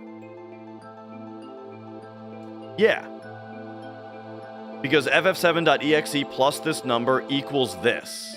And then you add 664 to it and you get this. And that's right here. But for some reason... Okay, did I just calculate it? I think I just calculated it wrong.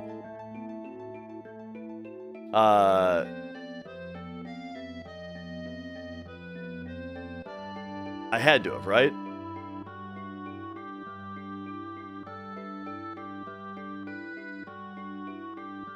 (173F618) is what this is. And then you add 664 to it.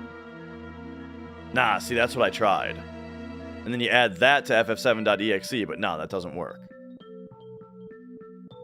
I'm assuming this is hex.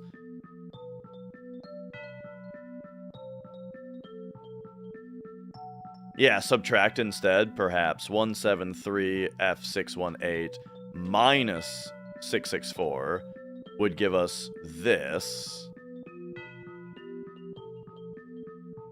And so if we were to add that over here, 173EFBB4, nah, see, that's no better.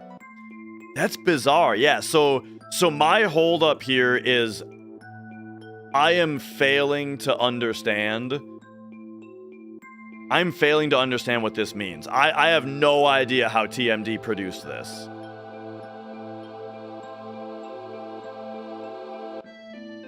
But, I mean, it works.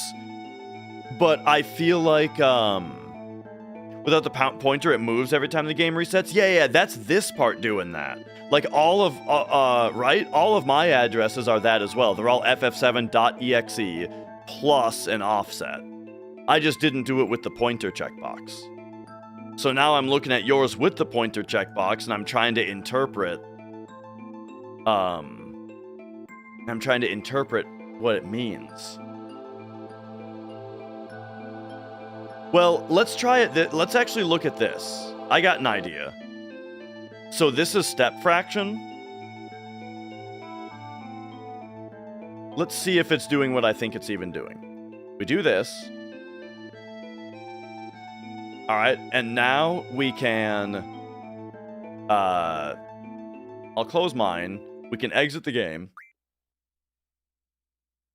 We can reopen it.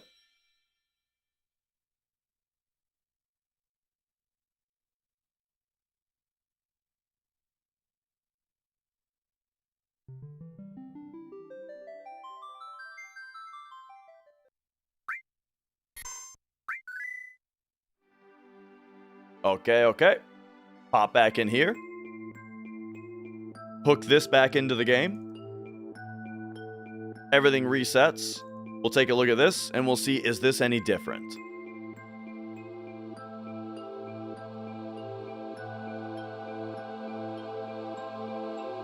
No. See, this is exactly the same.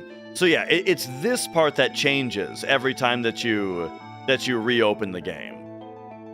And so that's what I did with all mine also, is it's this plus an offset, but then you've got this extra thing.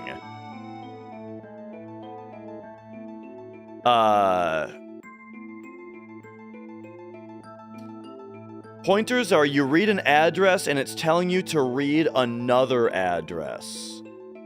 Right. Yes. So, that makes sense. So it's like what you're reading is a value where it's like the value is actually the address of where you need to look to get the full value.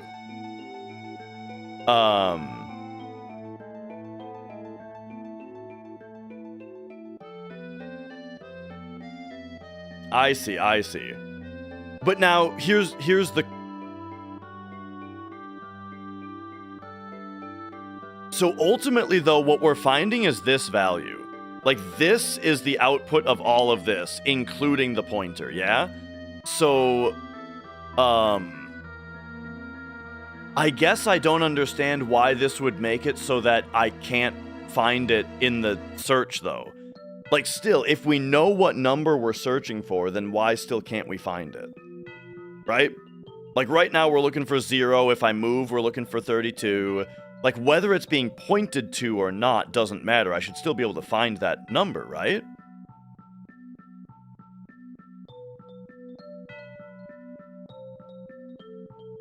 But if I can figure out how TMD got these numbers, like how did he determine what to put in here, then I could at least try to use the same methodology, you know?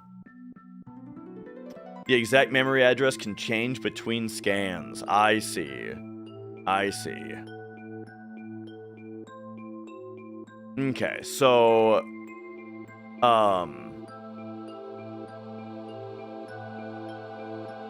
right-click the address in the bottom section. You should be able to see the memory page flags.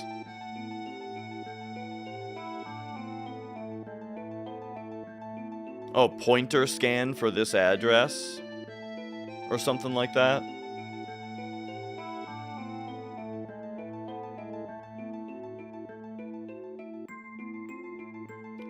Yeah, I don't know what I'm doing.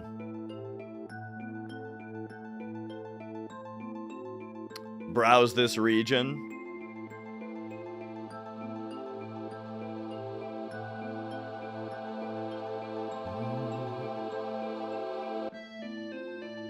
Yo, Unjust. You just did a search on your cheat engine and you were able to find an address for step fraction. Okay. You know what? I've just realized something. Rimlian, thank you for gifting a sub to B-Den. I did just realize something. Okay, let me bring mine back up. And then let me change an option. I do have this update interval set to 500 milliseconds, which means if I had hit scan less than half a second later than moving, it wouldn't have updated yet. Right? So perhaps we change this to 100 to make that less likely to happen. Then let's look for step fractions again.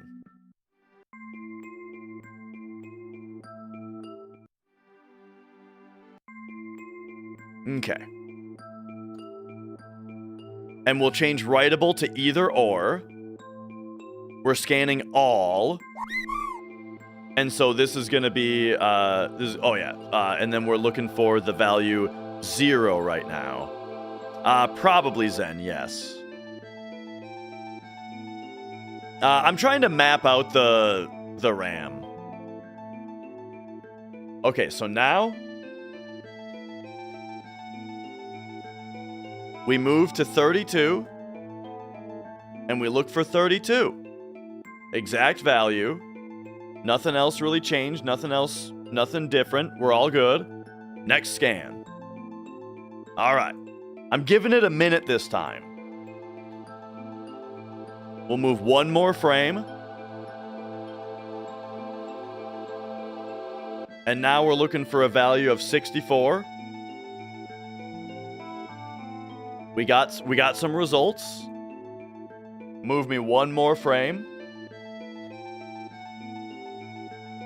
We're looking for 96. I certainly do see this one right here. Okay.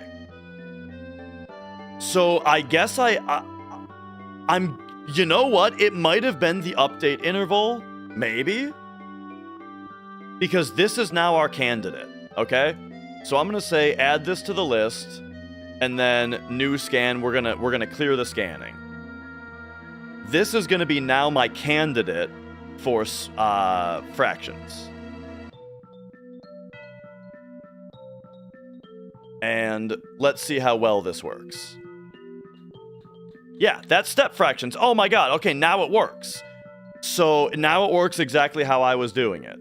So I think my issue was this. It just wasn't updating often enough. And so I was getting ahead of it or something. Okay. Can we edit these? Yes, we can edit our fractions. All right. And so if I freeze fractions then, that should mean that we never get into a fight. Whoops. I triggered a cutscene.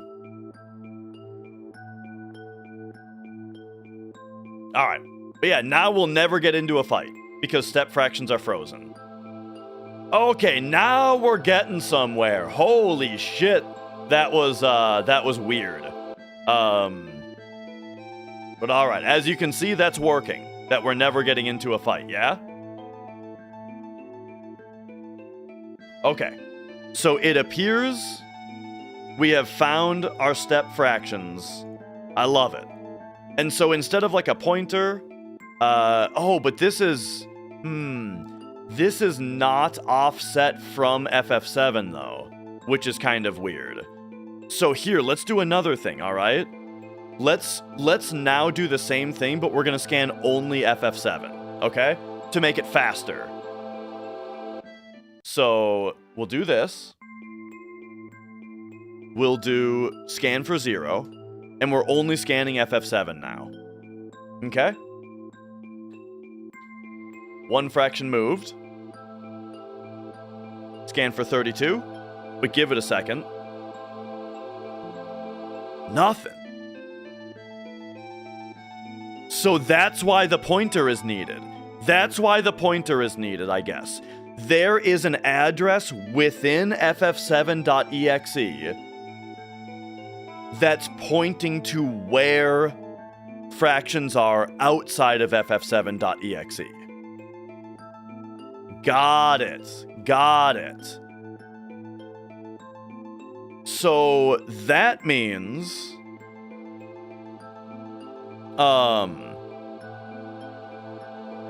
yeah. So that means that what we are looking for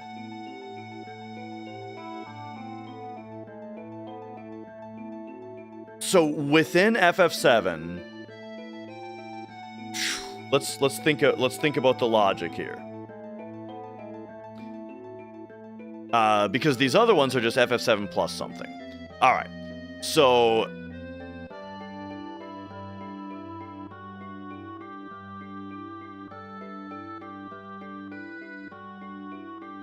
is there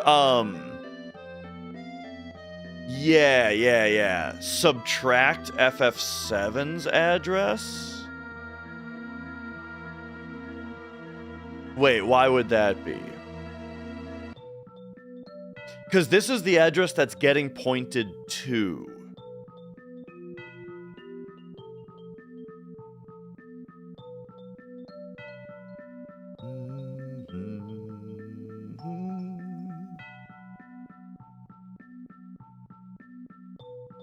Yeah.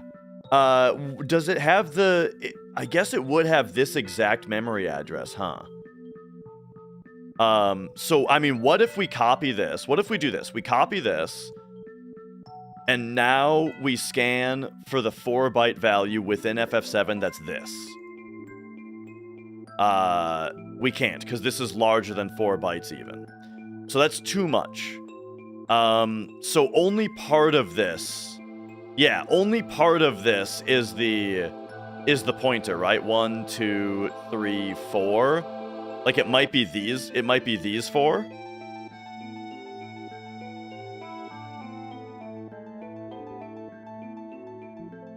I thought... Oh, hex. Thank you. 1, 2, 3, 4. Yeah.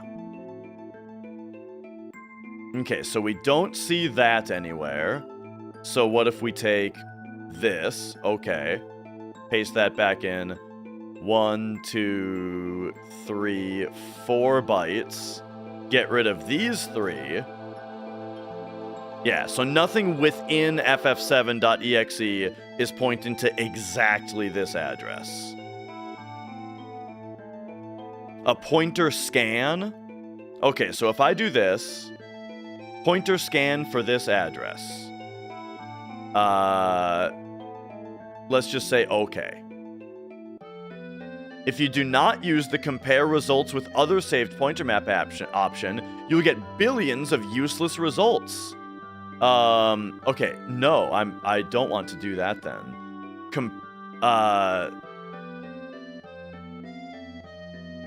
Right? I mean, that sounded pretty serious. However, I don't have any other saved pointer maps, do I? All right, we'll press it. Oh, geez, cheat engine pointer list. Hang on, is this right? All right, throw it on the desktop. YOLO. Okay. Ah, and would you look at that? This is like exactly what's on TMD's thing. This is exactly what's on his thing. Okay. Got it. Oh boy. Okay. So get rid of this.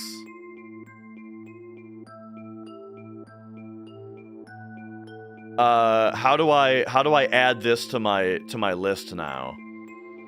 Do I have to punch this in manually, or can I just say, like, you? Oh, I just double-clicked it, and now it's in there. Okay, got it. This is fractions.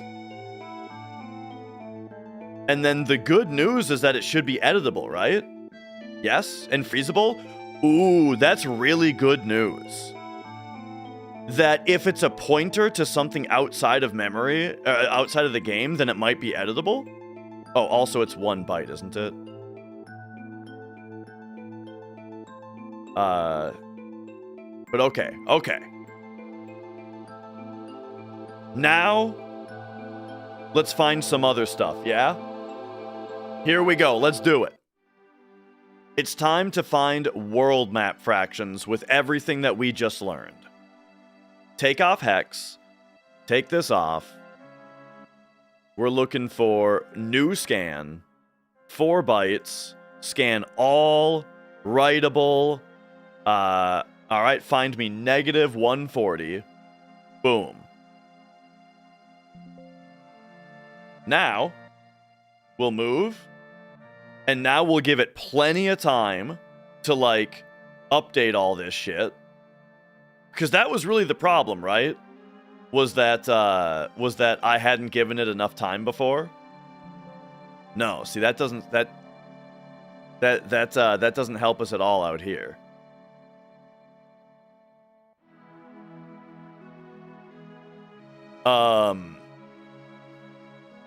Yes, hi Mia.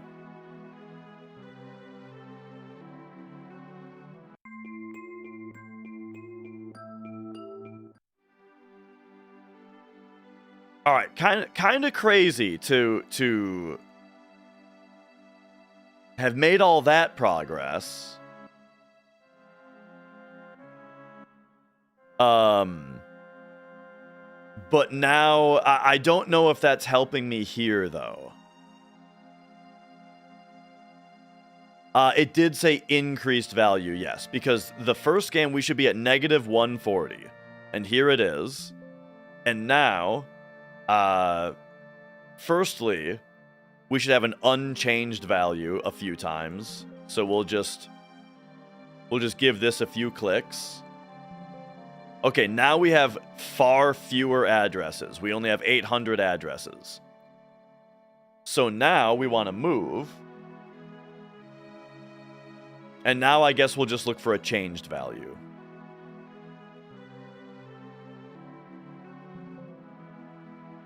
That's crazy talk.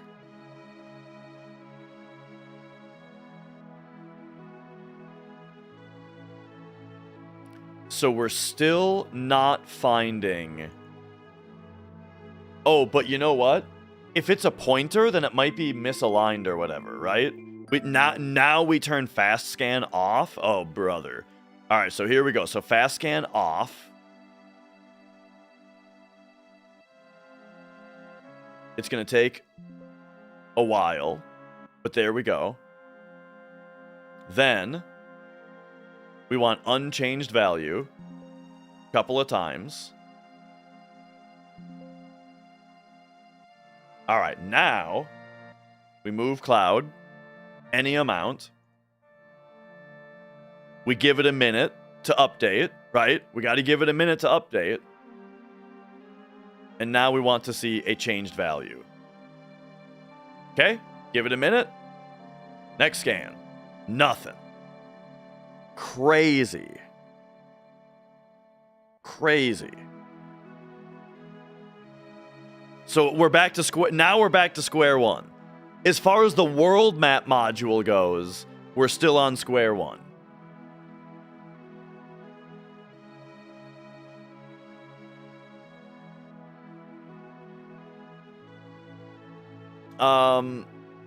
Is it definitely a 4-byte value? They might have changed it. You know, they might have changed it. It's a value that goes from negative 140 to positive 17. So it is actually possible that they changed it. And so you know what? That's a really good point.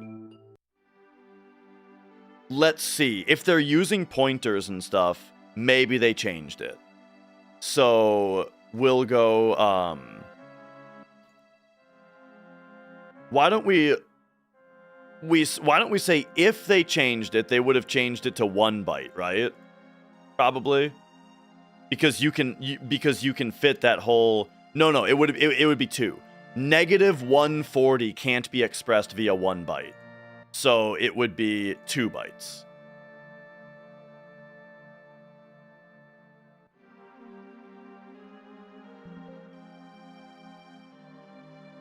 Oh, fast scan is on again, but oh well. That's true. I couldn't find it on PC either. That's true. Or on 2013.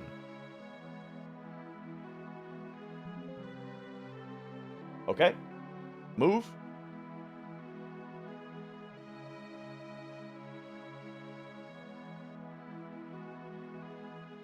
Give it however much time it needs to update these. Okay. We've got some changed values this time. So now we'll wait for it to update. We'll switch it to unchanged. You can see the update happen. Okay. So now we've got very little left. So now if I move, they did all change.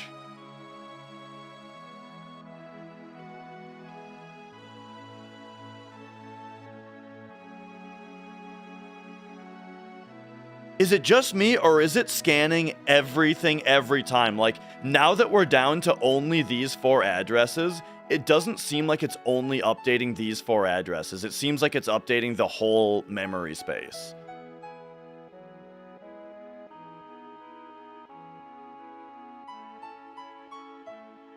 Except these are changing every time it updates. Interesting.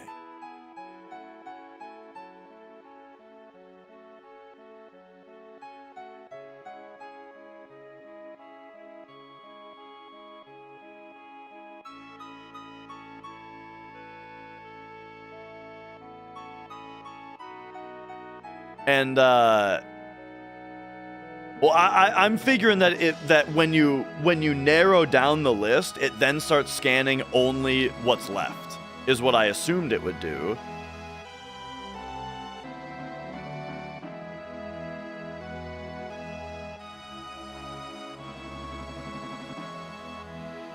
Yeah, these 4 seem to be not what I'm looking for.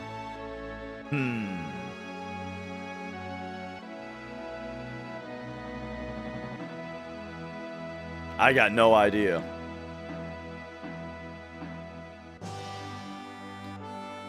I mean, what's like anything that we could, like, the thing is, when I'm looking for fractions, I should also be finding, like, Cloud's X position, you know?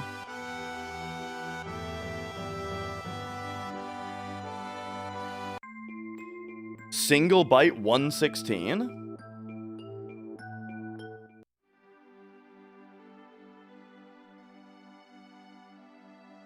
I see where you're going with that.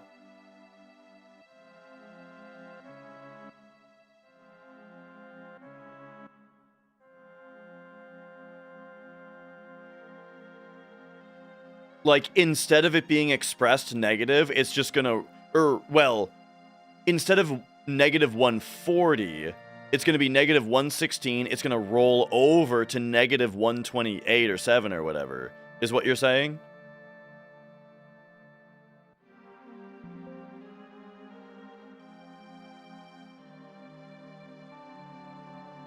Alright, so we want something unchanged. Unchanged. Now, whoa! Sorry about that. Now when I move, like, only a couple frames, it should have changed. But again, I'll give it a minute. And say next scan, and we don't see a change. Oh, but I was looking for 2 bytes. Oops, sorry. So first we'll go single byte, 116, but I need to reload. I got instant load time, so need to try again. Okay. Scan 116. There it is. Now, unchanged.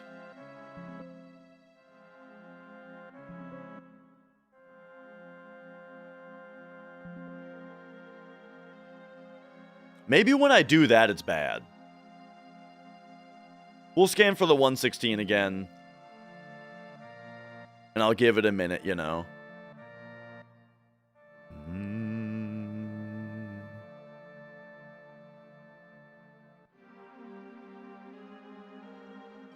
Oh, so yeah, we're looking for unchanged. Okay. Now, move the cloud. Just a tiny bit. Yo, sparkling zone. Now we want a changed value. But again, I'm giving it time to update, because it's going to be the new value forever. So we're giving it time. Alright, next scan.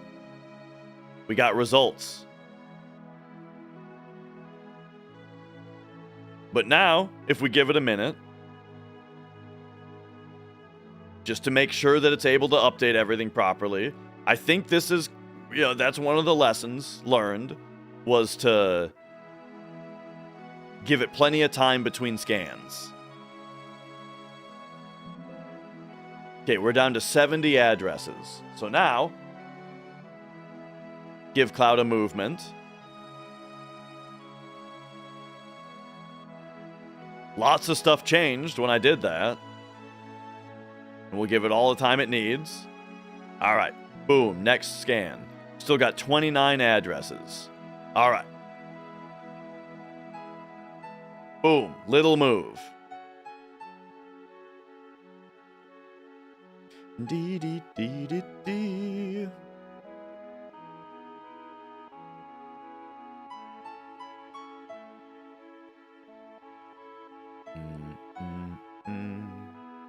All right. Next scan. Okay. So what do we got here? It's not this. It's not this. It's neither of these two.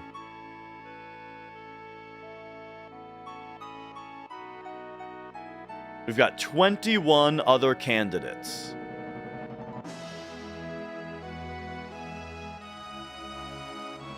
Well, actually, you know what we can do? Is we can leave and come back and see what's 16 again. Unless it changes every time the world map module loads. I saw that.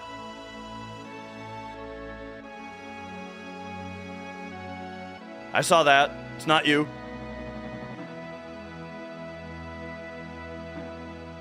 It's not you.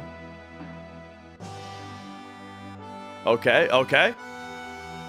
Yo, Mooseface. Hey, you're allowed to help if you got something good to say here. It seems like the top one is all whatever's on top is always changing. I think I saw that one change just now as well. The 81. Okay, now if I move, look at that, everything changes. Okay.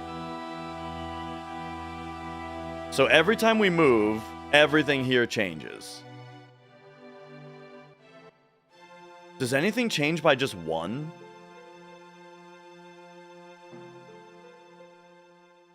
So nothing changes by one.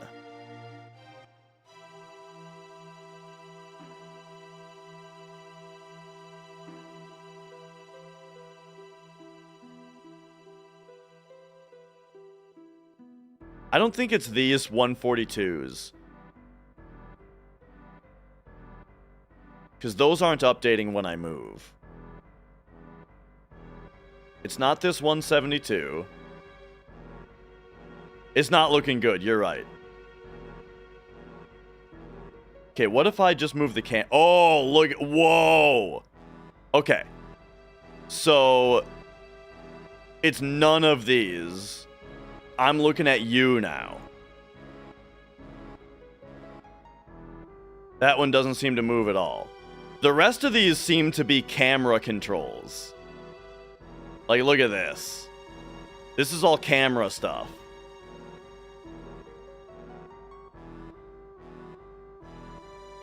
But then, yeah, this is nothing.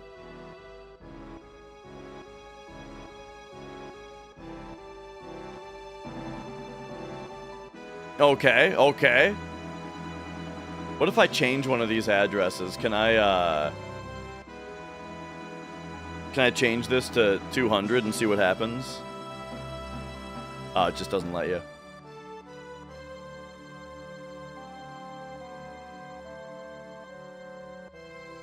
All right, yeah. So this one seems a little tougher to crack. What up, Minin?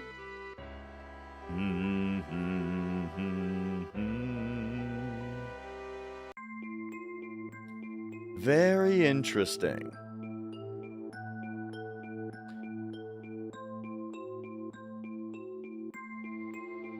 So, hang on, I've got an idea. I look.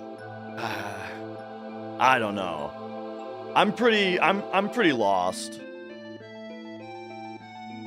I got no clue what we're looking at anymore.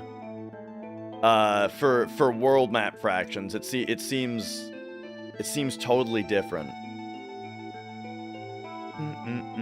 Oh, but here's something that we can answer at least. If these are our step fractions, let's see, if we turn on no encounters, does that just freeze fractions? It doesn't, but it probably makes the area act like it's non-hostile, right? So let's look also at TMD's cheat engine window here.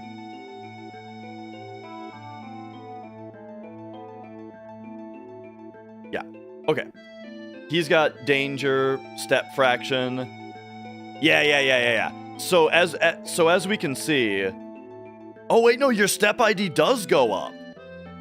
Huh. And your danger goes up? So having no encounters just prevents the encounter from happening. It doesn't stop your danger from going up. That's interesting.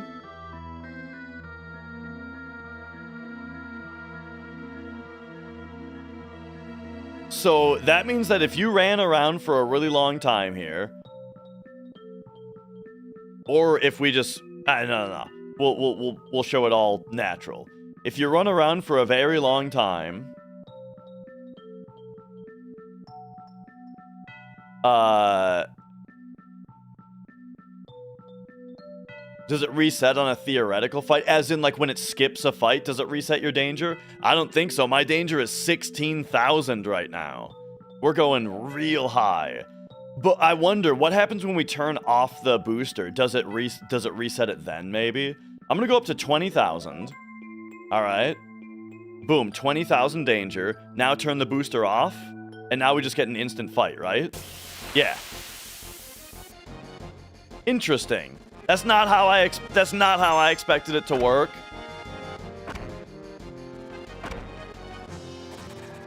But I guess that's how it works. All right. Sure. That's what I wanted to find out as far as that goes. Well, okay. I'm gonna have to do some more work here to figure out. I need to figure out a couple things.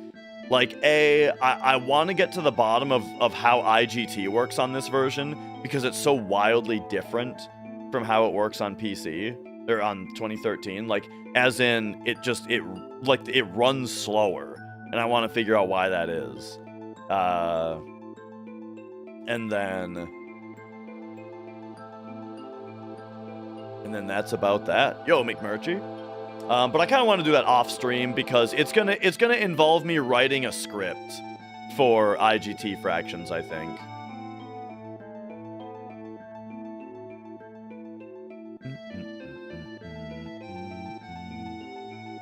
You can stinger skip if you can get a setup where you know what frame you're gonna hit it on. You found world map fraction. I don't know how this guy does it, dude.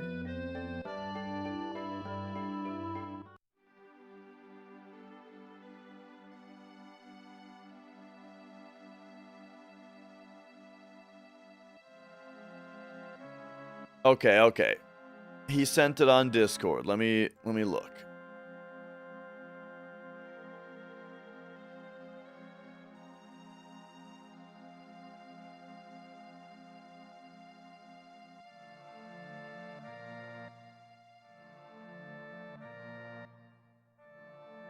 All right, so I need another one of these. If we add address manually. All right, here we go. So here's what... Whoa, Mia. Here's what TMD found. So 1D... Oh, no, not this. We go... He says it's one... He's got it on 1 byte, which is interesting. But yeah, I mean, it's kind of like what we were saying, that if they moved it, then it would make sense since it's a number that... Well, no. Yeah, that's crazy. Okay, let's anyway, let's see. So this is ff7.exe plus 017401E0. It is 116, starting at 116, just like he said. Okay. And now, if we move... I don't see it updating. It found 116, but I don't see it moving when I move. Let me see if I got it right.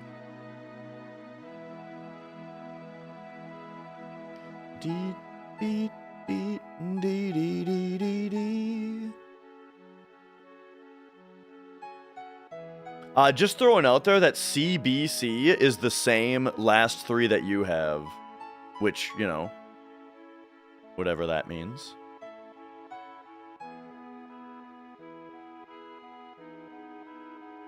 But yeah. Oh, hey, now it moved. Wait, now it's changing?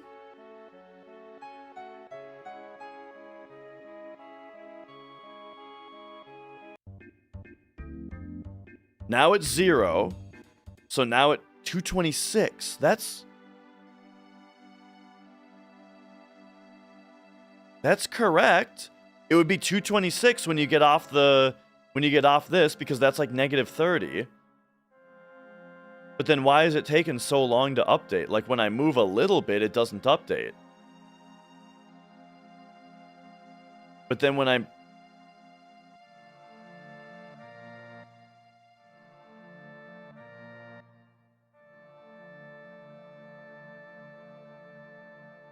Why is it so weird?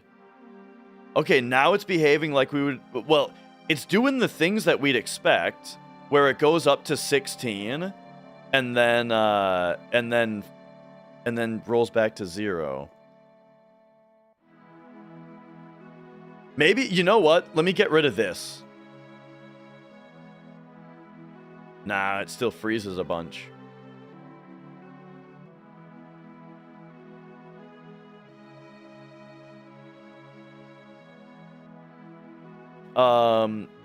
So here's what's weird is I was at 11 and now I just moved and now it's not update. Like even if I give it time, it doesn't update to 11 or it doesn't update from 11.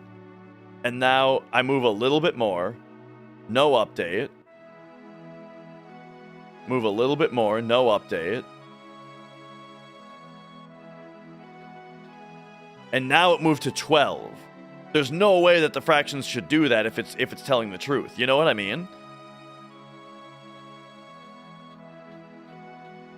And like now it's kind of, for a second there, it looked like it was behaving normally, and then it froze again.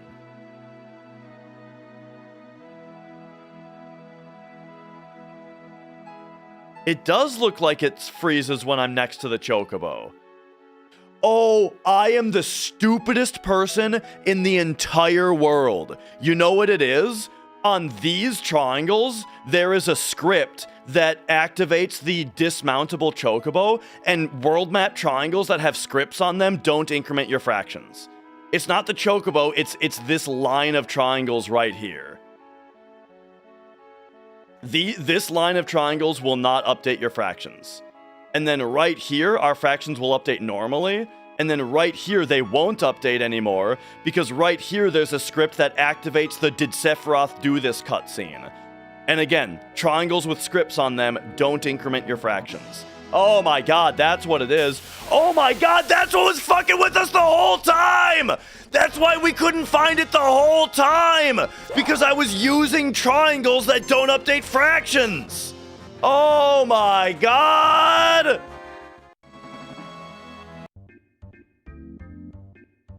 I just picked a bad spot on the world map to do the test with. Okay. Okay. We have solved another mystery. Now, okay. Whew. Here's what's really interesting about this. Here's what's very interesting about this. You're telling me that means that they actually use a 1 byte value for your world map fractions on this version? They changed it from 4 bytes to 1 byte on this version of the game? Because the address is the address is outside of ff7.exe? What up, Flex?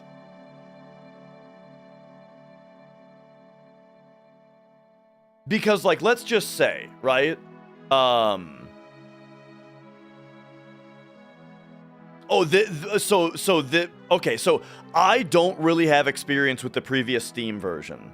As far as digging around in the memory goes, I've really only done it on PlayStation. So this is how the Steam one was, huh? That's interesting.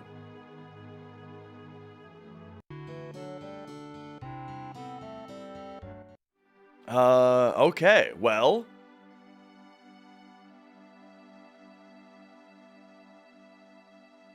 That then means 1 byte makes more sense even with the negative 140. I disagree because traditionally you can't have a you can't have a number more negative than 128 with 1 byte. The only reason that this isn't messing up is because it only cares if it's on 17, right? So like right now, like if you were to interpret this as signed, it would be positive 116, and then it would roll over to negative 127 or 128, right? And then count up to 0, and then count up to 17, which is a pretty weird way to do it. The range fits between 256? The entire range does, but the way that they use it, you know. But yeah, because the entire range does, it makes sense as 1 byte to interpret it as unsigned. I agree with that. Okay, so now we have to find stone. Now it's time to find stone then. Let's fucking go. Now here's the problem with finding stone is the easiest way would be with squats. But I am dumb and I got rid of my save file that could do that. That's a right triangle, you idiot! So we got to get back to Wall Market real quick.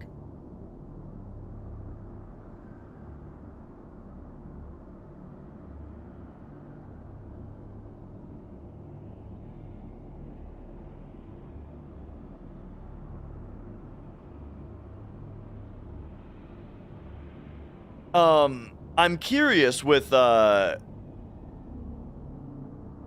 and we can use boosters now because we just need to real quick get to Wall Market. We can't boost the FMV though.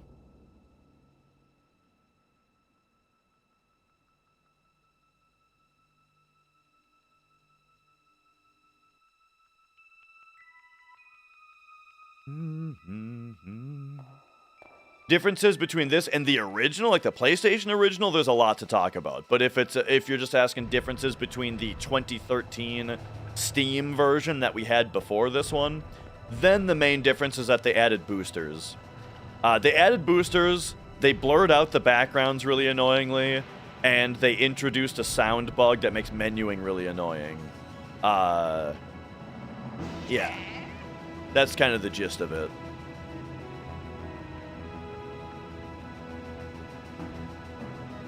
You've got a save? Yeah. If you don't mind sending that to me, I'll try that. Yeah, the FMV stutters are really bad, and DxTory picks it up, too. They did fix the battle speed, but they also broke the speed up booster. The speed up booster only puts you in 2 times speed, not 3 times. You know what's funny though is I found out something that at least on the world map makes the game run at 3 times speed. I don't know about other I don't know about others though. Okay, hang on. I gotta open Discord again and download something.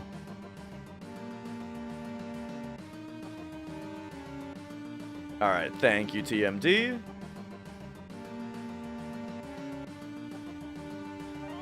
Save that. Put it on desktop. Alright, alright. Now, I have heard that this goes in app data.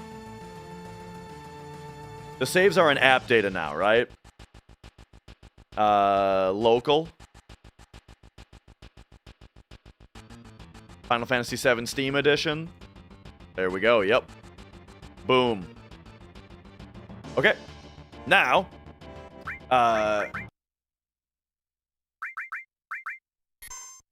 alright, there it is. Sweet!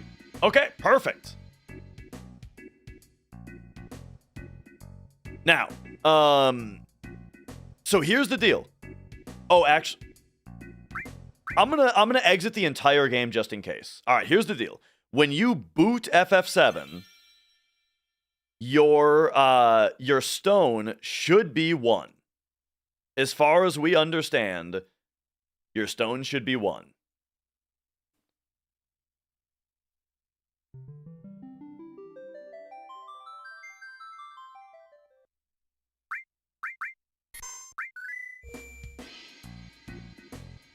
I've seen the video on YouTube of some really smart people managing to rescue someone's OG starter Pokemon from like 2002 on an old cart that had a corrupted save. That does sound crazy. But no, I've not seen that. Okay. The blurred backgrounds would be more tolerable if it wasn't for the HD characters. I mean, that's the thing, is that I am a fan of how the PS1 version looks. Where it's like, yeah, the pixels are chunky, but they're all the same size pixels, you know? The models in the background, all the pixels are the same size. It looks cohesive. It looks great. So I've always said that the PC version looks like shit because you've got high-res models on a pixely background. Now, instead of high-res models on a pixely background, you have high-res models on a blurry background. Both ways, I think, looks shitty. Anyway. Yo, Rain. Okay, so our stone should be 1. So taking into account everything that we've learned, we're going to look for the value 1. Give me that scan. All right. Now, it shouldn't have changed. So we'll give it a minute. And then we'll scan for only values that have not changed. Yeah, the sound bug is still present. And there we go. Now, we just hang out for a minute, right? I'm giving it plenty of time. Scan for unchanged. All right, we got rid of a few 100,000 addresses. Now, we'll talk to this guy. So right now we're looking for Stone, the RNG incrementer.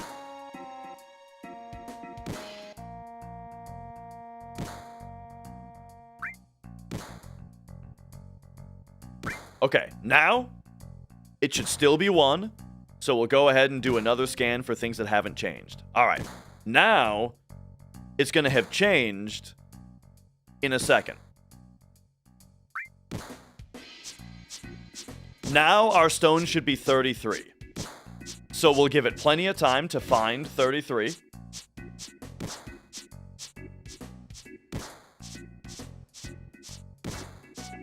But here's the thing is, what if they express stone via a number between 0 and 15 now? And just multiply it by 16 and add 1 when they need it. You know what I mean? But I don't think that they're gonna make a change like that, but like, hey. I don't know. Okay. Scan for changes. There we go. We're down to 5,000 addresses now.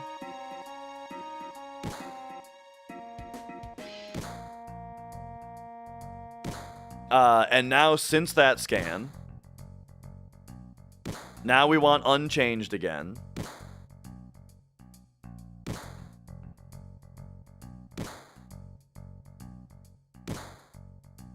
And we want unchanged. Okay. So we do still have quite a lot to look through. Now, the number that I would expect to see would be 33. So let's just go for an exact value. Let's type in 33, next scan. We have something. We have something that survived all of those scans. Okay. So now what we'll do is add this address. But now this address is just an address. So now we, what was it? Pointer scan? Is that what it was? Or was it generate pointer map or pointer scan? It's pointer scan, yeah? No. Yeah? Yeah. Stone.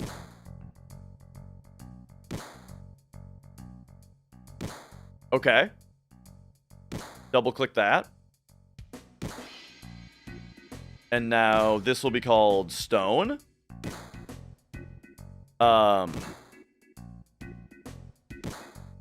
Put that in my candidates. All right, now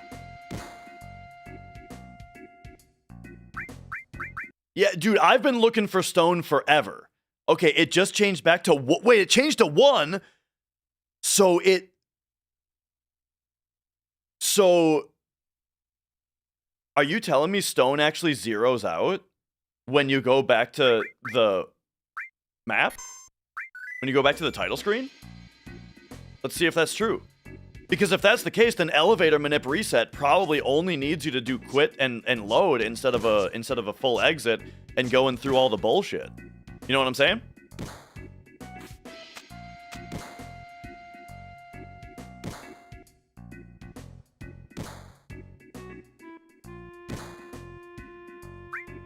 Okay, so the number that's highlighted, can you guys see it? You probably can't see it. This number that's highlighted right now, that's 1, it's gonna change to 33 right now. Boom! Okay, we found stone.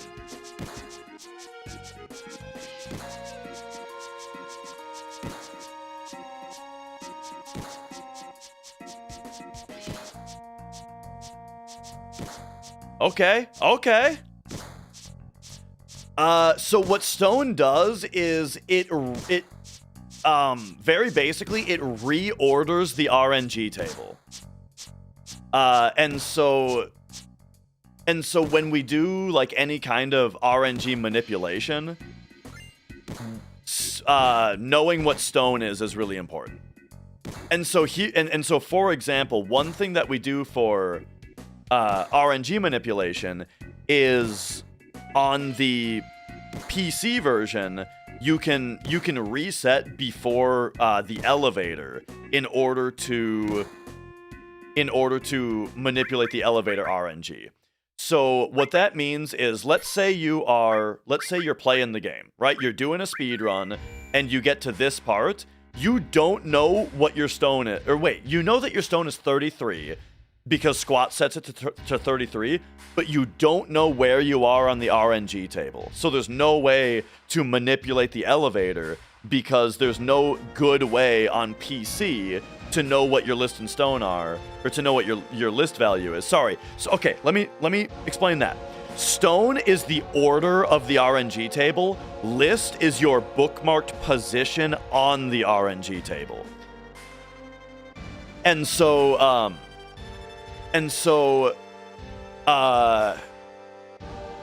Sorry. So then what was I saying? When you get to the elevator, you don't know where you are on the RNG table because there's no good way to track it like we can on PlayStation because the waterfall method doesn't work.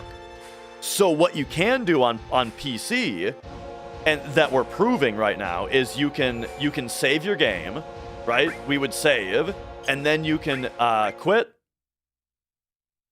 Oops! Oh my gosh! I fucked it up big time. I pressed quit instead of continue. And then when I went back to the launcher, I tried to press circle to select play, but on the launcher, X is confirm and circle is back, so it just exited the launcher. Okay. So, what I'm actually trying to say is what you can do in a run is you can come in here, you can real quick save your game, and then back out, quit, go up to continue, load your game, boom. Now your RNG is reset to zeros. Or your stone is reset to 1, and your list value, your position on the RNG table, we think is reset to 0 now. But that's the next thing that we have to prove is what list is doing. So how to find that? I'll try to find that here. Okay, so we'll go. List is going to be harder to find, but we can try. So here's how we're going to find list. We're going to go. I think that our value should be 0. We think that we're looking for a 0. Beautiful. We have 500 million addresses that are 0 right now. Awesome. So now, the thing is, it's going to stay 0, though. So after a while, we'll do another 0 scan. Look at that, 200 million addresses. We just got rid of.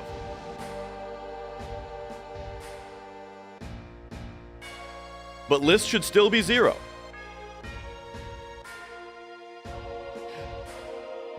Scan again, we got rid of another 100 million. That's Hito that changes to 81. List stays 0 until your first actual elevator jump.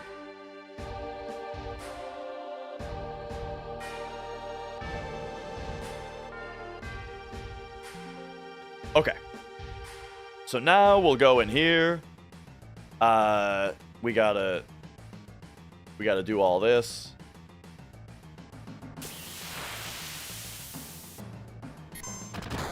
Oh, right. Buffering buttons doesn't work in the battle mod or in 3x speed. That's so annoying.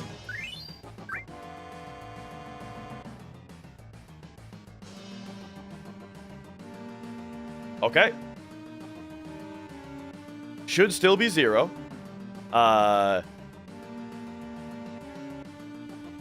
Next scan. So here's the funny thing about Hito, Matt, is were you looking for 0 on... Did you scan for 0 on this screen? Because on this screen, the Hito value is being used to control the those elevator lights. The lights above the elevator are using that same value.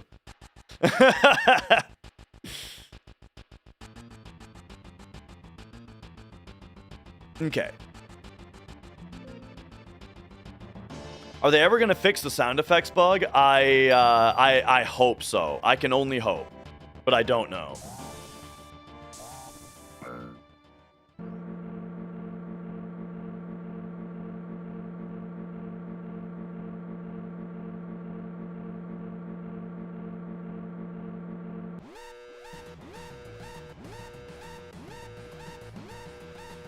Okay, so now one last scan for 0. There we go.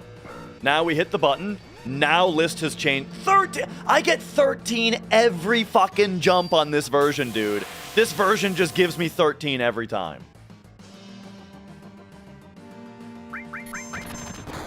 My sample size is 3.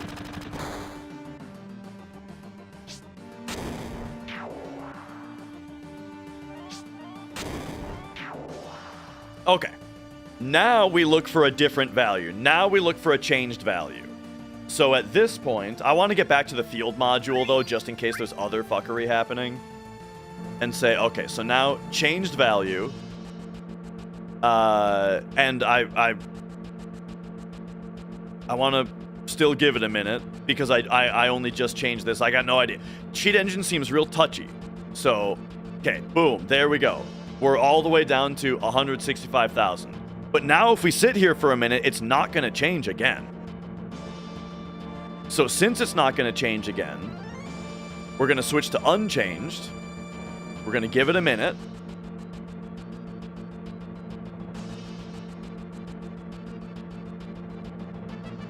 Next scan. Okay. Now, we hit the button.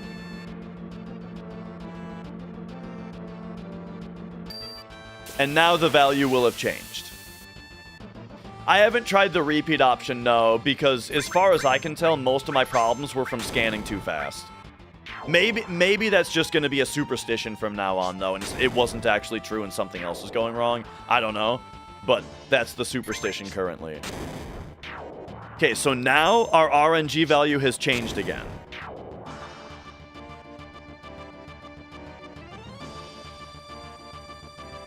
So we want to find a changed value. Man, this is still a lot of options. However, ooh, we just switched modules though. So now let's switch to unchanged after switching modules. Assuming that it doesn't change between modules. And say, okay, next scan. Now we can do something like open the menu maybe. And do a scan for unchanged, right? Do some things.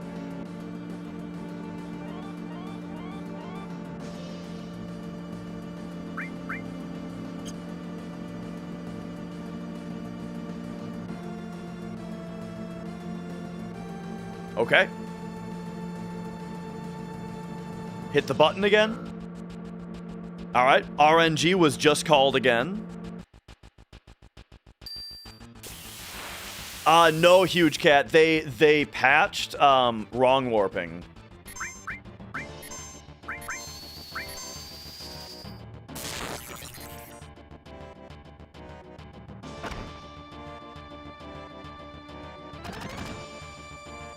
Okay, so now we want only changed values. All right. I mean, we're getting a lot of results here. Now I have an idea. This is assuming that it zeroes out. Let's do this. Let's load our file and look for 0 again. Right? This makes sense, yeah?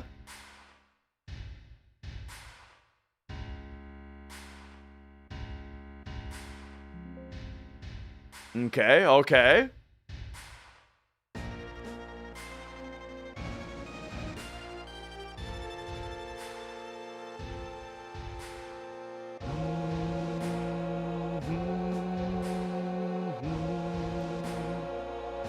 Man, maybe it was just superstition.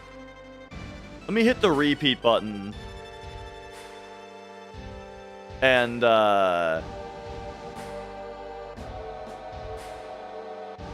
let's try it. All right, how do I stop it?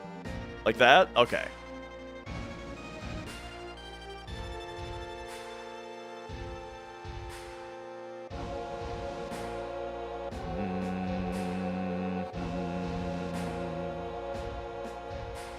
Let's do that. Let's do that a tad more.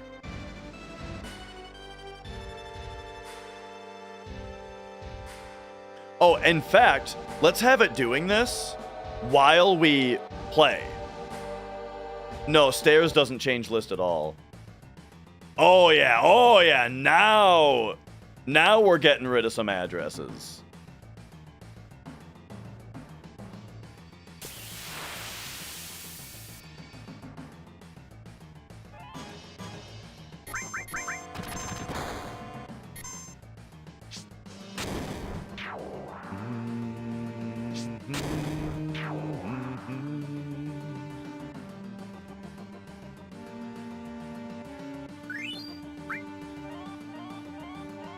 And you know what?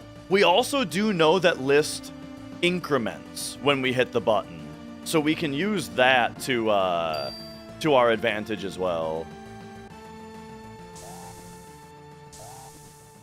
Oh yeah, and then do this, you know, go into here, like, do some stuff. Okay, okay. Favorite kind of ramen? The only kind of... So, as far as, like, the Maruchan stuff that everybody likes, like, the cheap stuff, but everyone loves it, right? I like the beef flavor. I did try this fancy ramen, like, fancy instant ramen the other day, though. That was, like... What was the name of it? Okay, hang on, though.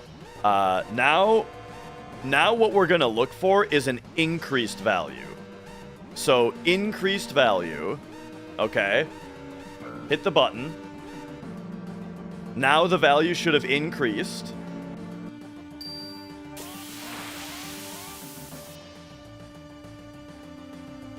And we'll give that a scan.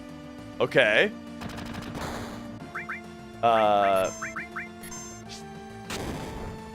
Now the value should be unchanged. And we'll do a repeat scan. Oh boy, we're down to 2 addresses. 129, it can't be either of those though. Fuck! That took 1,000,000 years to get down to 2 addresses. It was the Shin Black. Yeah, that was it. I tried that, it was really good. I've got a few more of them, but I haven't had them yet. I've got some leftover Korean barbecue. Maybe I'll make some of that for the side dish. All right, I don't know what I don't know, man. List is being very difficult to find.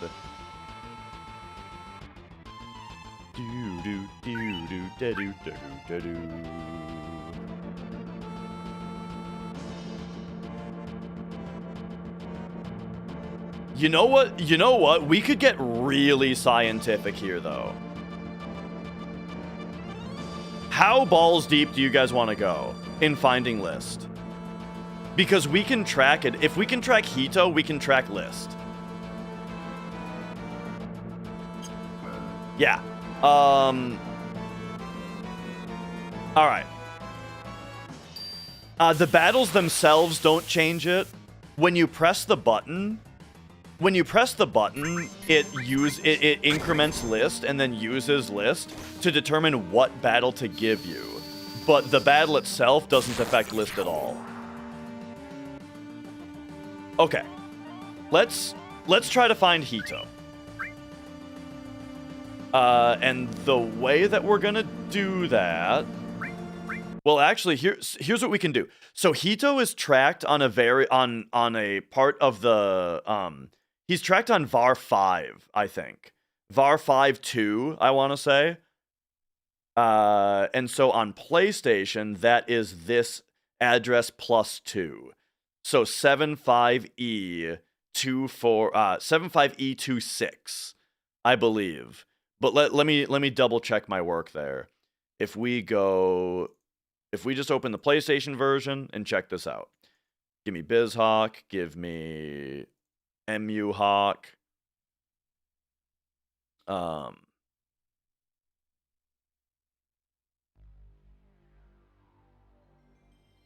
And then give me Elevator's gotta be, yeah, HQ. Here we go. Okay, and now if we open, is it in interesting values? Nope. Okay. Give me a new watch. And that is gonna be 75E24. The note is this is var 5.2. 1 byte.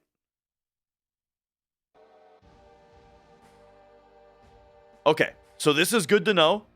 var 5.2 is moving up and down on this field.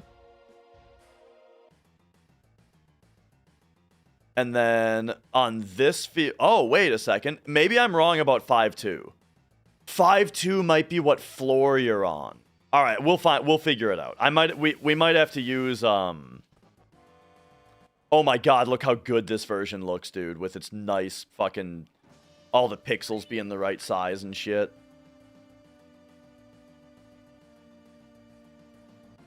The memory mapping is, I don't know, just curiosity. I like to know things about the game, you know. Okay, maybe I'm wrong about var 5.2 being Hito. I am. It's going to be what floor I'm on. So when I hit this button... Wait, I hit the button and it changed to 1. Okay, so now I think it might change to 6, and then it's going to update to what floor we're on. So I had it mixed up. 5.2 is what floor you're on.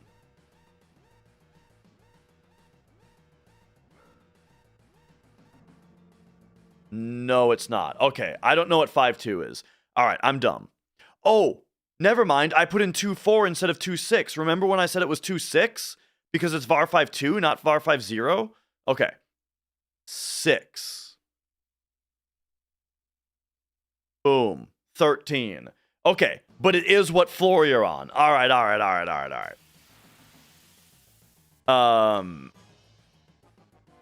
This is the PS1 version that I'm looking at, that you're looking at right here, because I'm testing things. So, so what we're looking for... All right. 13 again, you're right.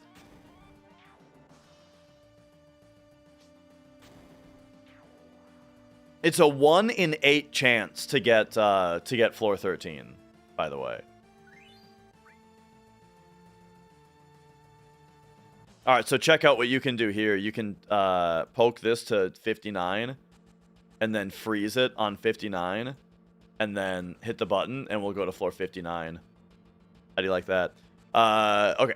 Anyway. I gotta find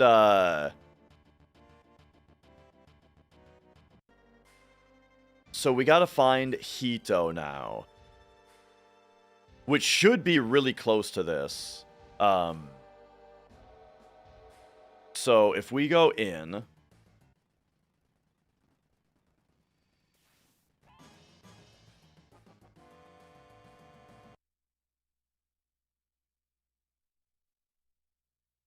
Fast forward. All right. So now, you know what? I think I'm wrong about Hito sharing the light with this because apparently it's actually your floor that shares that value. But we'll find out how it behaves based on this. So come in here, hold triangle, ram search BizHawk now for 81. I think you're right that it's 81. Oops, it should be a 1-byte search for 81. Oh, it's not. New equal to 81 1 byte. Oh, maybe it is. Okay. And then now when we exit this, it should start counting up every frame. And if I'm right, it should be very close to set. It's this. Yep. It's very close. So 075E2D. This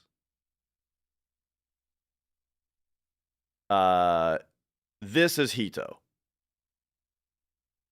Okay. So now let's see how Hito behaves on the previous rooms. On this room, it stays as 0.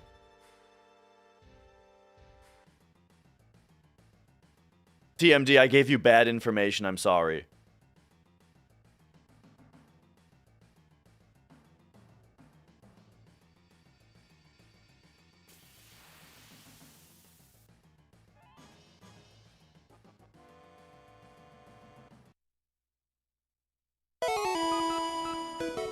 Okay. Marlon Moy. Thank you for subscribing. Thank you.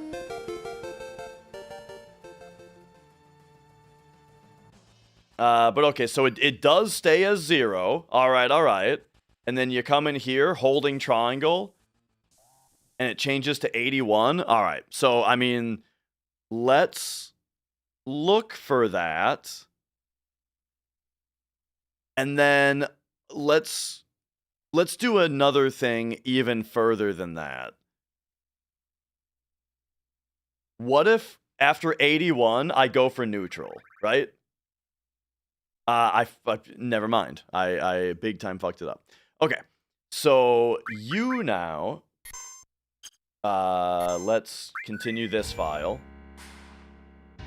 Maybe that doesn't maybe the I'm gonna get a fresh boot of the game for this. All right, fresh boot. Hook me in. New scan.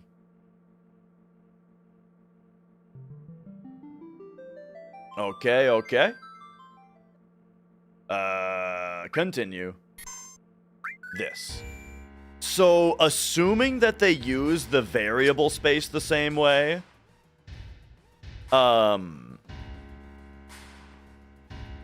we will now go for a 1 byte 0. Is this all good? This is all good. Okay, scan me up. And then give me an unchanged repeat.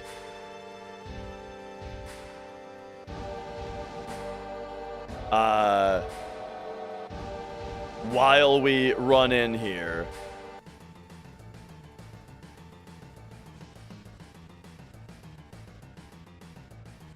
But then I'm gonna turn it off before the battle starts though, because I don't know if like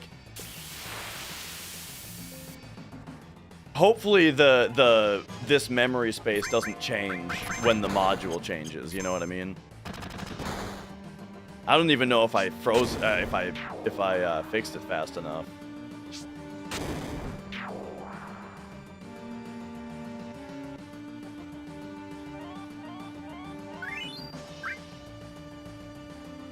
Okay. Looking forward to playing some Tekken. Very nice, very nice. King's Fuel is 250, really? Okay, so now let's see if we froze anything at 81, like we think we should have. So now what we're looking for is exact value 81. Next scan. Okay. We got some things. But now here's the deal. Is they should stay. So now we can go unchanged, repeat. Get rid of anything that's changing.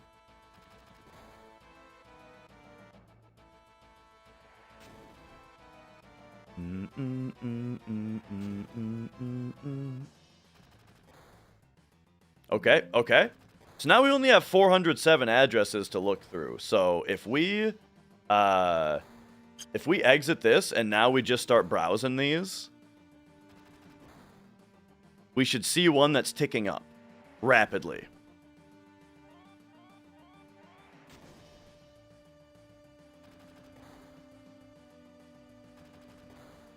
And remember, these are supposed to be updating every 100 milliseconds or so.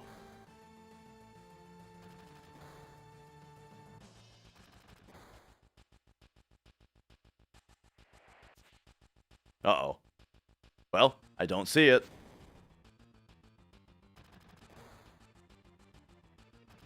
Yeah, there's a value that's supposed to be incrementing every 30 FPS frame right now.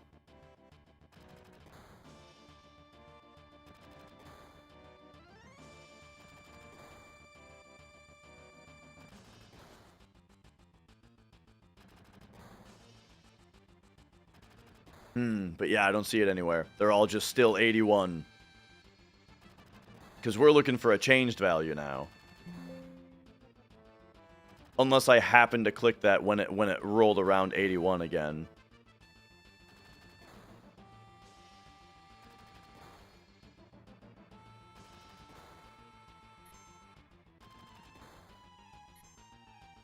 Okay, okay. So here's the possibility. It's possible that they... It's possible that the game doesn't do the variables... Oh, I've been wondering why we still have this music going. It's because I have this emulator running in the... Oh, wow, we're dying! This whole time... Oh my god. I was in that elevator going, man, I don't remember there being a bunch of, like, gun sound effects in the elevator before. It's because this was running in the background. Hilarious. Okay. Now.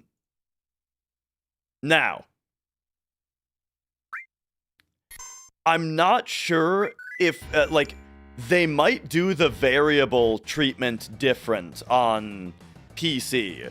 Where, like, because Hito is a temporary variable, it might even be different every time, you know?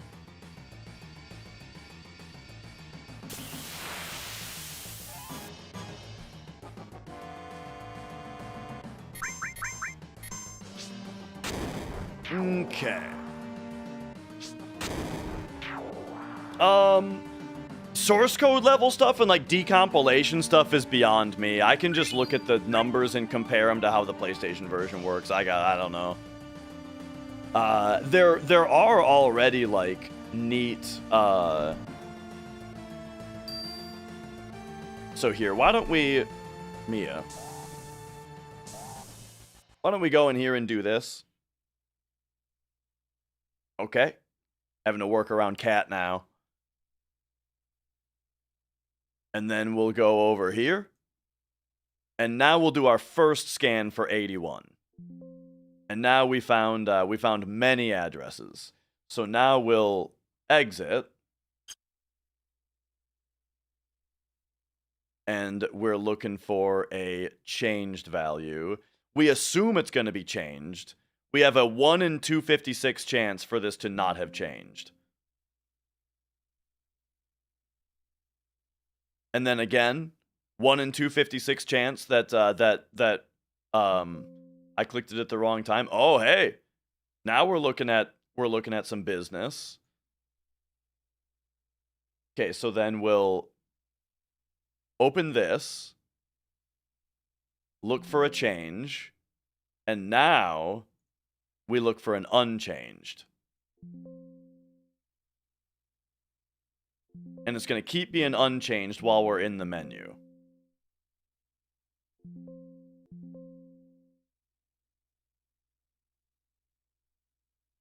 Okay, now we have several 69 addresses to look through. Nice. Okay, we'll do that.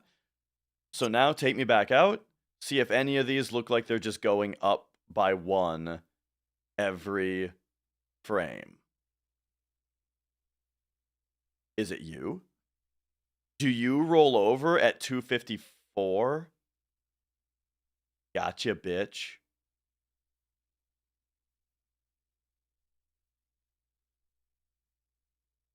You freeze when I hit triangle? Yes? I think I found it. 1, 2, 3. Now, you might expect this to roll over at 256, but watch. It'll roll over at 254 instead. It's going to be 0 next frame. Boom. That's Hito. That's how Hito works. All right, we found it. So, this address.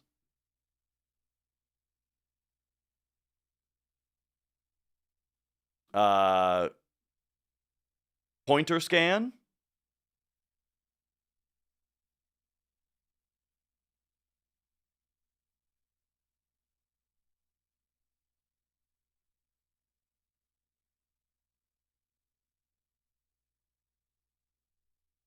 Okay.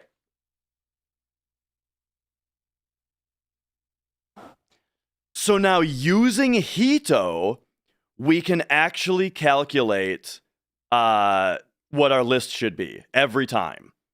So this is going to get really nitty gritty, okay? Really nitty gritty. But let's see if I can remember how it works.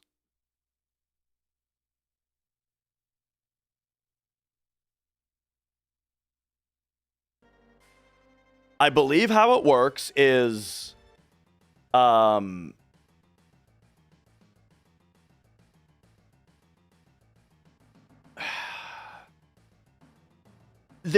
thing is that there's a delay. And so we need to calculate what that's going to be. And I don't remember exactly how many frames it is.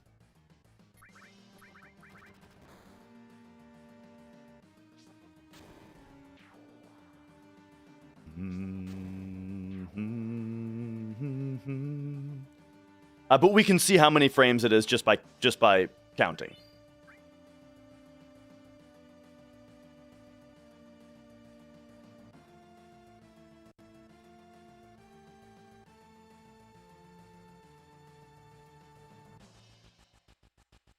All right, so watch this now. So here's what we're gonna do. We're gonna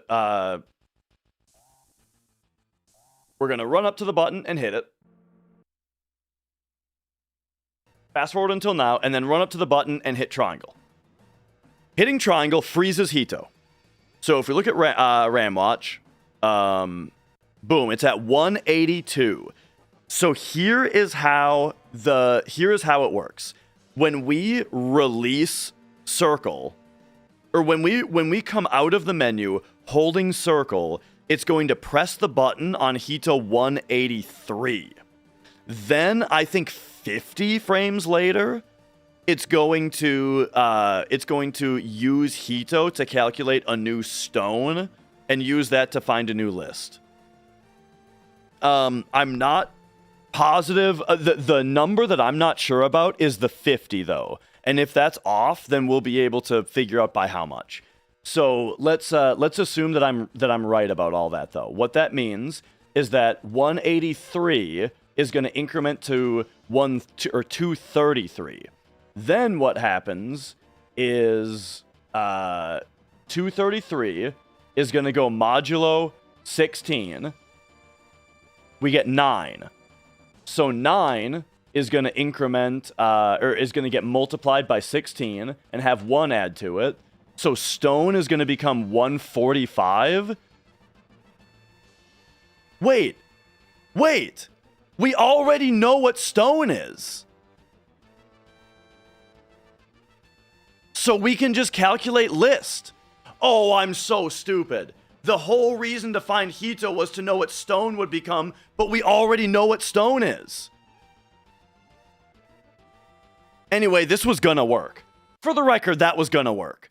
But no. Here's what we do. Okay. Continue. Shinra building. We go in here. We do a new scan. We're looking for 1 byte 0. First scan, done. Okay. Now,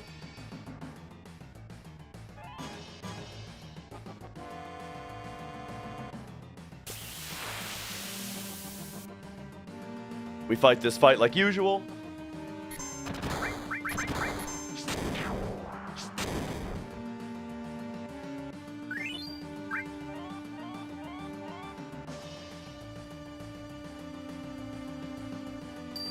Okay, so list is still 0. But now watch this. Hito doesn't seem to be right anymore. Look at how crazy Hito's going now. Oh, is that because I have it set to 4 bytes? It's probably because I have it set to 4 bytes. Anyway, stone just updated to 209.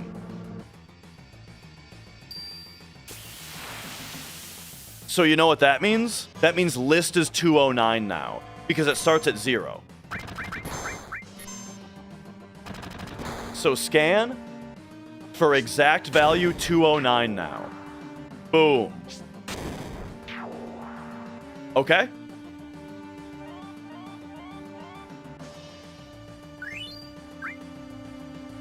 And then we'll also just give it another scan here. Okay. Now, let's hit the button again. Stone is updated to 241. So what's 209 plus 241? 450? 450.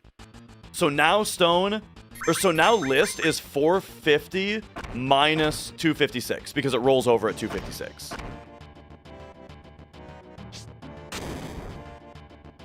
So yeah, 450 minus 256.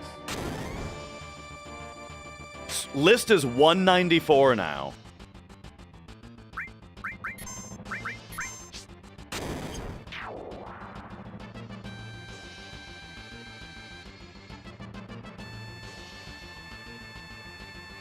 Okay. We'll give it a minute. And hit it. Oh, hello. These are the same address. Weird. And now they're question marked. Hito rolls over at 254. We're talking about list. All right, now 194 plus 65.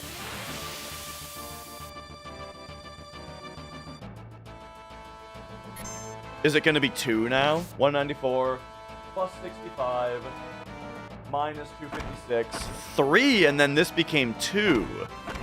That's weird. Oh, and now it's becoming other stuff.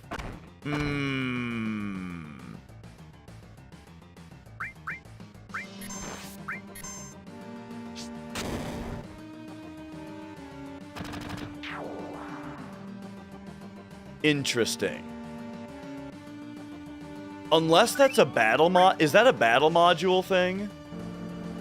No, because now it's 12. Okay, maybe it got screwed up because we went into the battle module. Or something. I mean, how, I don't know. How, I don't know why, it would matter. Or I don't know how the game would remember what our list value was if it forgot about it when we went into the battle module. Unless it just moved it to a different place. Does it, what if it moves, like, every time the field module loads? That would be crazy. But,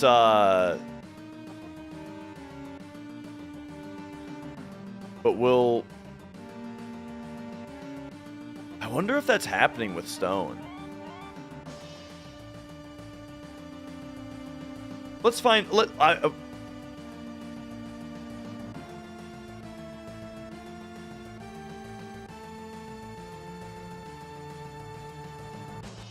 it definitely rolls over at 256. Like, the number 256 is instead 0. So, you subtract 256. Right? Like, the number is 255, then you add 1, and it becomes 0, is the way that it works, right? Which means that you're subtracting 256. But okay, new scan. First scan for 0. We'll try this again.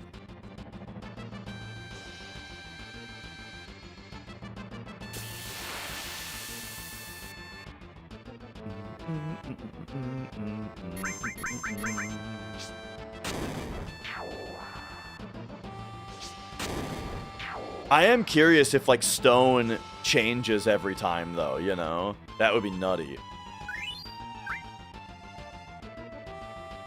Why did that happen?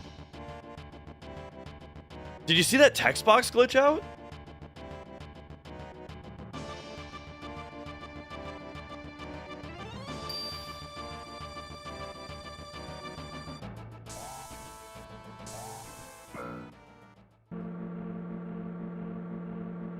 Okay, so at this point, it should still be 0. That got rid of half of them.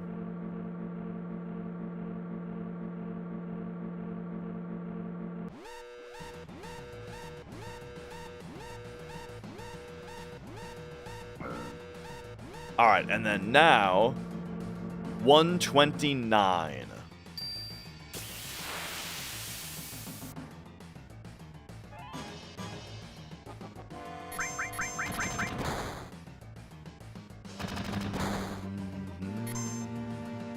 I don't know the number of the floor. I don't know the address of the floor number yet.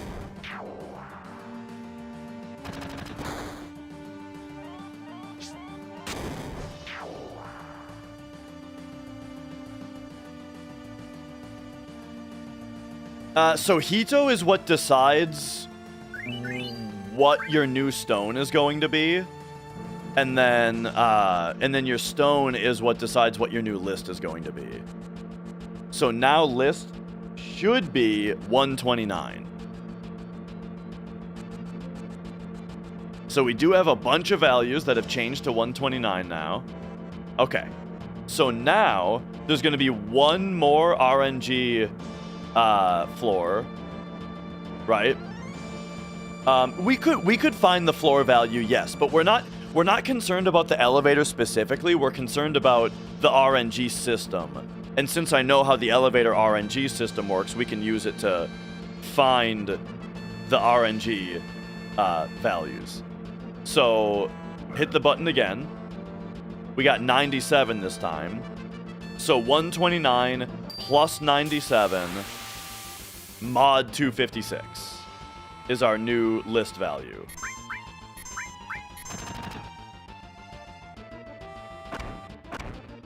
So 129 plus 97, 226.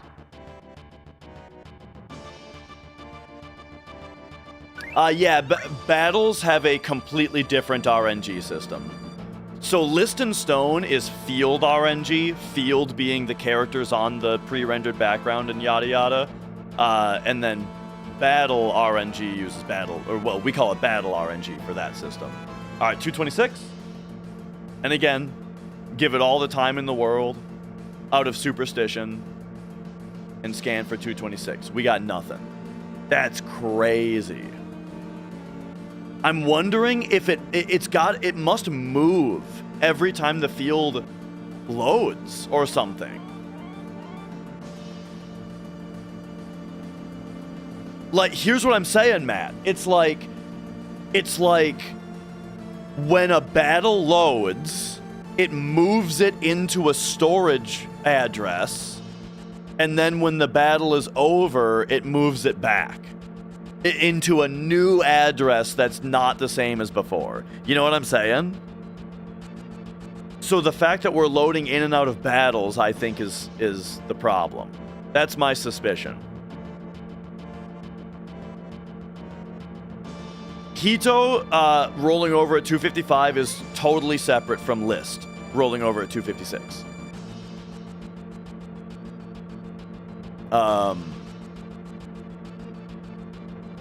But yeah. So what that would mean is that would mean that this is just not the right way. If we could freeze the game, like, how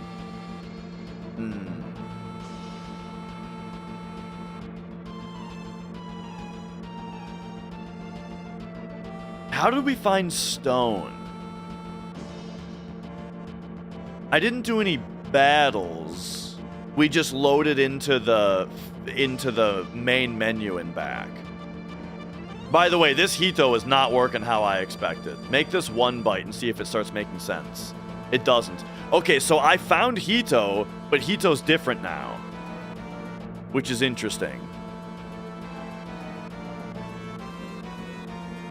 What if, like, if we do this, it does freeze it, and then I do this?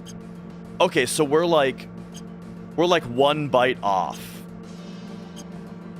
Because it's changing by 256 every time, which means it is 1 byte, but we're 1 byte off. So we go, we go 1 byte, and then which one of these has to change? It would be this one, right? Or like if we do this or that. Oh God, Mia's fucking with cables. Hey. My TV just went black. Okay. But we only want to move it back by 1 byte, not by 4 bytes, because it's a 1 byte address.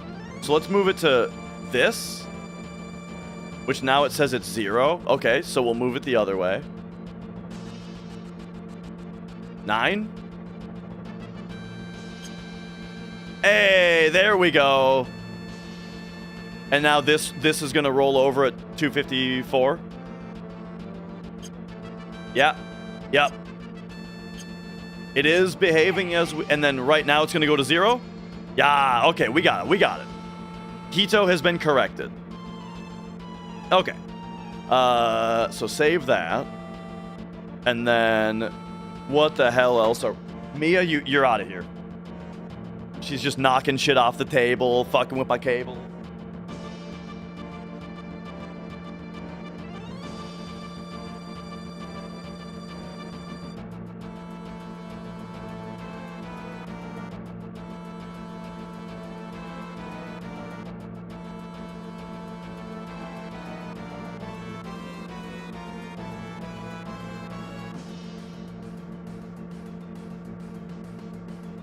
Okay.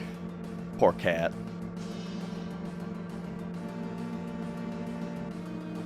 All right. Anyway, so list has to be moving. Is stone moving? Let's find out. This is the current. So this is the current address of stone. So what if we go, like, note this down.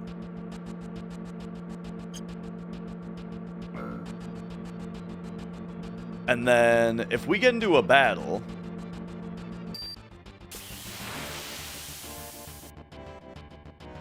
and it's true, the speedrun died. And so now we're doing science.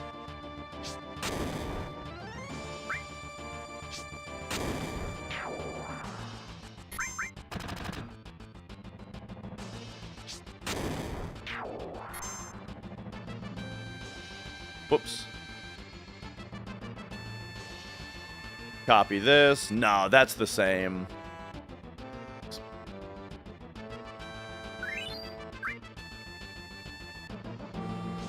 However, this also says 4 bytes. Switch this to 1. Okay, and that still works.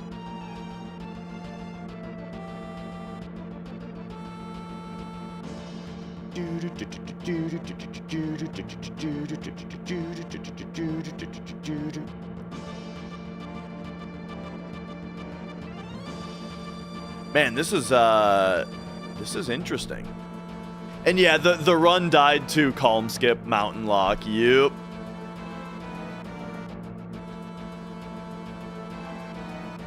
So I'm kind of at a loss now for trying to trying to find list. What's another area in this game that we could use to test list without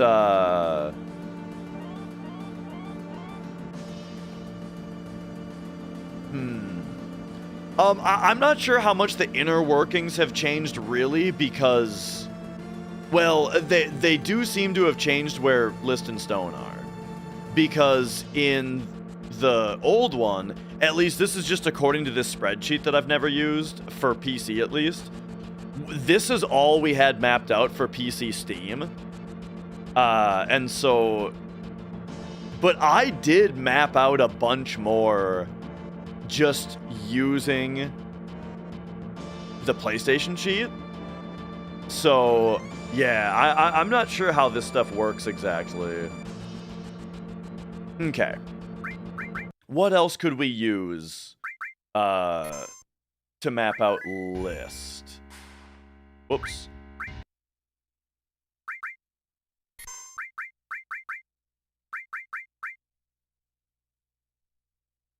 Wait, Cosmo area? Wait, that's right, I safety saved.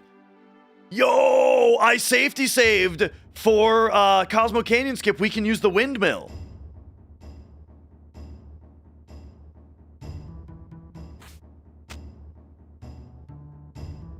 I wonder if editing stone works. If I edit stone to 33, let's see what the windmill looks like.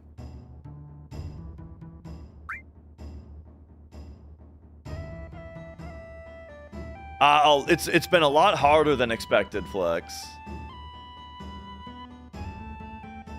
And by windmill, I mean, weather vane.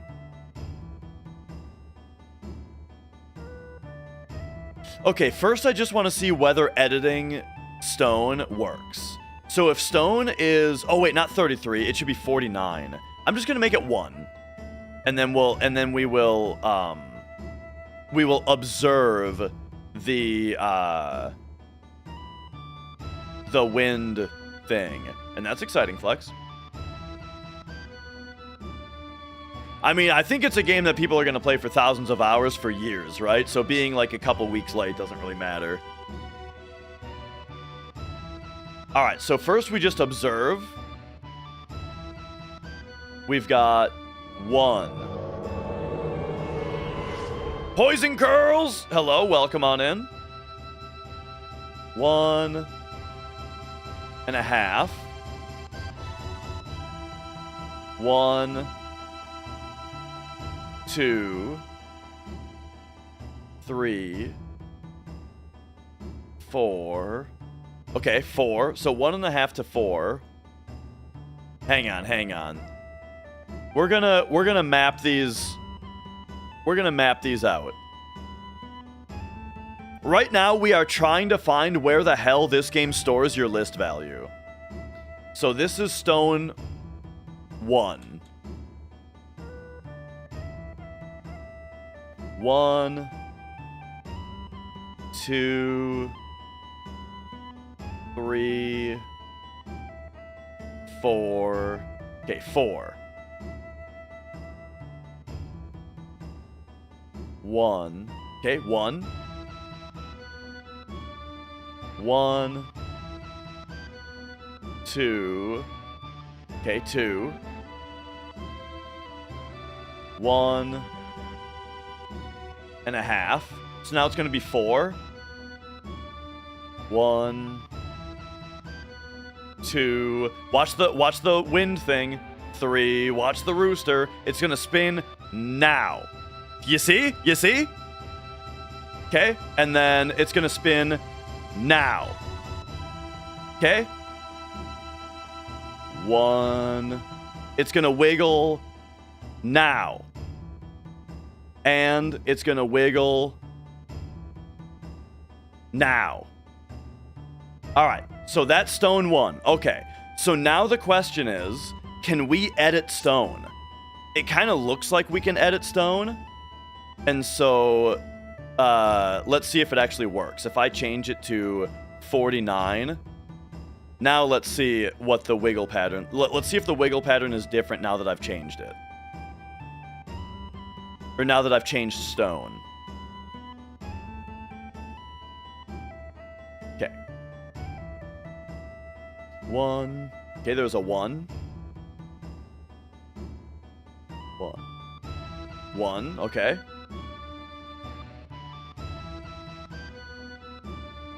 2. Is this going to be and a half? Oh! And now is it going to be 4? 1, 2, 3. So it's going to spin. It's going to wiggle now. Yep. Okay. So editing stone works. This is the 49 pattern. This is the 49. This is the stone 49 wiggle pattern. After manually cheat engine changing stone to 49. So that means we can use this to find list. Okay, without changing modules. So here's what that means. We're gonna look for value 154. Okay, so 1 and a spin. 1 and a spin. Okay, so now 1, 2, wiggle. Okay, and now it goes around 1 and a half. Now we scan for 154. Boom. Now, unfortunately, we found a lot of addresses. But now we're going to scan for a changed value at some time in here. Zeal, hello, how's it going? We're trying to find list. We're trying to find list on the new version.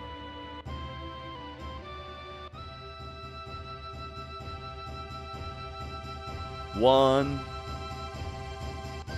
2. Okay. Boom. There we go. We looked for 154 again. Okay, so now we look for a changed value. Doesn't matter what it has changed to. Okay, okay. Now it's gonna come around to 154 again. 1, 2 and a half wiggle. Yep. And now 1 and a half. Okay, who is 154? Oh ho ho! Hello. Are you list?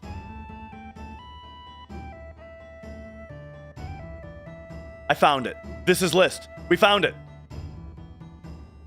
Okay, we found it.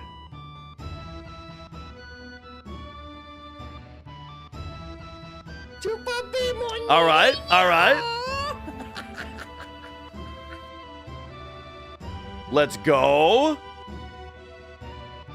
You're goddamn right. And so now we go pointer scan. All right, list.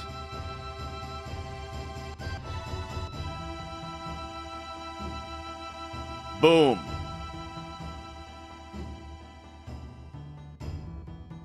Okay, but why do you think that you're 4 bytes? All right, we gotta change that though, because you're only 1 byte. Still good? Still good. So it's a good thing I remembered that that 154 is the specific list that you get after the 3 spin or on the big spin. But we could have looked on the emulator if we needed to. Okay.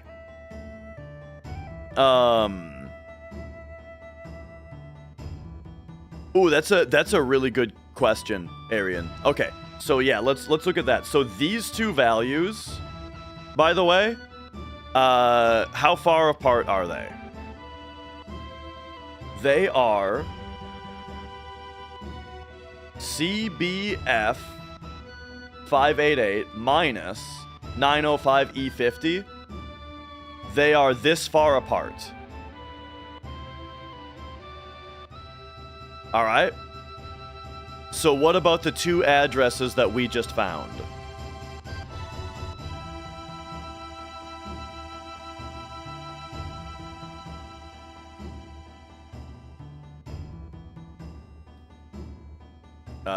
One of them is this.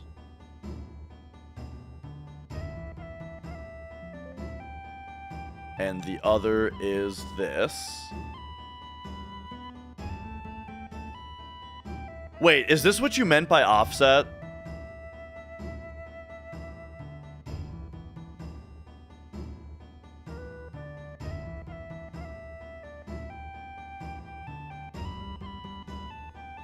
Okay, so 2A4 to 7 to 3C 9C8 minus 2A4 to 6E8 3290.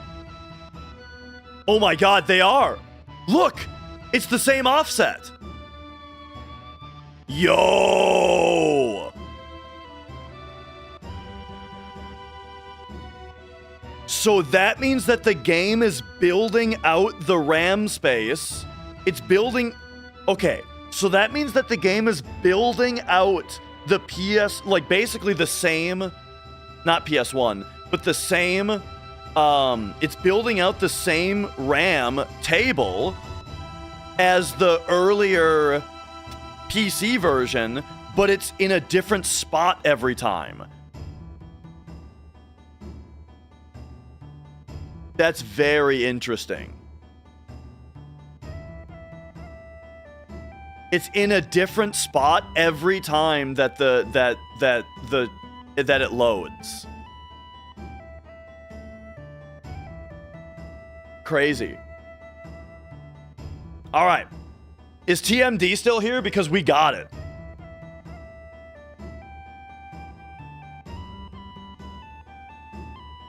I'm gonna send this to him.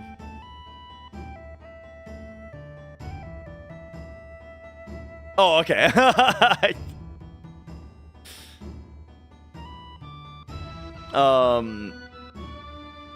All right. Well, now that we have these, I don't know what we're doing now. What was the point of this? I kind of got so lost in the sauce here that I kind of forgot why I even wanted to know this.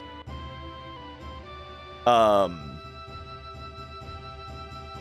first of all, can we change this ourselves? Like, if I just change this to 218 right now, yeah. And now it'll go to whatever the next one is.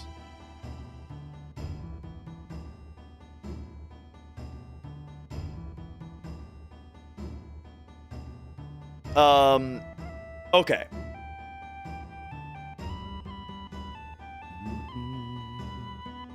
Yeah, Cloud Def, exactly. But that's not how the 2013 one was for some of these values, it seems. We wanted to check if elevator manip can be done by quitting to the menu. Oh, yeah! Yeah. So watch this now.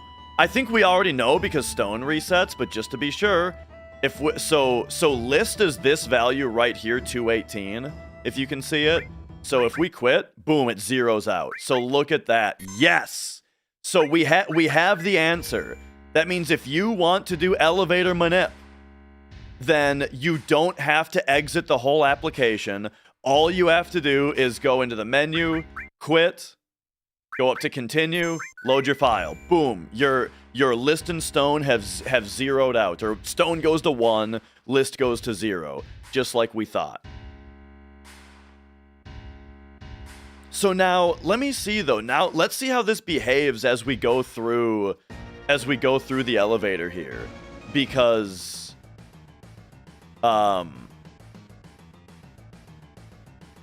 like, well, let's just see what made it so hard to find.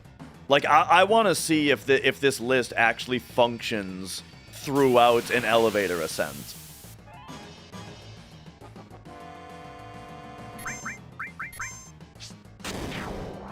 By the way, everybody here from Zeal's raid, hello, good to have you here. Welcome on in. Sorry, we're balls deep, if you will, and so I didn't have much of an intro or a welcome because we were on the cusp of greatness there. All right, so what we should see now is Stone is going to update and then list. So the number that's highlighted and the number that's above it. What's going to happen when I hit the elevator button the next time is those are both going to update to the same number, and the number is going to be a multiple of 16 plus 1.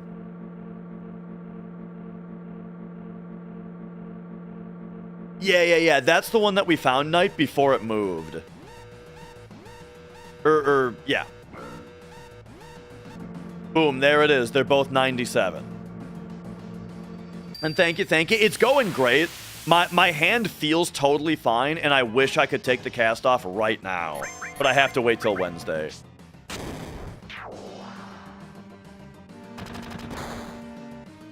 Okay, so now the next time we hit the button, what's going to happen is the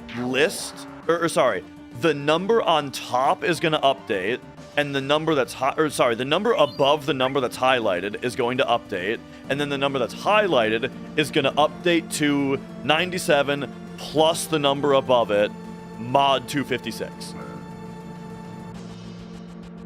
Boom, there you go. So yeah, so it appears to be totally working. Are you allowed to use memory inspection tools during runs? Oh no. That'd be ridiculous. This is for science. Oh, but you might be asking because my stream title sort of implies that we're doing a run right now. The run died. It died on column skip.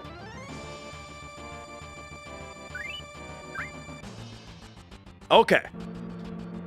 So we've got this shit mapped out now. What else? I mean, what else is there to find? I mean, now we need to find our basic stuff, except TMD already found a bunch of it, like step fractions and steps and danger and that kind of stuff. So yeah, we got all that. How much longer am I streaming? I'm about done. I'm kind of wrapping up here. I'm getting a little hungry. We found List and Stone on the new version, which is pretty great. And so there we go. Yeah, Jake, I needed his help in figuring out how to get these pointer addresses to work, because otherwise I was completely lost. But then he couldn't find List, and I found it. So as a team, right? As a team, we're getting this shit taken care of. But all right, there we go. Oh, there is one other thing that I wanted to figure out today, which is we can find it right now, I think. Right? Yes. Yes, yes. Again, dude, again. There's one more thing that I wanted to look at. And because I have this Cosmo Canyon save, I can go back. I can go back to, what do you call it? I can go back to Coral, and we can use the big bridge to figure out if the speed up also affects fields, the way that it affects the world map.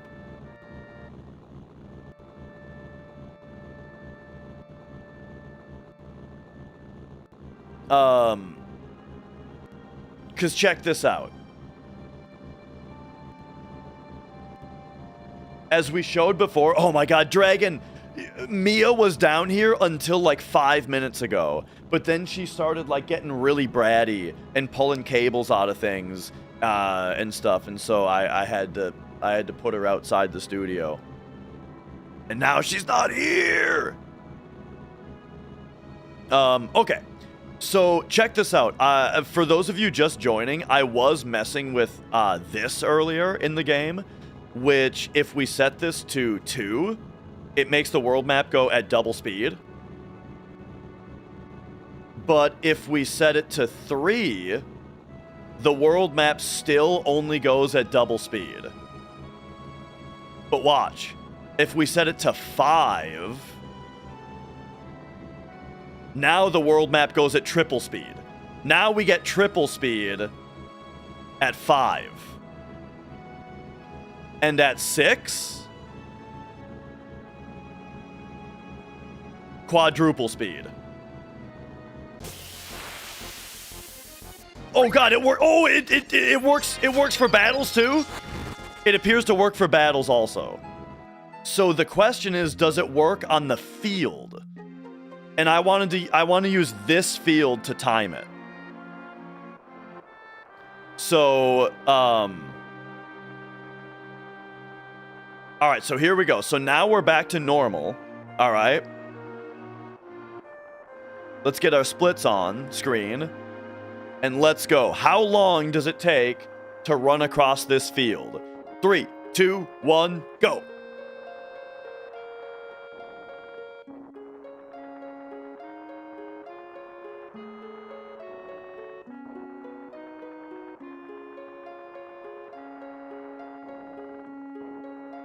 All right, 14.5 seconds. How about the other way? 3, 2, 1, go.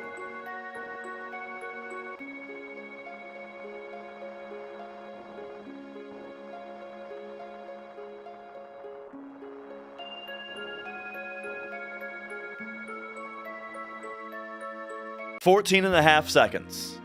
All right. And yeah, I love this this particular song in the game. Okay, so now here, so first I'm gonna prove to you guys that this port is fucked right now. I'm gonna turn on 3 times speed. Okay, you know the booster 3 times speed. It is now enabled. You see the ×3 on the side of the screen? All right, let's put it to the test square. 3, 2, 1, go. This actually looks like 3 times speed, doesn't it? This actually looks really fast. Oh no, look at, no, never mind. 7.7.5. That's only double speed. 7 seconds is only double speed.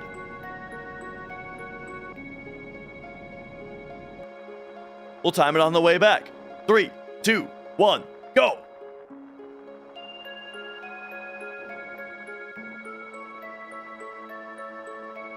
Boom. It's only double speed.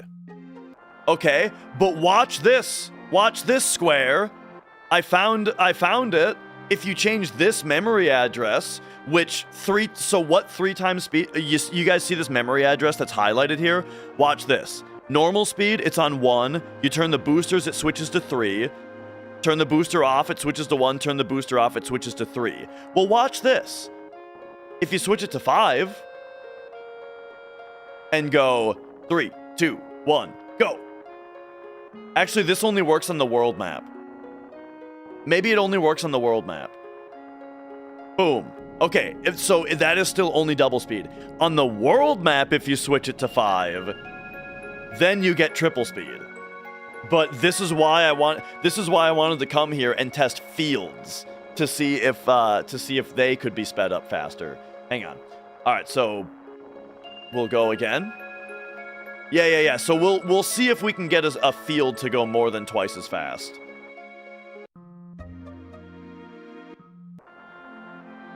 .5 was the 2x speed, so that was the same. So what if we switch this to 6? All right, 6.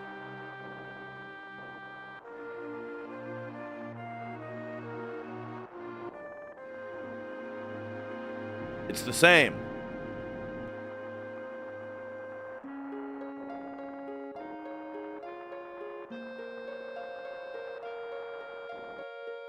Okay.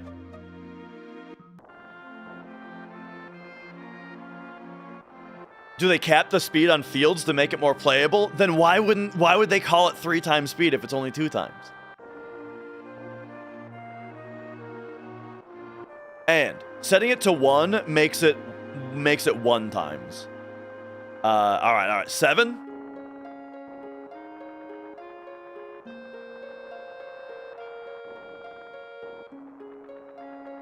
Yeah, it doesn't seem like I can get the field to go faster.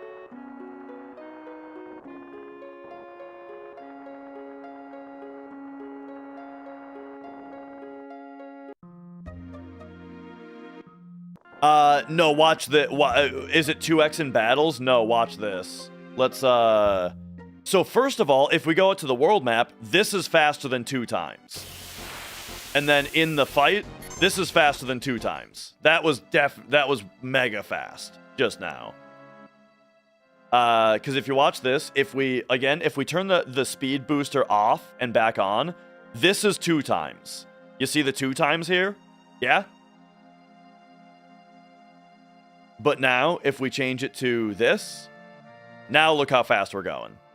So you can go higher than 2 times on the world map and in the battles. If you mess with your RAM, you can get the game to run faster. Look how fast this is going. It's crazy.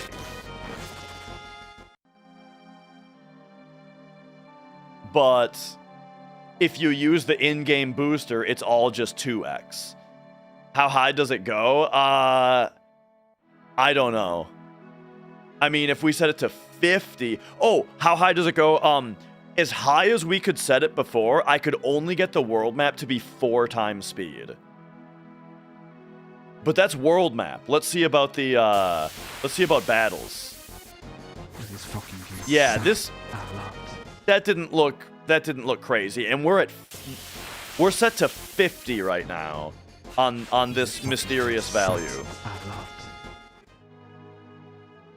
So yeah, I don't know exactly. Wait a second. So I think someone, yeah, Arian Airtime, you're totally right. Casting Knights of the Round is going to be the best way to time if battles can be sped up.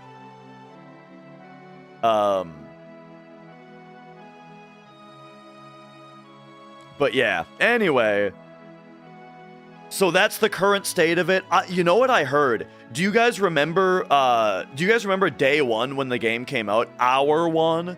Well, okay. Minute 1 when the game released, it didn't actually have the game in it. Steam, the build that they uploaded to Steam would literally just put an empty folder into your library.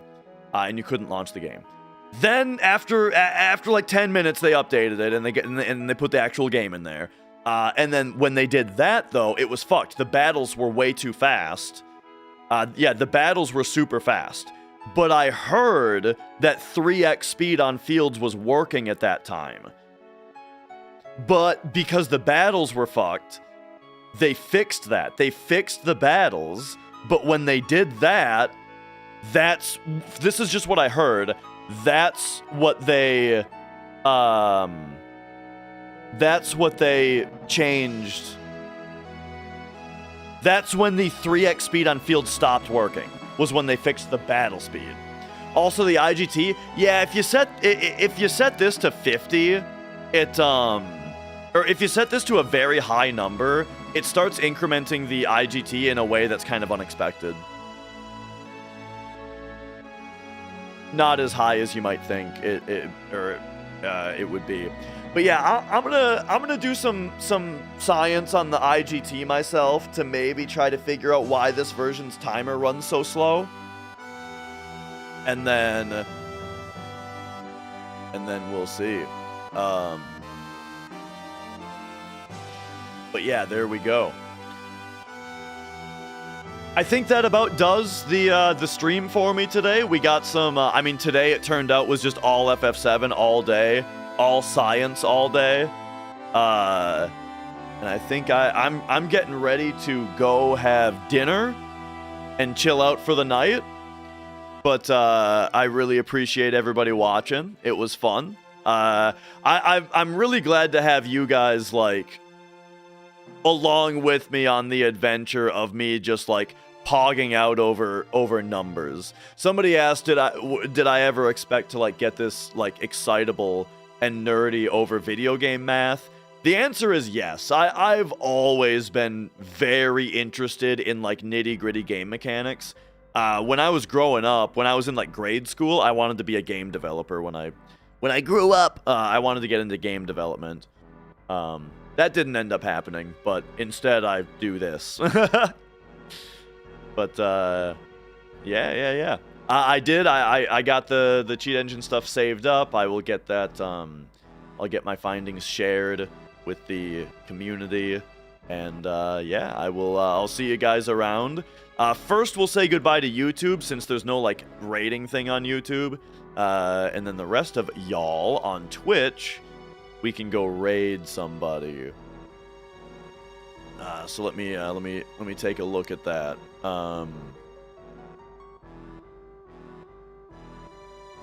At who all is streaming today? Man, I am starving, I tell you.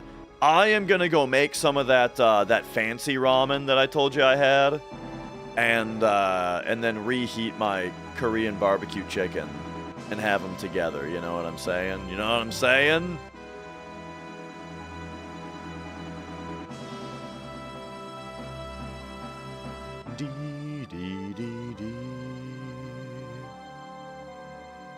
I haven't rated Skin Teen in a long time. She is playing Diablo 2.